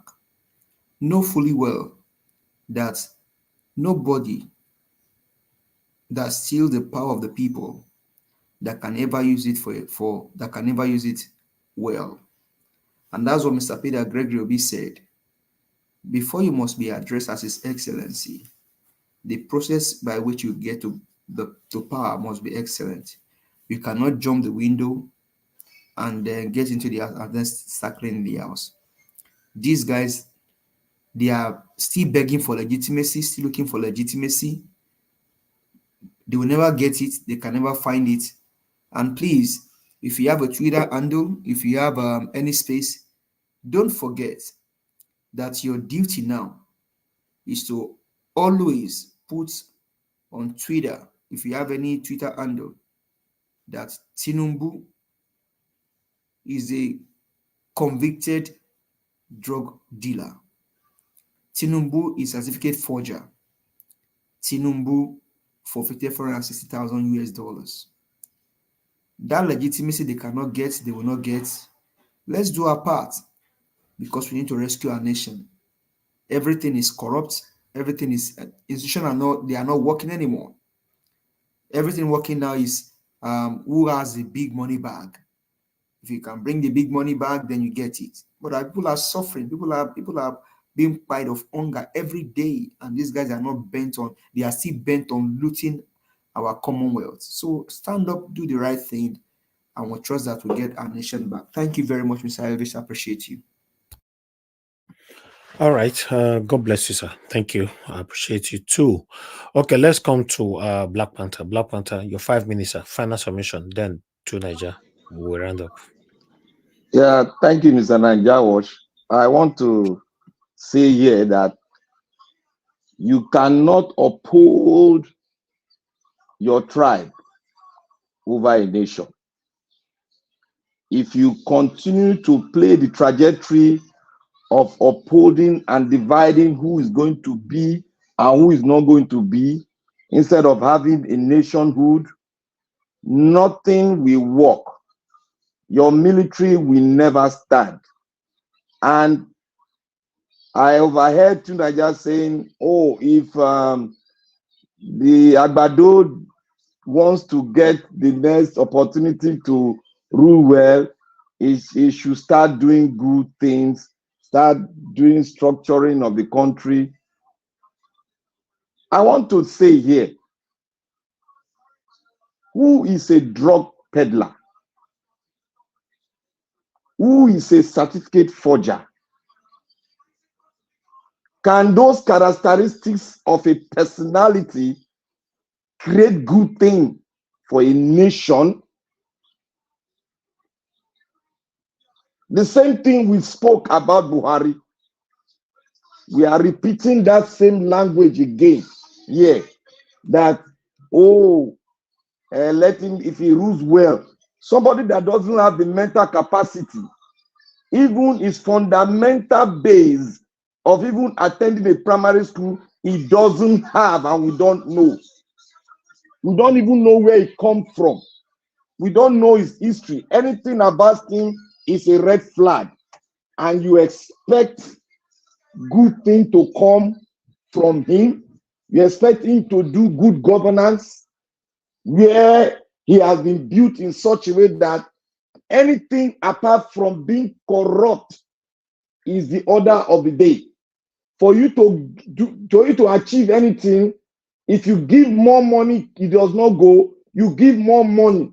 I think we should know the ideology backing the personality we are expecting good governance to come from. We should totally not think. I think that base our understanding of the personality we have.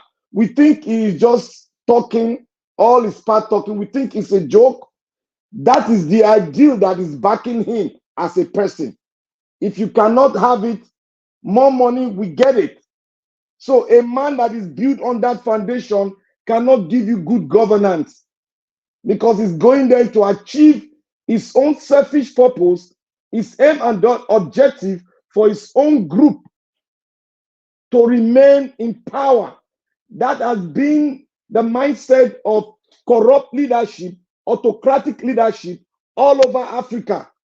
The same thing is in your doorstep, and you're expecting good governance to come from him. I think most Nigerians have a rub-off of some, we have a rub-off of forgetting history about that person, about every situation. We forget it easily, and we don't follow them up. We just go ahead of them, go round and jump. We need to understand that you cannot get good governance in this government, and what you have on ground will continue to produce the likes of Agbado and the rest. What you have, if you don't have a nationhood, what you have now that has been given to you, there is no amount of grammar, no amount of Machiavelli, because I understood Machiavelli principle very well. There is no amount of it that can produce a good government. Look at and Agbado. Agbado got it.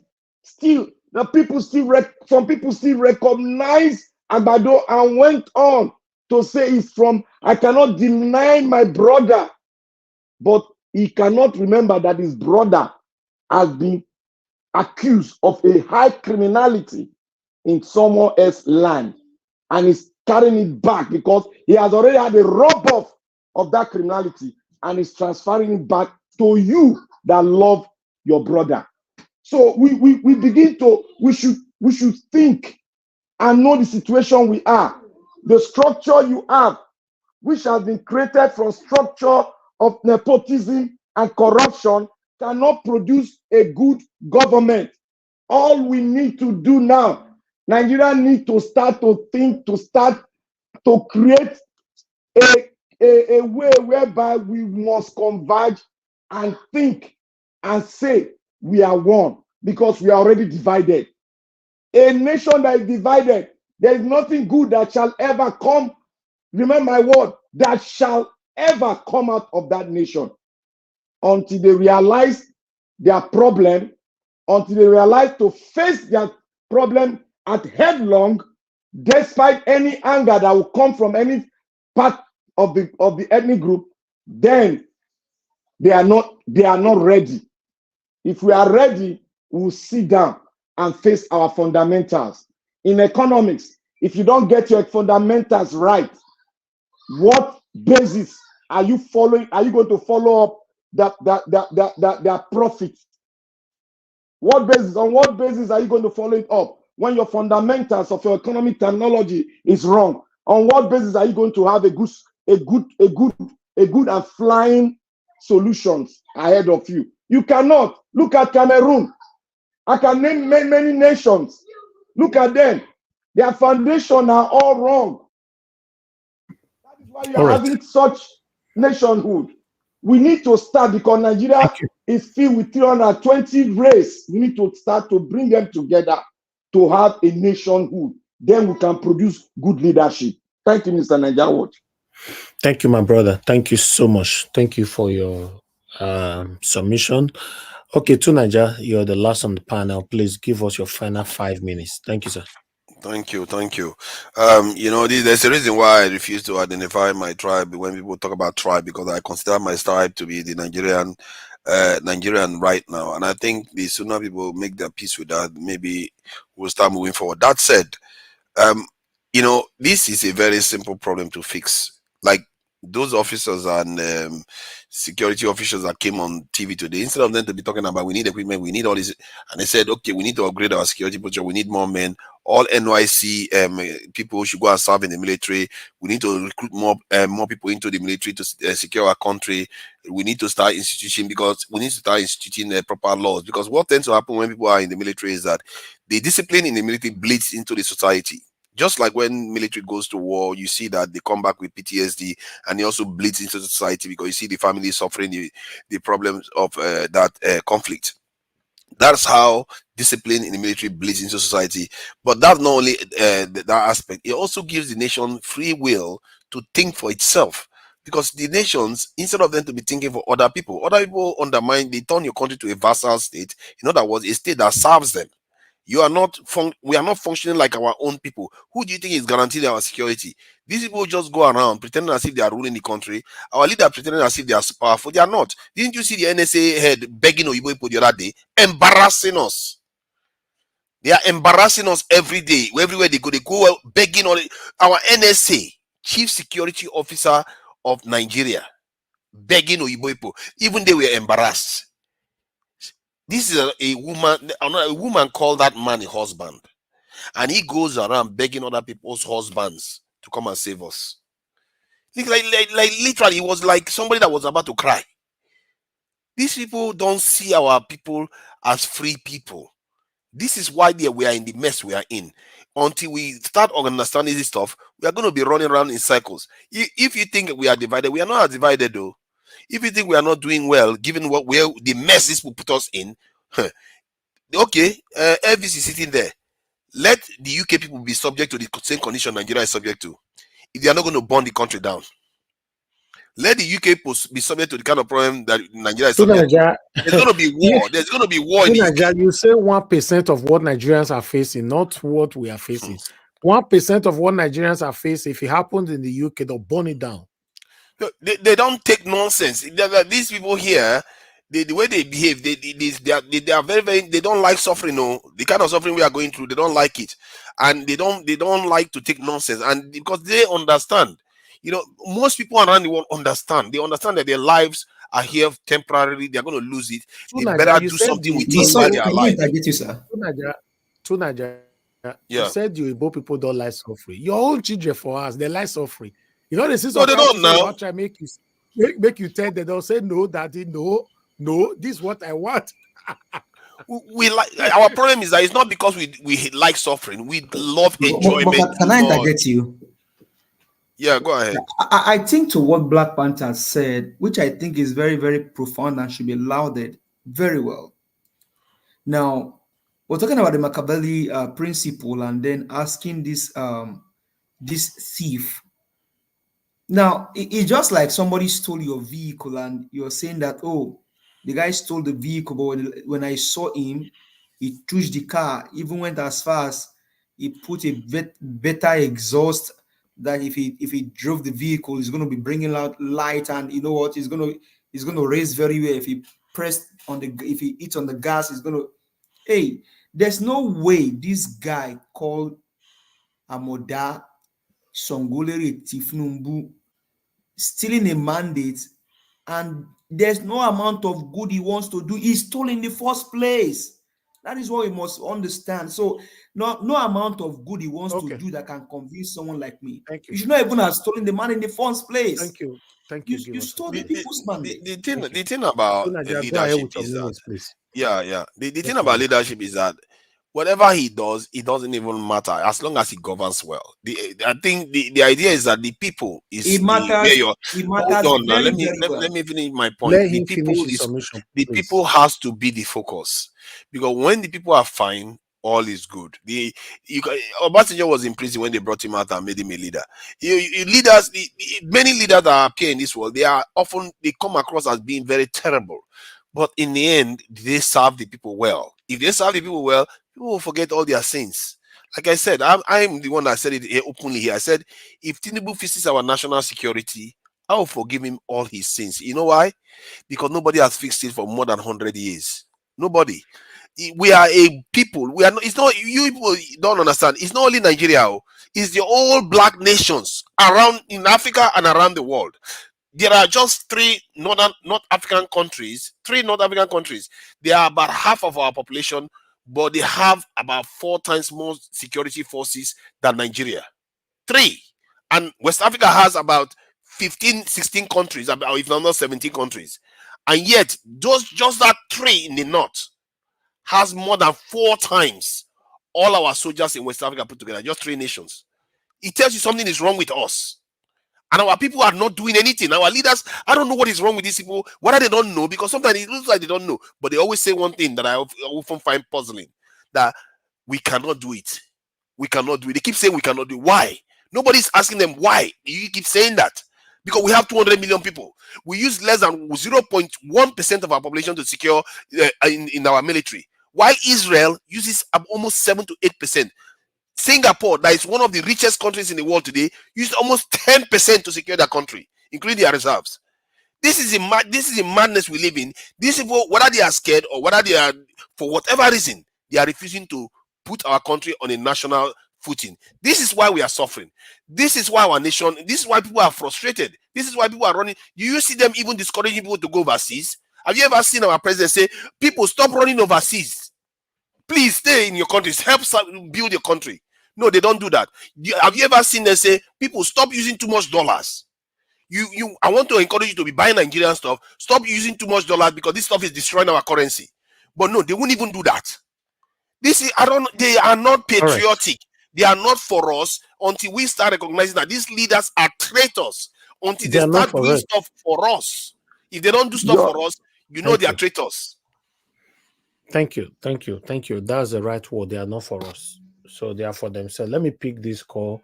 I don't supposed to pick call this time anymore. Mr. Chuks Obiboze, good evening to you, sir. We are rounding up and you're calling at the wrong time. Yeah. Go ahead, talk to us. No. I was enjoying everything until Niger come to mess up my head. I'm gonna tell you. Why is is Niger confused? What is he even talking about? He's just all over the place. You will forgive him. You will forgive a criminal who has not served a term. What is he even talking about? Niger, please. After, just like Mr. Elvis always say, listen to yourself. Somebody came and stole.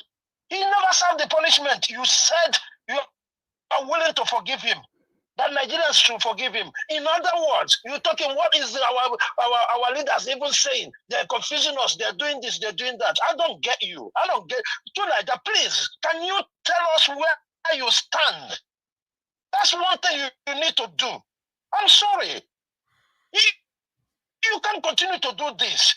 Somebody stole. I had to give us our mandate. Ask you that question. If somebody stole your car, even messy for you. Let's say somebody come to your compound and steal your house. Tell you this is my house, and you continue to maintain it. You will forgive him and go outside and go and live. I'm sure you will not, because this is for everybody. You are telling us now that it is okay for these criminals to be doing what they are doing. Each time what you talk is war. Who is fighting who to Niger? We are talking about how to get the country working and let people live a good life. You are talking about military. Nobody ever know what your idea of this your military. And it is high time you tell us what you want to do with the military. Thank you, Mr. Elvis. You see, it's security, not only military. It's also security, because you don't understand the magnitude of what it represents. It represents everything. What you want to do with this, your military? Everything you want flows from that. Everything you want flows from that. Please, let me take this call. If Mr. Chooks don't finish, you don't break all the whole table with there. Hello, yeah, good evening to you. You tried calling us. Thank you very much. Hello, can you hear me? Thank you. Yes, I'm hearing you. Thank you. You just called in. Please talk to us 1 minute. We're rounding up. Okay. Why I'm calling is what Nigeria is saying. First of all, kudos to the Kano protesters. I'm with them, and I want all the South, East, South, everybody come out and protest. This is the time. Then, what Nigeria said, I disagree with him. A thief can never change, and we should not compare Tinubu to Obasanjo. That is why I call. Thank you. Thank you, madam. Thank you. Okay, call us. Make not call again. Mona go sleep. I'm not saying he is changed. I said if he does that stuff, because I know that's at the core of our problem. If he fixes it, something that has not been fixed for over 100 years. To Nigeria, that is comparison. Our country. In a legal status, that is comparison, Mr. Tunaja. In a legal status, it's comparison when you bring in somebody's name when you're trying to describe a situation. What I'm talking about, whether I will forgive Tinubu, the reason why I say I will forgive him if he fixes that. Why did you mention Obasanjo? If he fixed what? Don't spin a narrative here to Nigeria. My point is that the reason why I was talking about Obasanjo is that sometimes we forget that we miss the bigger picture, the greater good. If somebody fixes the greater good, why are you there worrying about the details? Mr. Tunaja, you said you will forgive Tinubu if he fixes what? Security of the country. Let me say this. No, I will say it. See, until you understand the gravity of what I'm saying here. If he recruits like 1 million soldiers into the military, 1 million into the police, and recruit a lot of people into the custom to protect our nation, so I will tell you that which money go forgive him because we can be able to return home, and our economy is going to grow by 10%. Do you know Nigeria's economy is depressed because of insecurity right now? Our women are getting kidnapped every day. People are getting killed. Lives are getting lost. Do you know how much life is getting lost because of insecurity? Anybody that fixes that, I will forgive that person. Quickly ask you a question. You answer it 30 seconds around that. God bless you for saying that. To Niger, I want to ask you a question. Was Nigeria debt not forgiving for us to start on a good platform? What happened? Without a good structure, what happened to it? Because they are traitors. Have I not detailed this? They are traitors. Because look, it's because we are not together. It is not a nation. Traitors. It don't have nothing to do with unity. I've told you, other nations are divided too. You have traitors in America now, but they are dealing with them. Wait, you have traitors in America, but the institution is dealing with them because they have good laws, because they have constitution. Because they are secure. No. See, we are divided too. They are divided too. We are divided. Their division is strengthened by their constitution. Thank you. That's what you No, don't it's know. not the constitution. You are missing it. Even Machiavelli said it himself. No, no. This one is not Machiavelli. This one is not Machiavelli. It is because of institution. It is not because they are secure. It is because good institution, the good people are in the position. Calm down. Say the good people are in the position. Calm down. See, the truth down, is, go where? if You I was don't saying this by understand myself, Nigeria. hold on now. The reason why I'm bringing Machiavelli into this, because if I was saying this by myself, I've been saying this since last year, since I started coming to the Nigerian space. You people refuse to listen to me. But Machiavelli is not me. He's resisted 500 years. I'm president, head of states. Stalin, all kinds of people respected him. Abacha used him as. My point is that. Hold on now. Machiavelli was an autocrat. He knows what people are like, and he literally don't said, know me, I beg. "Can you just calm down? You know more than him now." He literally said, "If you have good arms, good laws will inevitably, not by chance, so inevitably follow."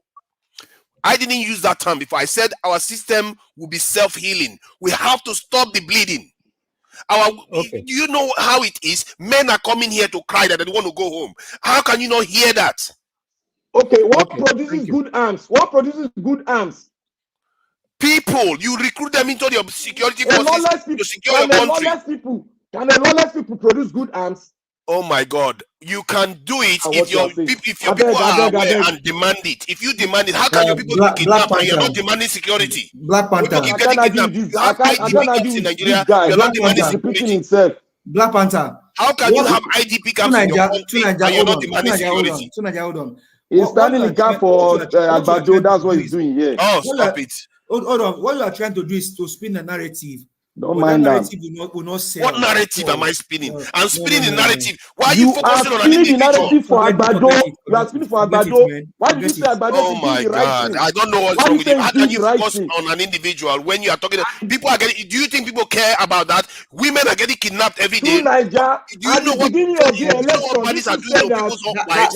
That same person is really Lagos State for the past 30 How years. can you Right? people just focus on when the election was politics supposed when to people's take place, lives are getting blighted? Keep your narrative. You see, your problem is that you are focusing on politics instead of focusing on the people.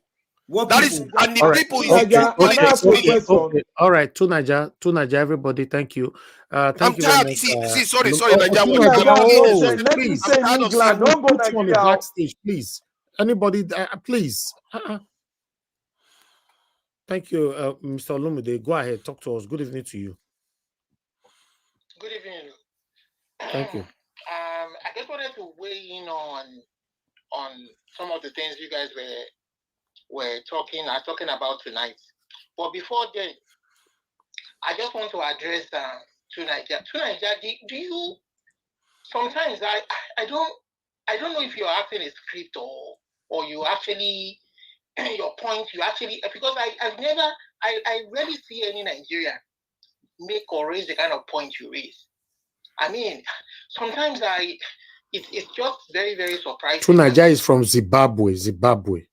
Yeah, welcome. You see, this guy was not going to start God bless talking you, now. Nigeria. You must start it now. Where else am I going to be from? Zimbabwe, what about Gabon? Why are we When I stopping at wait Zimbabwe? now, somebody they talk. You are making it to the whole world, and you are quoting Machiavelli. You are quoting a book. What about that? Is his own opinion. Exactly. Of how a leader should be. What is your own opinion? That is my opinion. You can write a book and form an opinion about anything or any topic. What is your own opinion? Does what Machiavelli have in the book, does it make sense to you that you hurt innocent people because you want to be a leader? I mean, I don't know. Your mindset, I'm beginning to be afraid of your mindset. And then you are quoting Abacha. You are quoting somebody from a dark and past history, saying that he used it. Is that a good reference? All right. Thank you. Thank you, Mr. Olumide. Thank you. Go sleep. You don't time to go to bed. I always have self-introspection. Mr. Olumide, God will bless you. Can you God give me bless the you, chance sir. to explain this clearly? Mr. So people No, you don't understand need what to Please, explain. everybody, You don't hold need to on explain. now. Why are you scared? Hold on, please. I mean, it's just. Thank you. It's all right. Always thank you for the little time you granted me. I appreciate it. Thank you. Thank you, sir. Thank you. Bye. All right. Please, everybody, don't give their submission. We'll not come here, fight. Tomorrow we'll continue for what we. It's not 6 hours. What's the hurry? No, I'm not doing 6 hours. Are you paying me to do 6 hours here? What do you mean? I thought you nobody do 6 hours. That's why. No, that's stopped. I've stopped that. I'm doing 3 hours now. We are already over 4 hours. Oh, I see. So I was only doing 6 hours because of the election, not doing 6 hours. You think it's easy to do 6 hours here, or you think they I get know. the, I know. It's tough. you think you two pay me to stay for 6 hours? No. So I'm doing it for my country. So thank you. Can you give me 5 minutes to explain this thing to them so they No understand 5 why I minutes. believe these things that I No, believe? no 5 minutes. Go and sleep. Can I explain it? I shouldn't have They said don't Tinubu. understand Nigeria. But go sleep. Anything You see, no need. Black Hold on. Panther, you need to go and do your homework. Go and I don't study do what my I'm telling you. homework. Just go and sleep. You don't know Nigerians. You don't know their mental This capacity. is You don't know human them. nature. Just It's go not and sleep. Nigerian. All right. My people, I appreciate every one of you. I understand if we have to continue with this today, we might end up going to that 6 hours. Like I said, I don't want to spend 6 hours here. I have a call coming in again. Hello, yeah, good evening to you. Your name and where you calling us from? Yes. Good evening, Mr. Niger Watch. Thank Thank you, you for madam. everything you're doing. I know we are closing, you're logging off. So let me just ask to Niger this question, and then when you answer it, or you can think about it later to now, make up where you stand. So let's say you are in your house, a thief comes in, steal from your family. I'm sorry, I'm just going to use some evil words. Rape people in your house, whoever, mom, sisters, and take one of them and leave. And then, tied you up. At the end, you realize or you heard that this person is now living without your sister that was kidnapped or taken. But they are taking care of that sister. The sister is like now a slave to him, being fed, clothed, but not as a free person. So will you, at the end, you know where that guy is living with your sister that was kidnapped? Though she's being fed and clothed. And then you know where that man is. You will not want or go to retrieve your sister or do anything to that man. You will leave your sister because will you? That is the question now. Will you leave your sister to continue living with that man? Because she's looking all right. She's being fed and clothed. Okay. Thank you, madam. Thank you. About it I'll give him 1 minute to I'll give him 1 minute to answer that. You can listen. Thank you.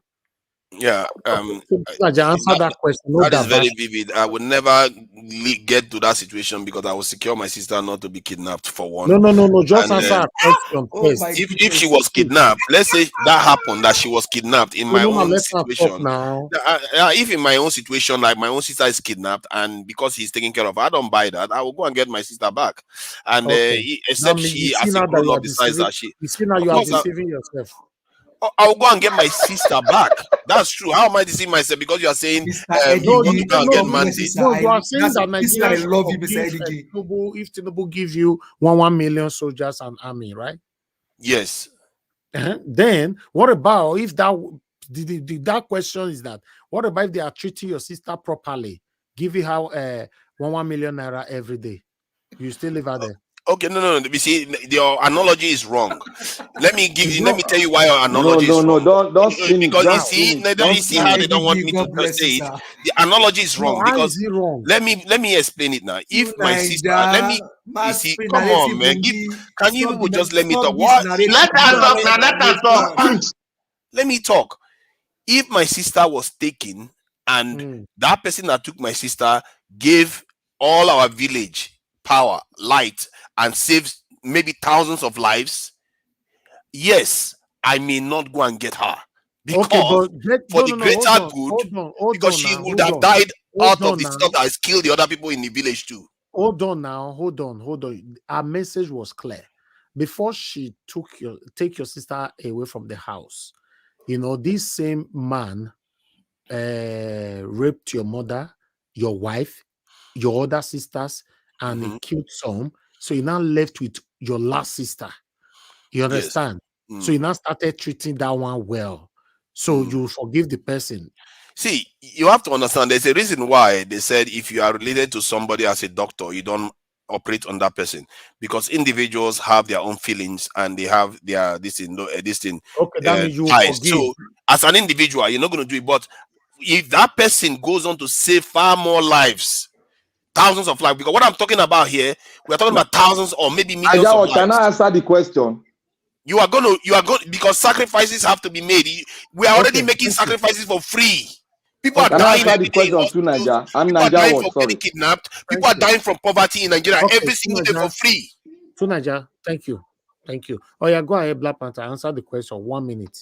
If my own person, my mother or my sister, they are being raped, and my other sister was being kidnapped, let me tell you to the world, I will never forgive that person. That person must pay the wrath of the law and face the law of nature.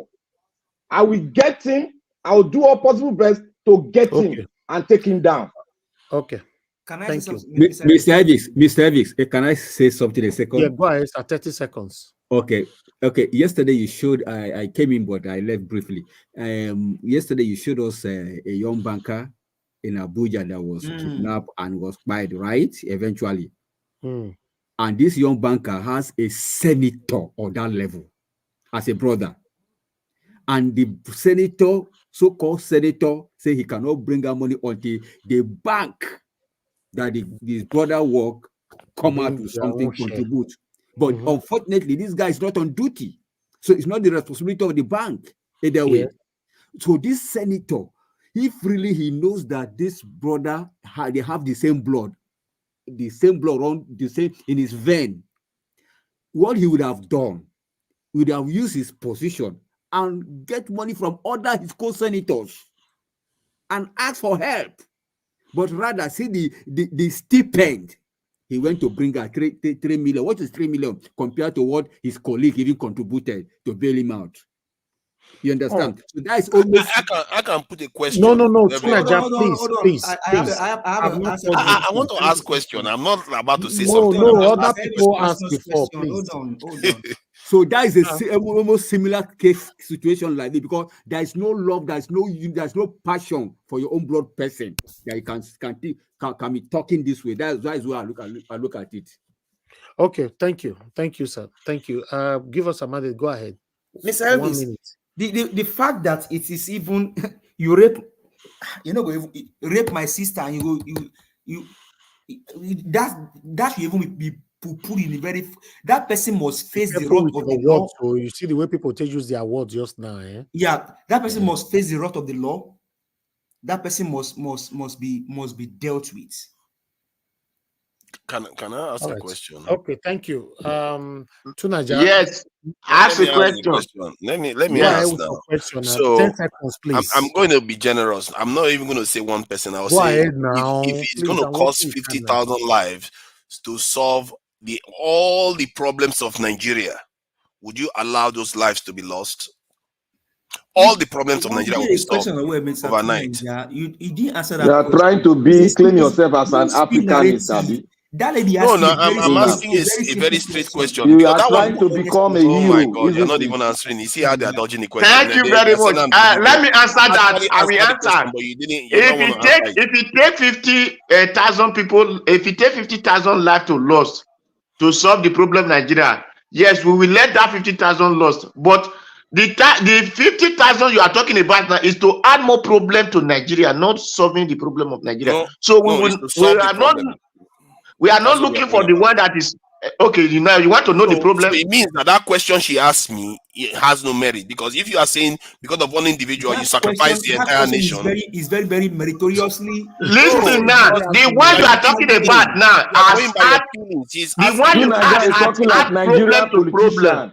The one you ask has add problem to problem. He has borrowed money and borrowed money and borrowed money and borrowed money just for, he has not up to 1 year now.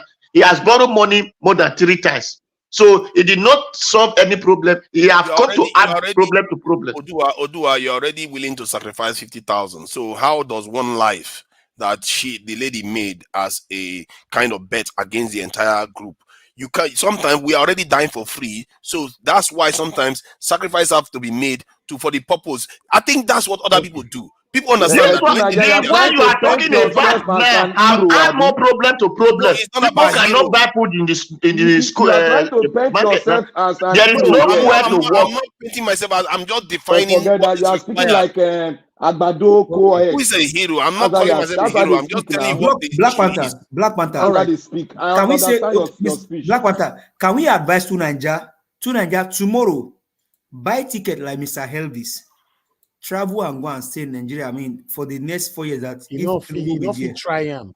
This please. one You not know, fit stay for now. try This one not fit stay for Lagos State. They go wound them now. You What know, do they What are you talk? talking about? You know, I've They been talk there like this. They Go will and be wound there the them. next 4 years, like that this. Tinubu be there, please. So Okay. going Go to and Nigeria be is there. the Hello. end of the world. This is Hello, how you my talk people. about Nigeria as if Hello. Nigeria is a hellhole.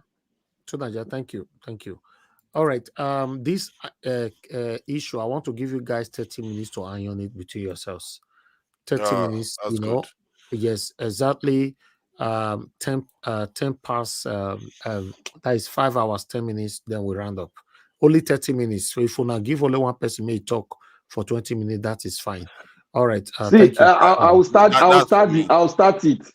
You see, yes, two I will start 2 it. minutes. Let's so we can go around. I can even take 1 minute, sir. Okay. You see, to Nigeria, if you go and listen to yourself, there's no difference between your statement and the statement of Abdul Salam Abubakar. You see, there's one narrative they used to play. They will say Nigeria, they want to claim they want to become a nationalist. If it will take 15 lives to make Nigeria better, how will you take it? How will you go about it? Look, we are not talking about that, because you are trying to change the mindset of those looking at you, making some derogatory statement that doesn't even correlate with what we are even talking about, or the problem in Nigeria. The problem in Nigeria is not the soldiers. The problem is the fundamental of your existence and the foundation of the country itself. That is the basic problem of Nigeria. Foundation. What are you people talking? You keep on talking about military. Yes, we need to have military.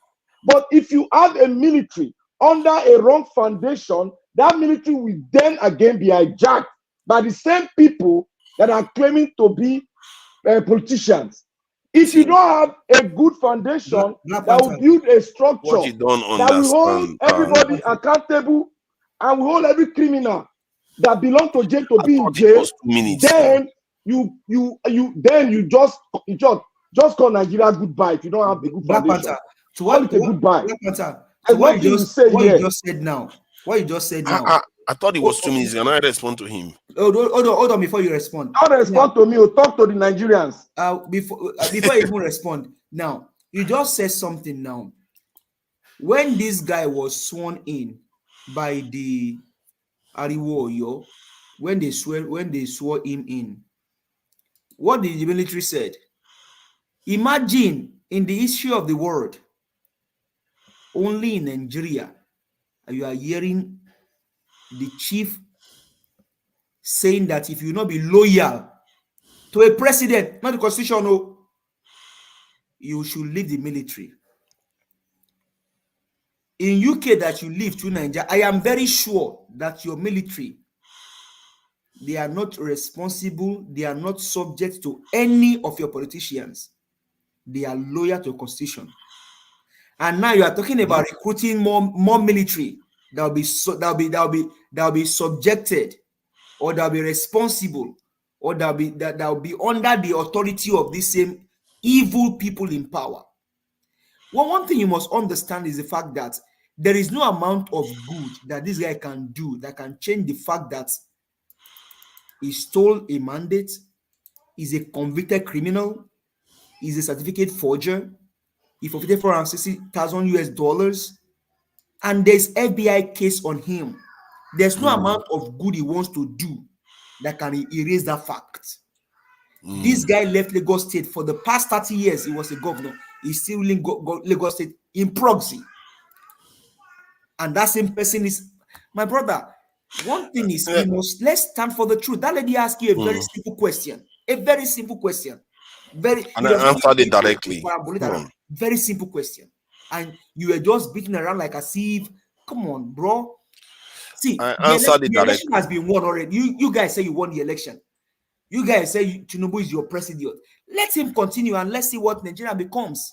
But one thing is the fact that the one that is doing the evil, we know, is our people are not getting better.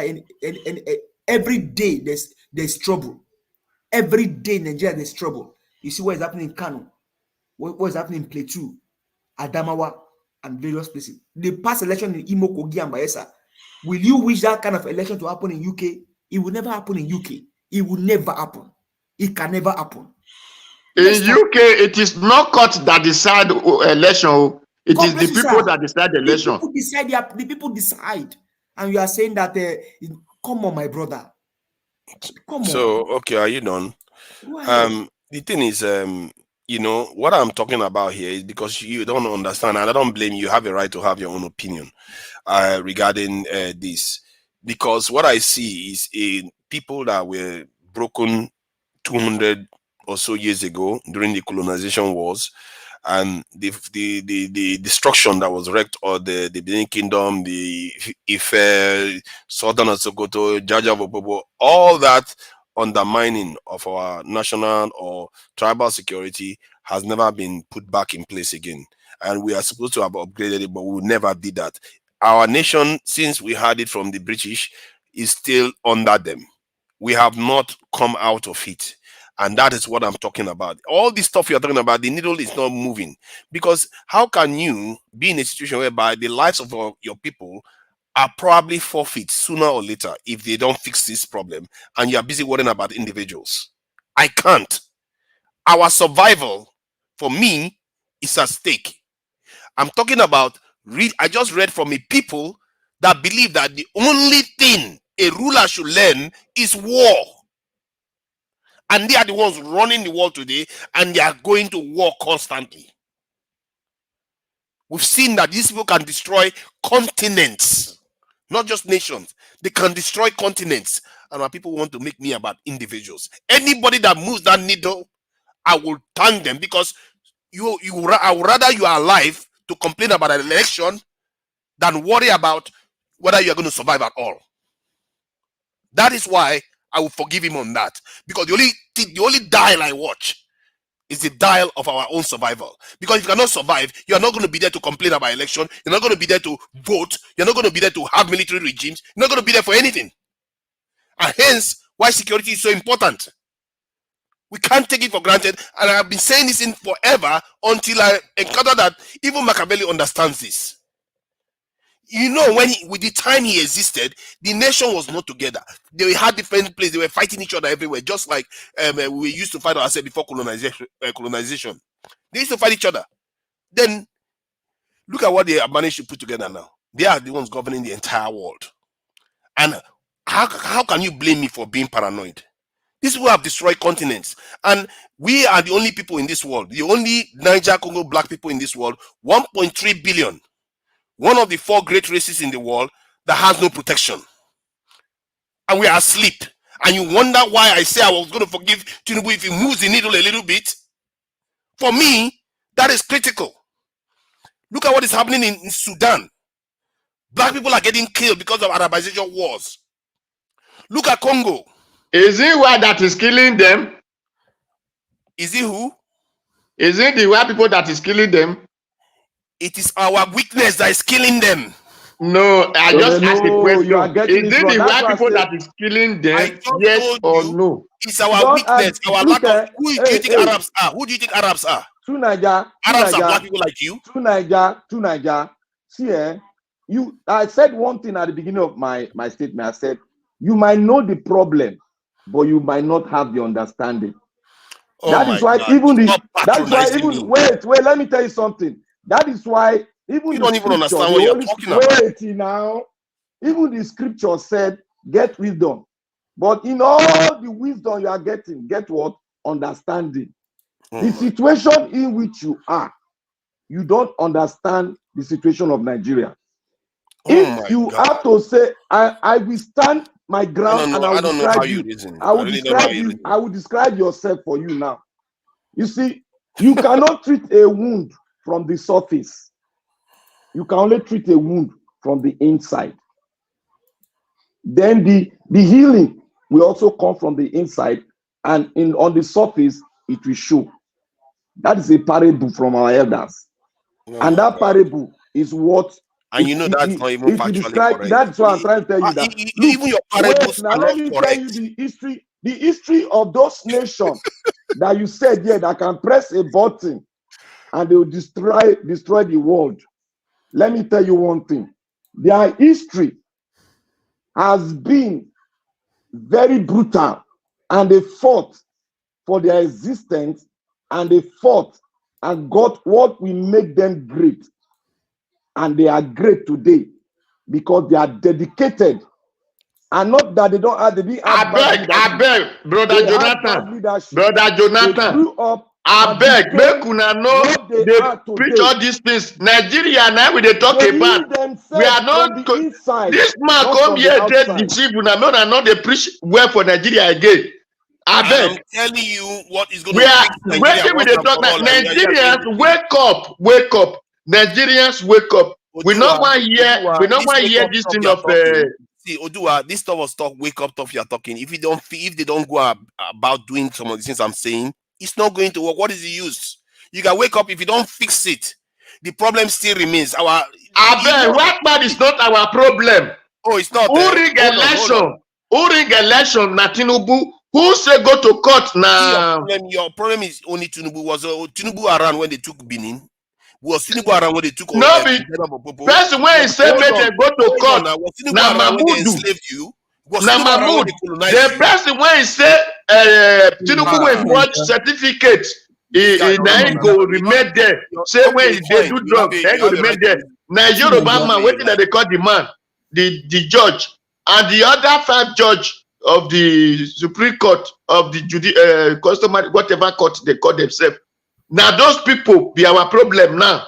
So we not know the people where take Bini or take Kano or take Calabar. The people where say take Kano, Calabar, and now be Mahmudu, Jakubu, Tinubu, where he say run with it, snatch it, and grab it, and the Supreme Court is that's all. So we know why here this one of Roma, the other one of British, or the other one of South Africa. We are not in South Africa. We are not in Roma. We are not in British. We are in Nigeria, and we are talking about Nigeria. And we are talking of people who are stealing from. Hold on now. Do you think if you get everything you want without doing all the things I'm telling you, you're going to fix anything? To Niger. You're not going to fix anything. Listen, my brother, no can confuse us here. No can confuse us. Let us wake our people mind up.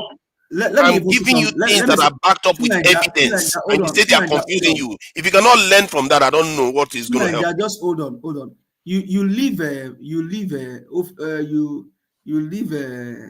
major this thing. You are clean like palapa, like you talk for Yoruba. The major issue today, as of today, the last time I checked, the people in our Senate and the House of Reps, they are the same brother, your brother, my brother, or our kingsmen, right? I am not sure whether any Graham or whether any Jerry Rollins or any Craig did for our House of Rep or House of Senate. Do you know how much they are giving themselves for this Christmas alone? Now, wouldn't such money be put into security? You leave enough money. Hold on, sir. Hold on, sir. Now, they gave themselves 160 million SUVs. Because they could not, because how many of you are asking for security? Most of you are not even aware. Bro. SUV 160 million. If you are civil servant receiving 100,000 for security instead. Oga. Nigerians are asking for security. You are telling them what not to do. You are not telling them what to do. Should Nigerians ask for security, or the government should give Nigeria security? If they are traitors, why would they do it? They will not do it if they are traitors. Why were they voted into power? Because see, it doesn't matter why they were voted into power. No, now British, now UK, now UK come vote them for power. Or now Roma people go put them for power. To Nigeria, today where you come, you want spread the small bread where we don't give Nigerians. Hold on, Odua. You see the way you reason is you see things in front of you. That's how you see it. I can understand that. Stay on your lane. You don't understand what I'm talking about. Just stay on your lane. The UK where you live, how many times have you asked your people in parliament, hey, give me security, hey, give me light, hey, give me road, hey, give me water? They just do those things for you because those are the part of the reason why you put them in power, and that's why Nigeria voted for those people to give them. If you don't give them security, if you don't give a nation security, to give them light, to give them good roads and good governance. If you don't give a nation security, nothing works. For UK the other day, bros, no verse. I want to talk something. For UK the other day, is it not something Johnson they called the man in the time of COVID? He said everybody should have distance and he make party in his house or whatever. The UK people said they must leave position. Exactly. How can people not understand? So they don't understand the gravity of what I'm talking about. They don't understand when I talk about that if we secure ourselves, it makes a big difference. Not only to us, to millions and maybe a billion people. Okay, hold on. You want Nigerians to understand that they should be asking their people that they voted into power. They should be asking them for security.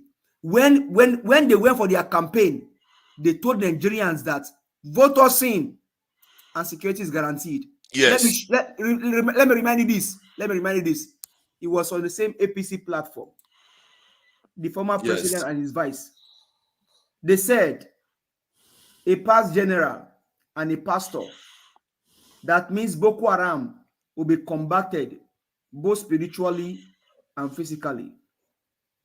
The last time I checked, Boko Haram is still in Nigeria. See, I can even give you more than listen that. Now, listen. You said the people are not asking for security, but that was what your people on your APC platform, that your past president and your vice, that was what they said.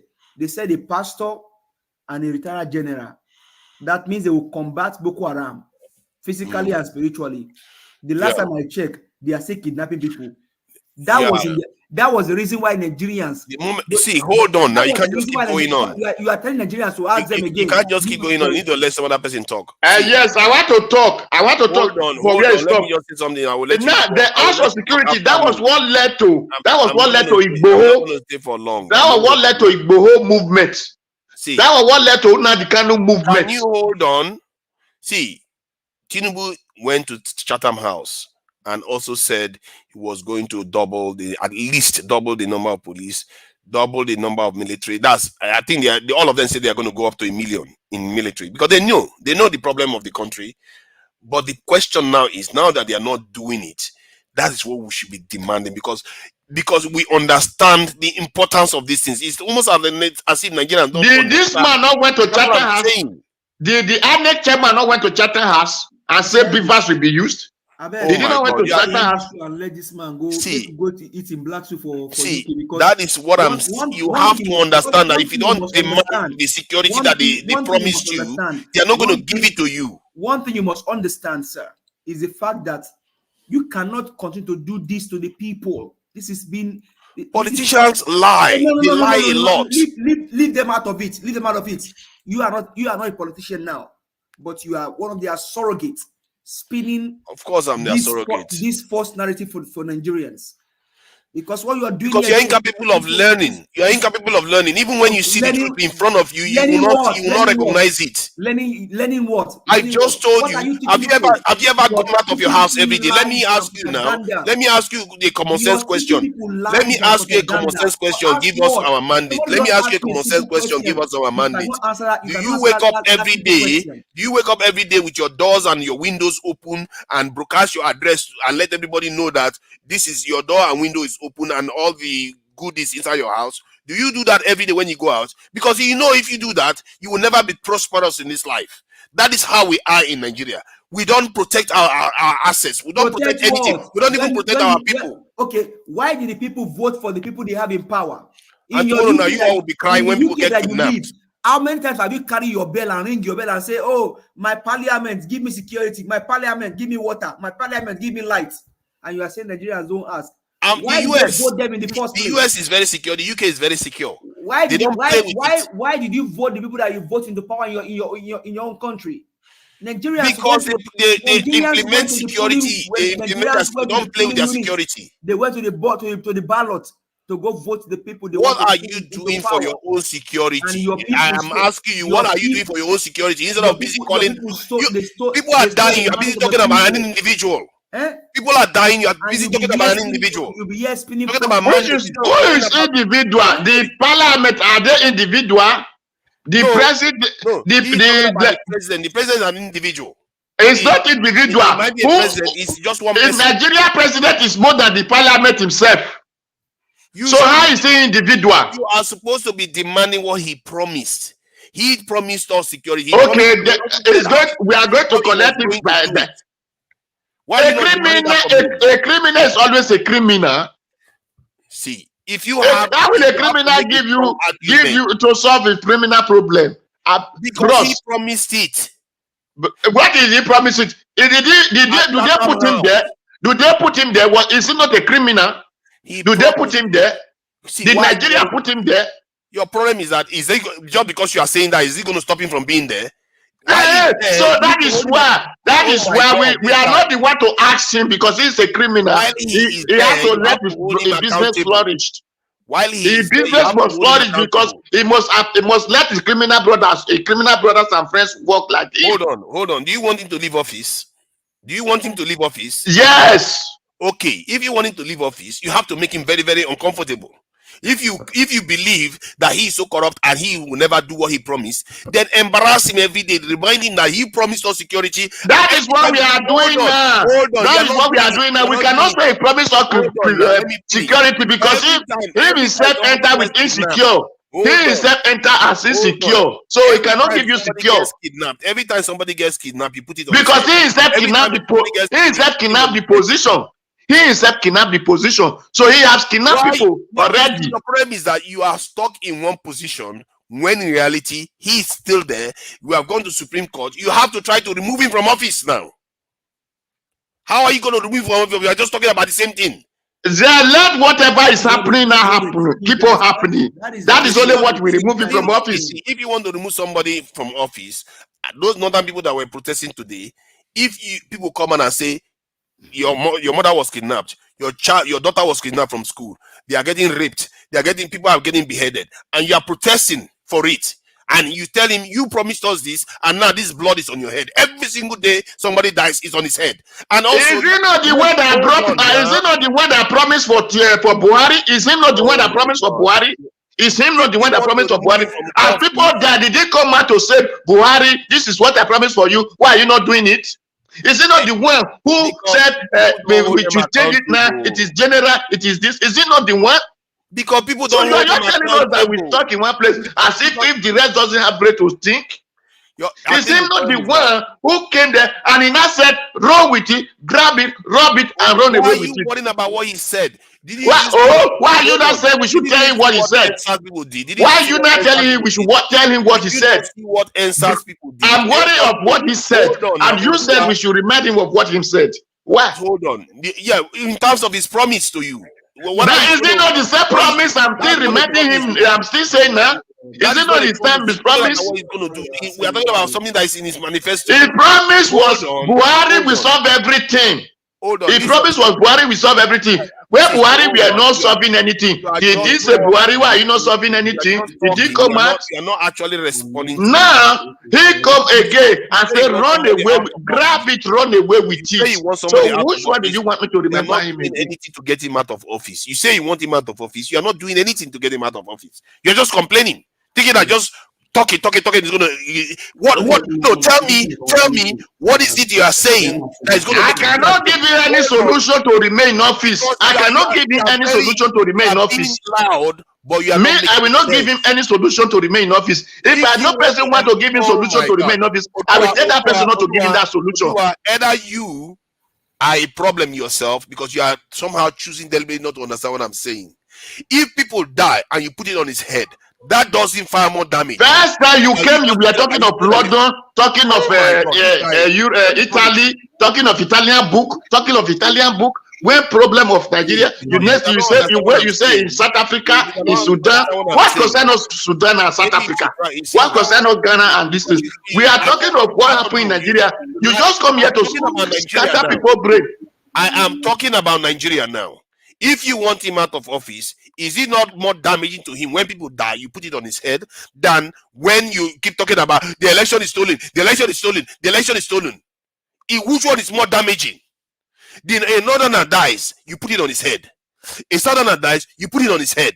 A easterner dies, you put it on his head. Yes, because the election that stole has killed all the Nigerians, all the countries. Oh, The election is stole, killed all the countries. So and you whoever say you died want in the your country mandate. is on his head because he You want him out of stole office. You are the not whole serious. Nigerians.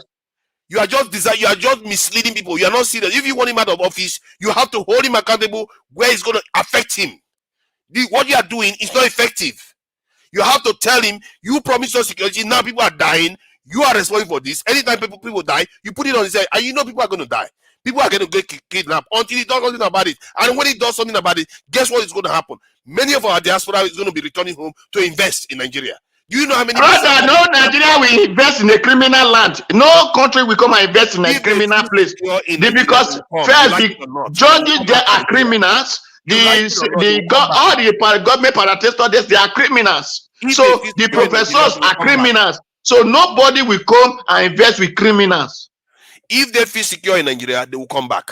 I tell you, if anybody are they going to be secure when the court that's supposed to secure is a criminal? Oh, you just said how they are going to be secure. Hold on. The way you get them secure is by telling Tinubu to do his job to secure the country as he promised us. Hold on, hold on.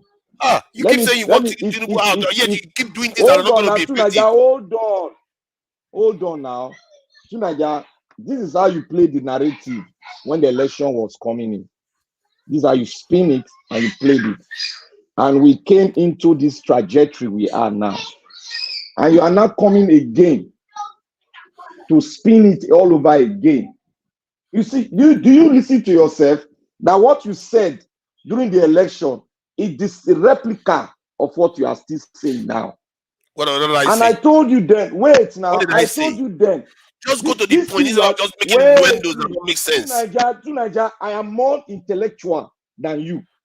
I'm not interested in talking about just blah, blah, blah, blah. Just tell me, let me go to tell the you one point. thing. I am a child of a strong history. My family. Just go to the point. I don't forget people antecedents.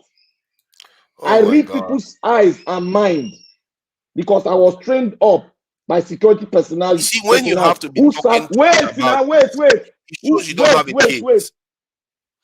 Go to the point. If you have a point, go to it. And retire successfully. Wait now, let me talk now. Nigerian police successfully. Now. Who is currently serving in immigration? Let me tell you one thing, Tunaja. If you have something to tell the people, many, go and check the channel now. Go and check what they are saying. Many will not go against whatever you are saying. But when you go contrary, you said what they are saying now in totality, what you are saying now is that Nigeria should do with what they have now. That's exactly your summary. Now. Yes, we should do with what we have now. Don't talk. I will explain yourself for you. What you said here, you said I'm summarizing you as an English, as I'm using Oxford dictionary. What you said here, you are saying Nigeria should do with what they have and create a small military, a big military to secure themselves. Now, waste the time. Are you watching the clock?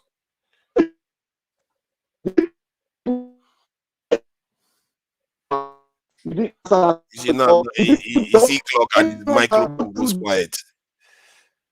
Your microphone is scared of the time. He's even scared of your logic.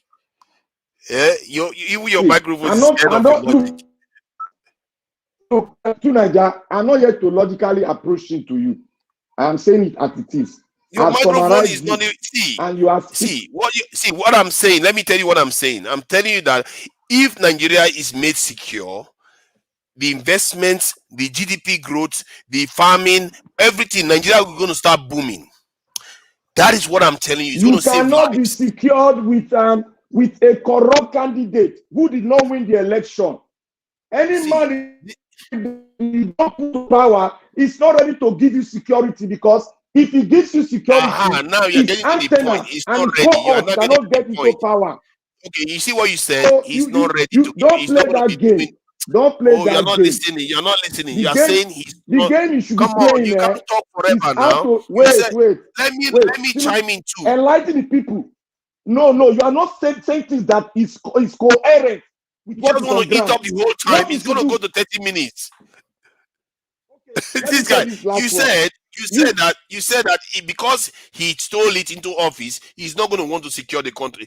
That of course he's not going to want to secure the country. I believe these people are traitors, but the people can demand and force him. Anytime somebody dies, you tell him he's responsible. He's not securing the country. Anytime anything happens, All people right. get killed, you put it on his head. Which one is going to be more damaging to him? Thank you. That one is going to be far more damaging. People get kidnapped, you put it on his head. Thank Go you. and enjoy the money they gave you. Go and enjoy it. Oh, Thank you. stop it. Thank you, my people. I You appreciate play you that all. kind of game. Thank you to Nigeria. Thank you, everybody. At least you guys you got Go and enough enjoy time. your money bag. Thank you now. Thank you. Why my do people. people always talk about money bag? I've Hello. never seen any money bag in my life, and I don't care for it. Because Okay. what is the use? Okay. I have money. If I want to go and make money, I can Tunaja. go and make money. Stop going on about money bag. Tunaja. Thank you, everybody. Thank you. Please, let's not quarrel. Please, let's not quarrel. Let's keep it civil. Let's keep it respectful. Let's argue to learn, not to win.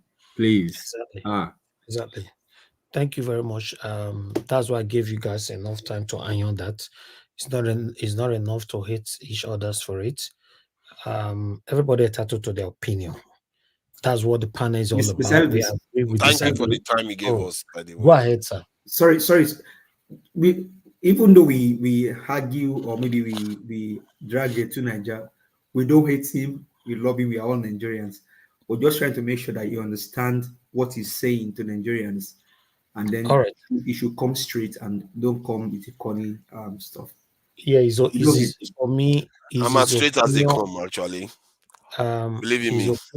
His opinion must be respected, same way yours should also be respected. That's why it's the panel. If, for example, everybody was speaking in one direction on this panel, everyone will be boring. That's one thing we must understand, so anybody can come in with different angle, then everybody will argue about it. But at the end of the day, we should remember that on this platform, we don't hate each others. We are here to talk, to learn. Me personally, I've learned a lot from you guys. I'm not saying this to make you feel good. It's just the fact. I've learned a lot from my panelists here. I listen sometimes, I jot things down. Sometimes when you guys are giving a submission, I'm just doing my research over some things that you guys say that I've not heard before. That's the best way to learn. It's just, okay, where you mentioned something. Okay, let me quickly check this out. I'll know the location, the country, the originator, everything, because I quickly put on my research. In case next time someone else mentioned it, I already know what it's all about. That's why the panel is here. We all are learning from each other. As long as we live, we breathe, we are alive, we all are learning to the last day of our life. So we argue all the time. We should always, like my brother said earlier on, we should always argue to learn, not to win. When you argue and you win, everybody now decided. In fact, in any argument, you now get people saying, okay, thank God, you are right, you are right, you are right. They just want you to end the conversation. That means you have a problem. So let's argue to learn. Sometimes we should also understand that we argue without no conclusive, but after a couple of days or weeks or months, we do normally get to realize that what we argued a month or 2-3 months or a year ago, we were wrong. But because of egos and pride, many of us as human beings don't go back to the person that we argue with to let them know that, bros, see that thing where we argue 1917. Now you win, in fact, you correct. Many of us don't go back anymore. We just keep the pride, but we all know what is right. Sometimes some pretend not to talk about it, but as a human being, we all know what is right. In our secret circle, we know what is right. But when it comes to the public space like this, we argue and argue and argue because either maybe 1 or 2% have a different agenda towards that particular argument or topic. So yeah, but nevertheless, I want everybody to know that I've never hated anybody on this platform. I can shout, I can argue as well, I can disagree with you, but I don't hate anybody. I just think that we all should continue to manage ourselves, to see a better Nigeria in our time. That's why I'm doing what I'm doing. Like I said before, you don't necessarily have to spend 10 hours or 100 hours for YouTube to pay you. There's nothing like that. If YouTube want to pay, you should do just 5 minutes or 3 minutes or even 2 minutes. If you want to be paid, you're still going to be paid.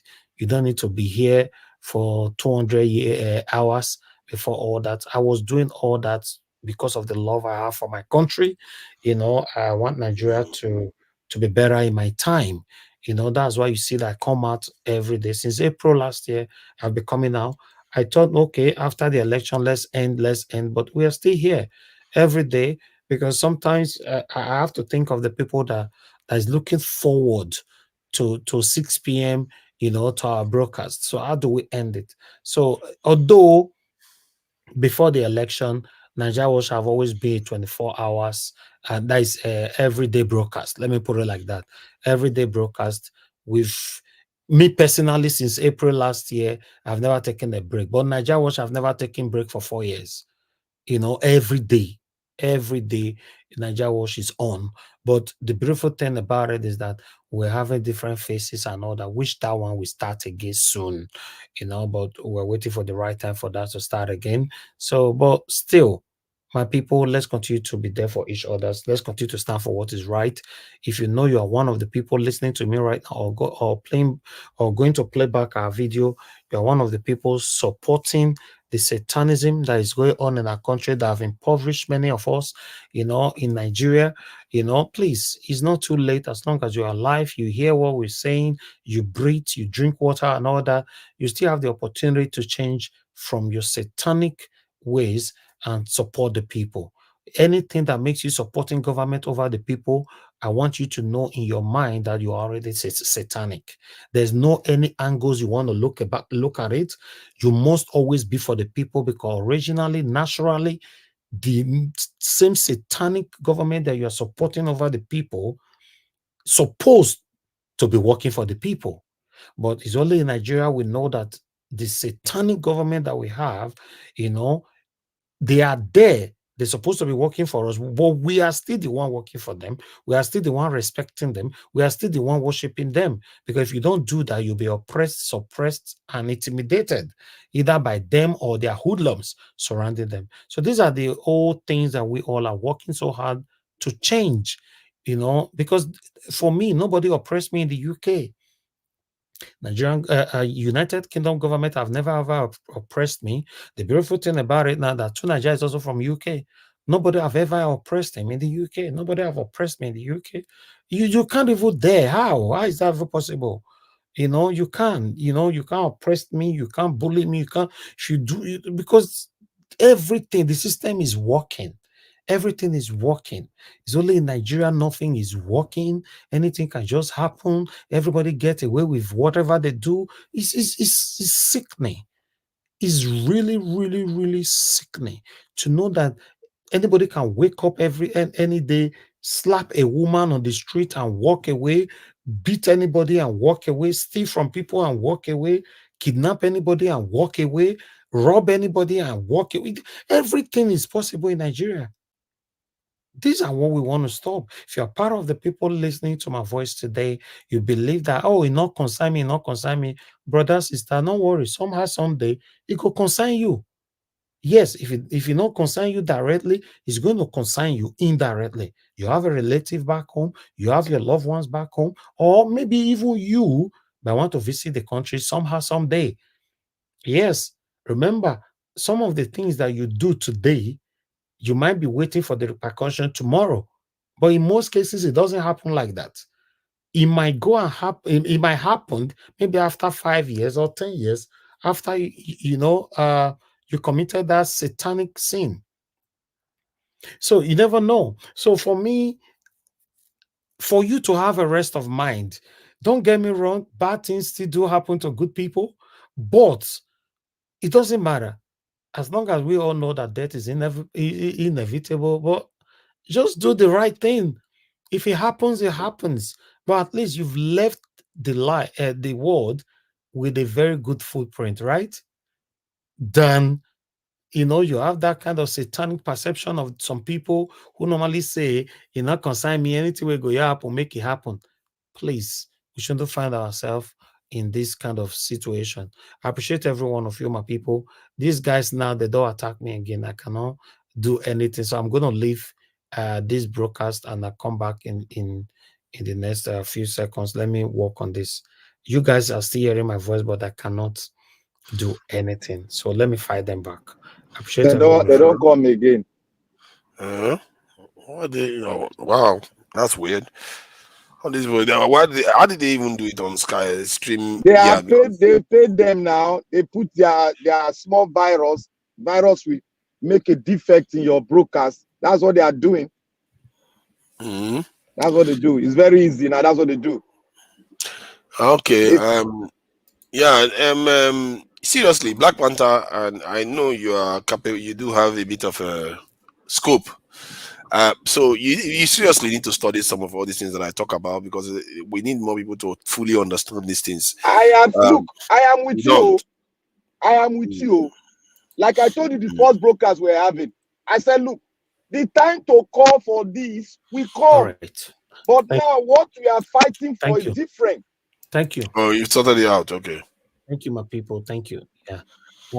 We have stuff to counter them here as well. So, in life now, with the talk, I don't know how to talk for Bini. They say now they pursue you, now they show you road, right? So these people, there's no problem about it. But yes, what I was saying earlier on, I appreciate you all, my people. Let's stand for what is right, do what is right. If you want you standing alone, there's a noise coming from somebody. Who is this? Yeah, in DBC, please mute yourself, sir, please. Thank you. If you want you standing alone, stand alone. If you want you standing with just one person, stand with that one person. After all, you don't really need multitude. You don't need so much people around you, and 80% of them are fake. You don't need them. Trust me, you don't need them. You don't have to be around them. So say the right thing. Let people leave you. It's okay. It doesn't matter. Sometimes the beautiful thing about it is that the people who left you, sometimes they do come back when they get to realize that, oh, especially I leave this guy, I've got to realize that he's always doing the right thing. They'll come back to you.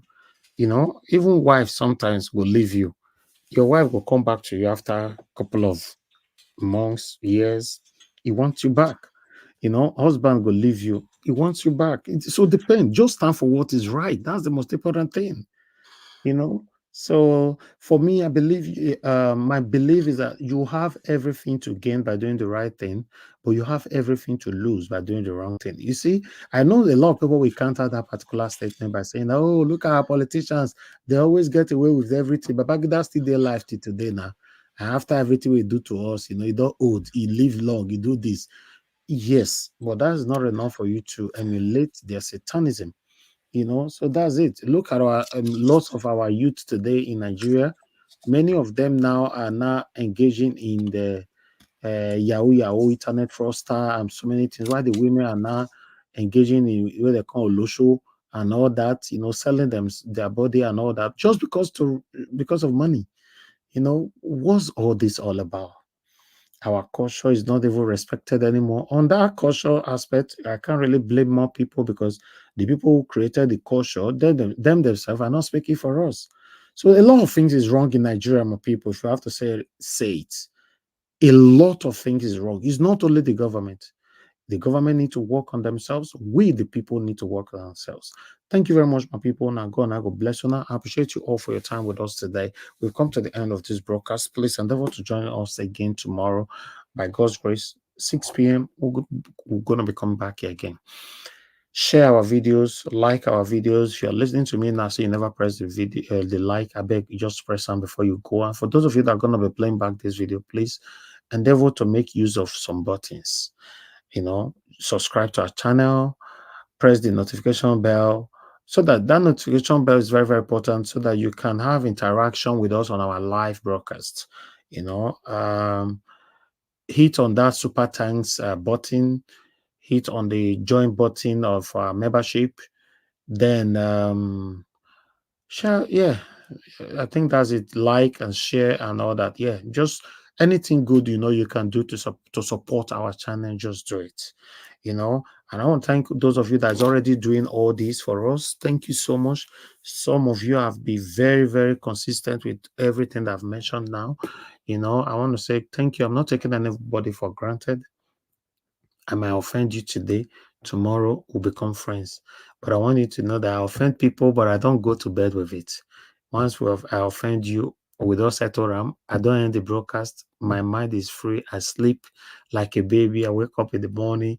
I face the day again. So I don't go to bed with it. So please make not to take my matter this serious. In case say I offend anybody, learn to forgive on time so that we can continue to manage ourselves.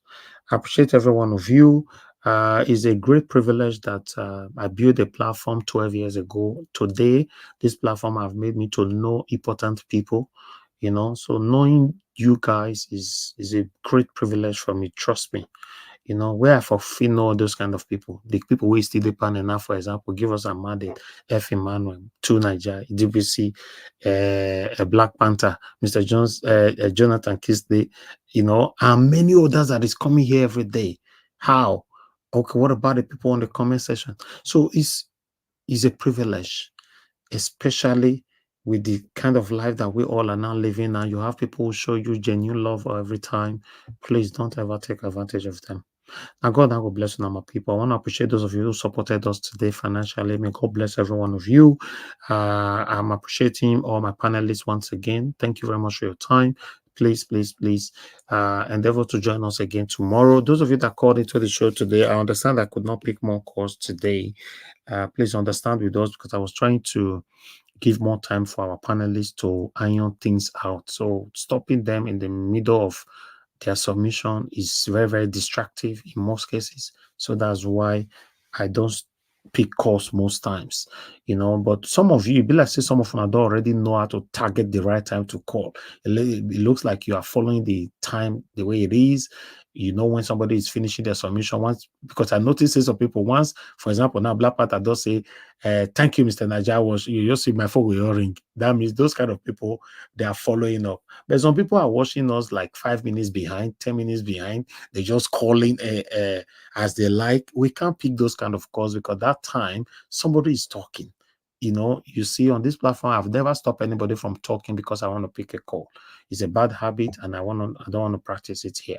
Please understand with us. If I don't pick it, because some of you have written to me, they ever pick my call. It now looks like we are selective like INEC. No, I'm not selective when it comes to call. I'm sorry. I'm not so selective when it comes to accepting people into the panel. When I post out a link, it's a first come, first serve. So I want people to understand that. I don't send link to people privately. I've never sent, if you know that I don't send link to you privately, come here, talk around. They're not the dorm. Doesn't mean that I don't have people that is really, really there for me on this platform. They are here, but they still struggle to come in. So that's how it is. When leftists used to work with me here, sometimes if they tell them for yes, they don't say when they fire you want to come in since. This is my staff. He was working so hard to come in, he could not. So I am.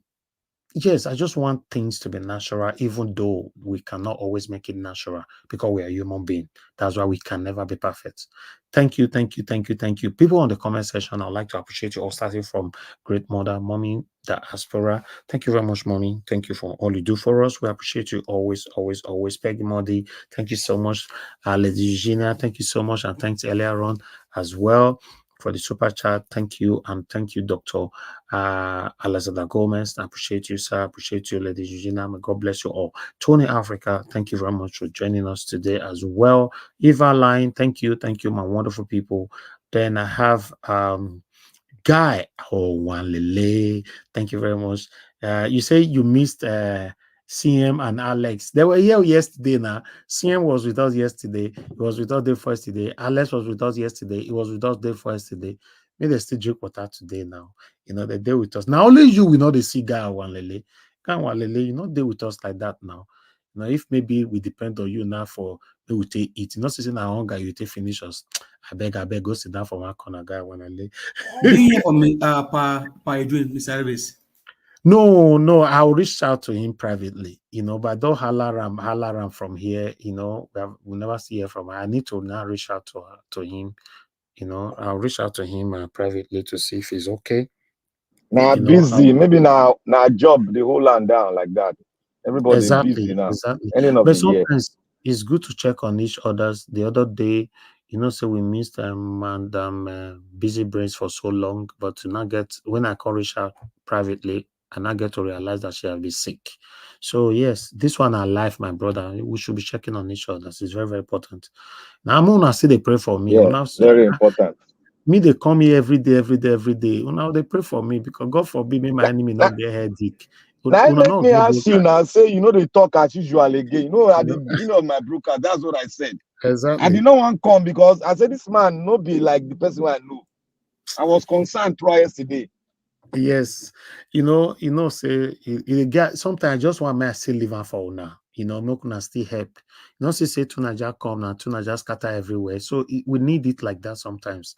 You know, just come and check the spirit and all that. You know, so yeah, it's not easy. We be human being, no, it's not easy. But we thank God for the gift of life. We thank God for good health. We thank God for everything. And with that lives abroad, we should be grateful to God. Let's continue to do what we're doing, regardless of the attitude that these people back home are doing. But we shouldn't leave them like that. That many of them don't have choice. They don't know what to do. You know, let's continue to do what we can to, to see how we can rescue our country. Yeah. Thank you very much, my people. I appreciate you all. Yes. Final. We've come to the end of the broadcast. God's power. I can see you right there just coming in. Thank you so much. May God bless you. I appreciate your encouragement. Stella Masemedo, thank you very much. Victory all the way. I can see you as well. Thank you, my people. Have a good night. Please press on the like button before you leave and endeavor to join us again tomorrow, 6 p.m. by God's grace. Good night and bye for now.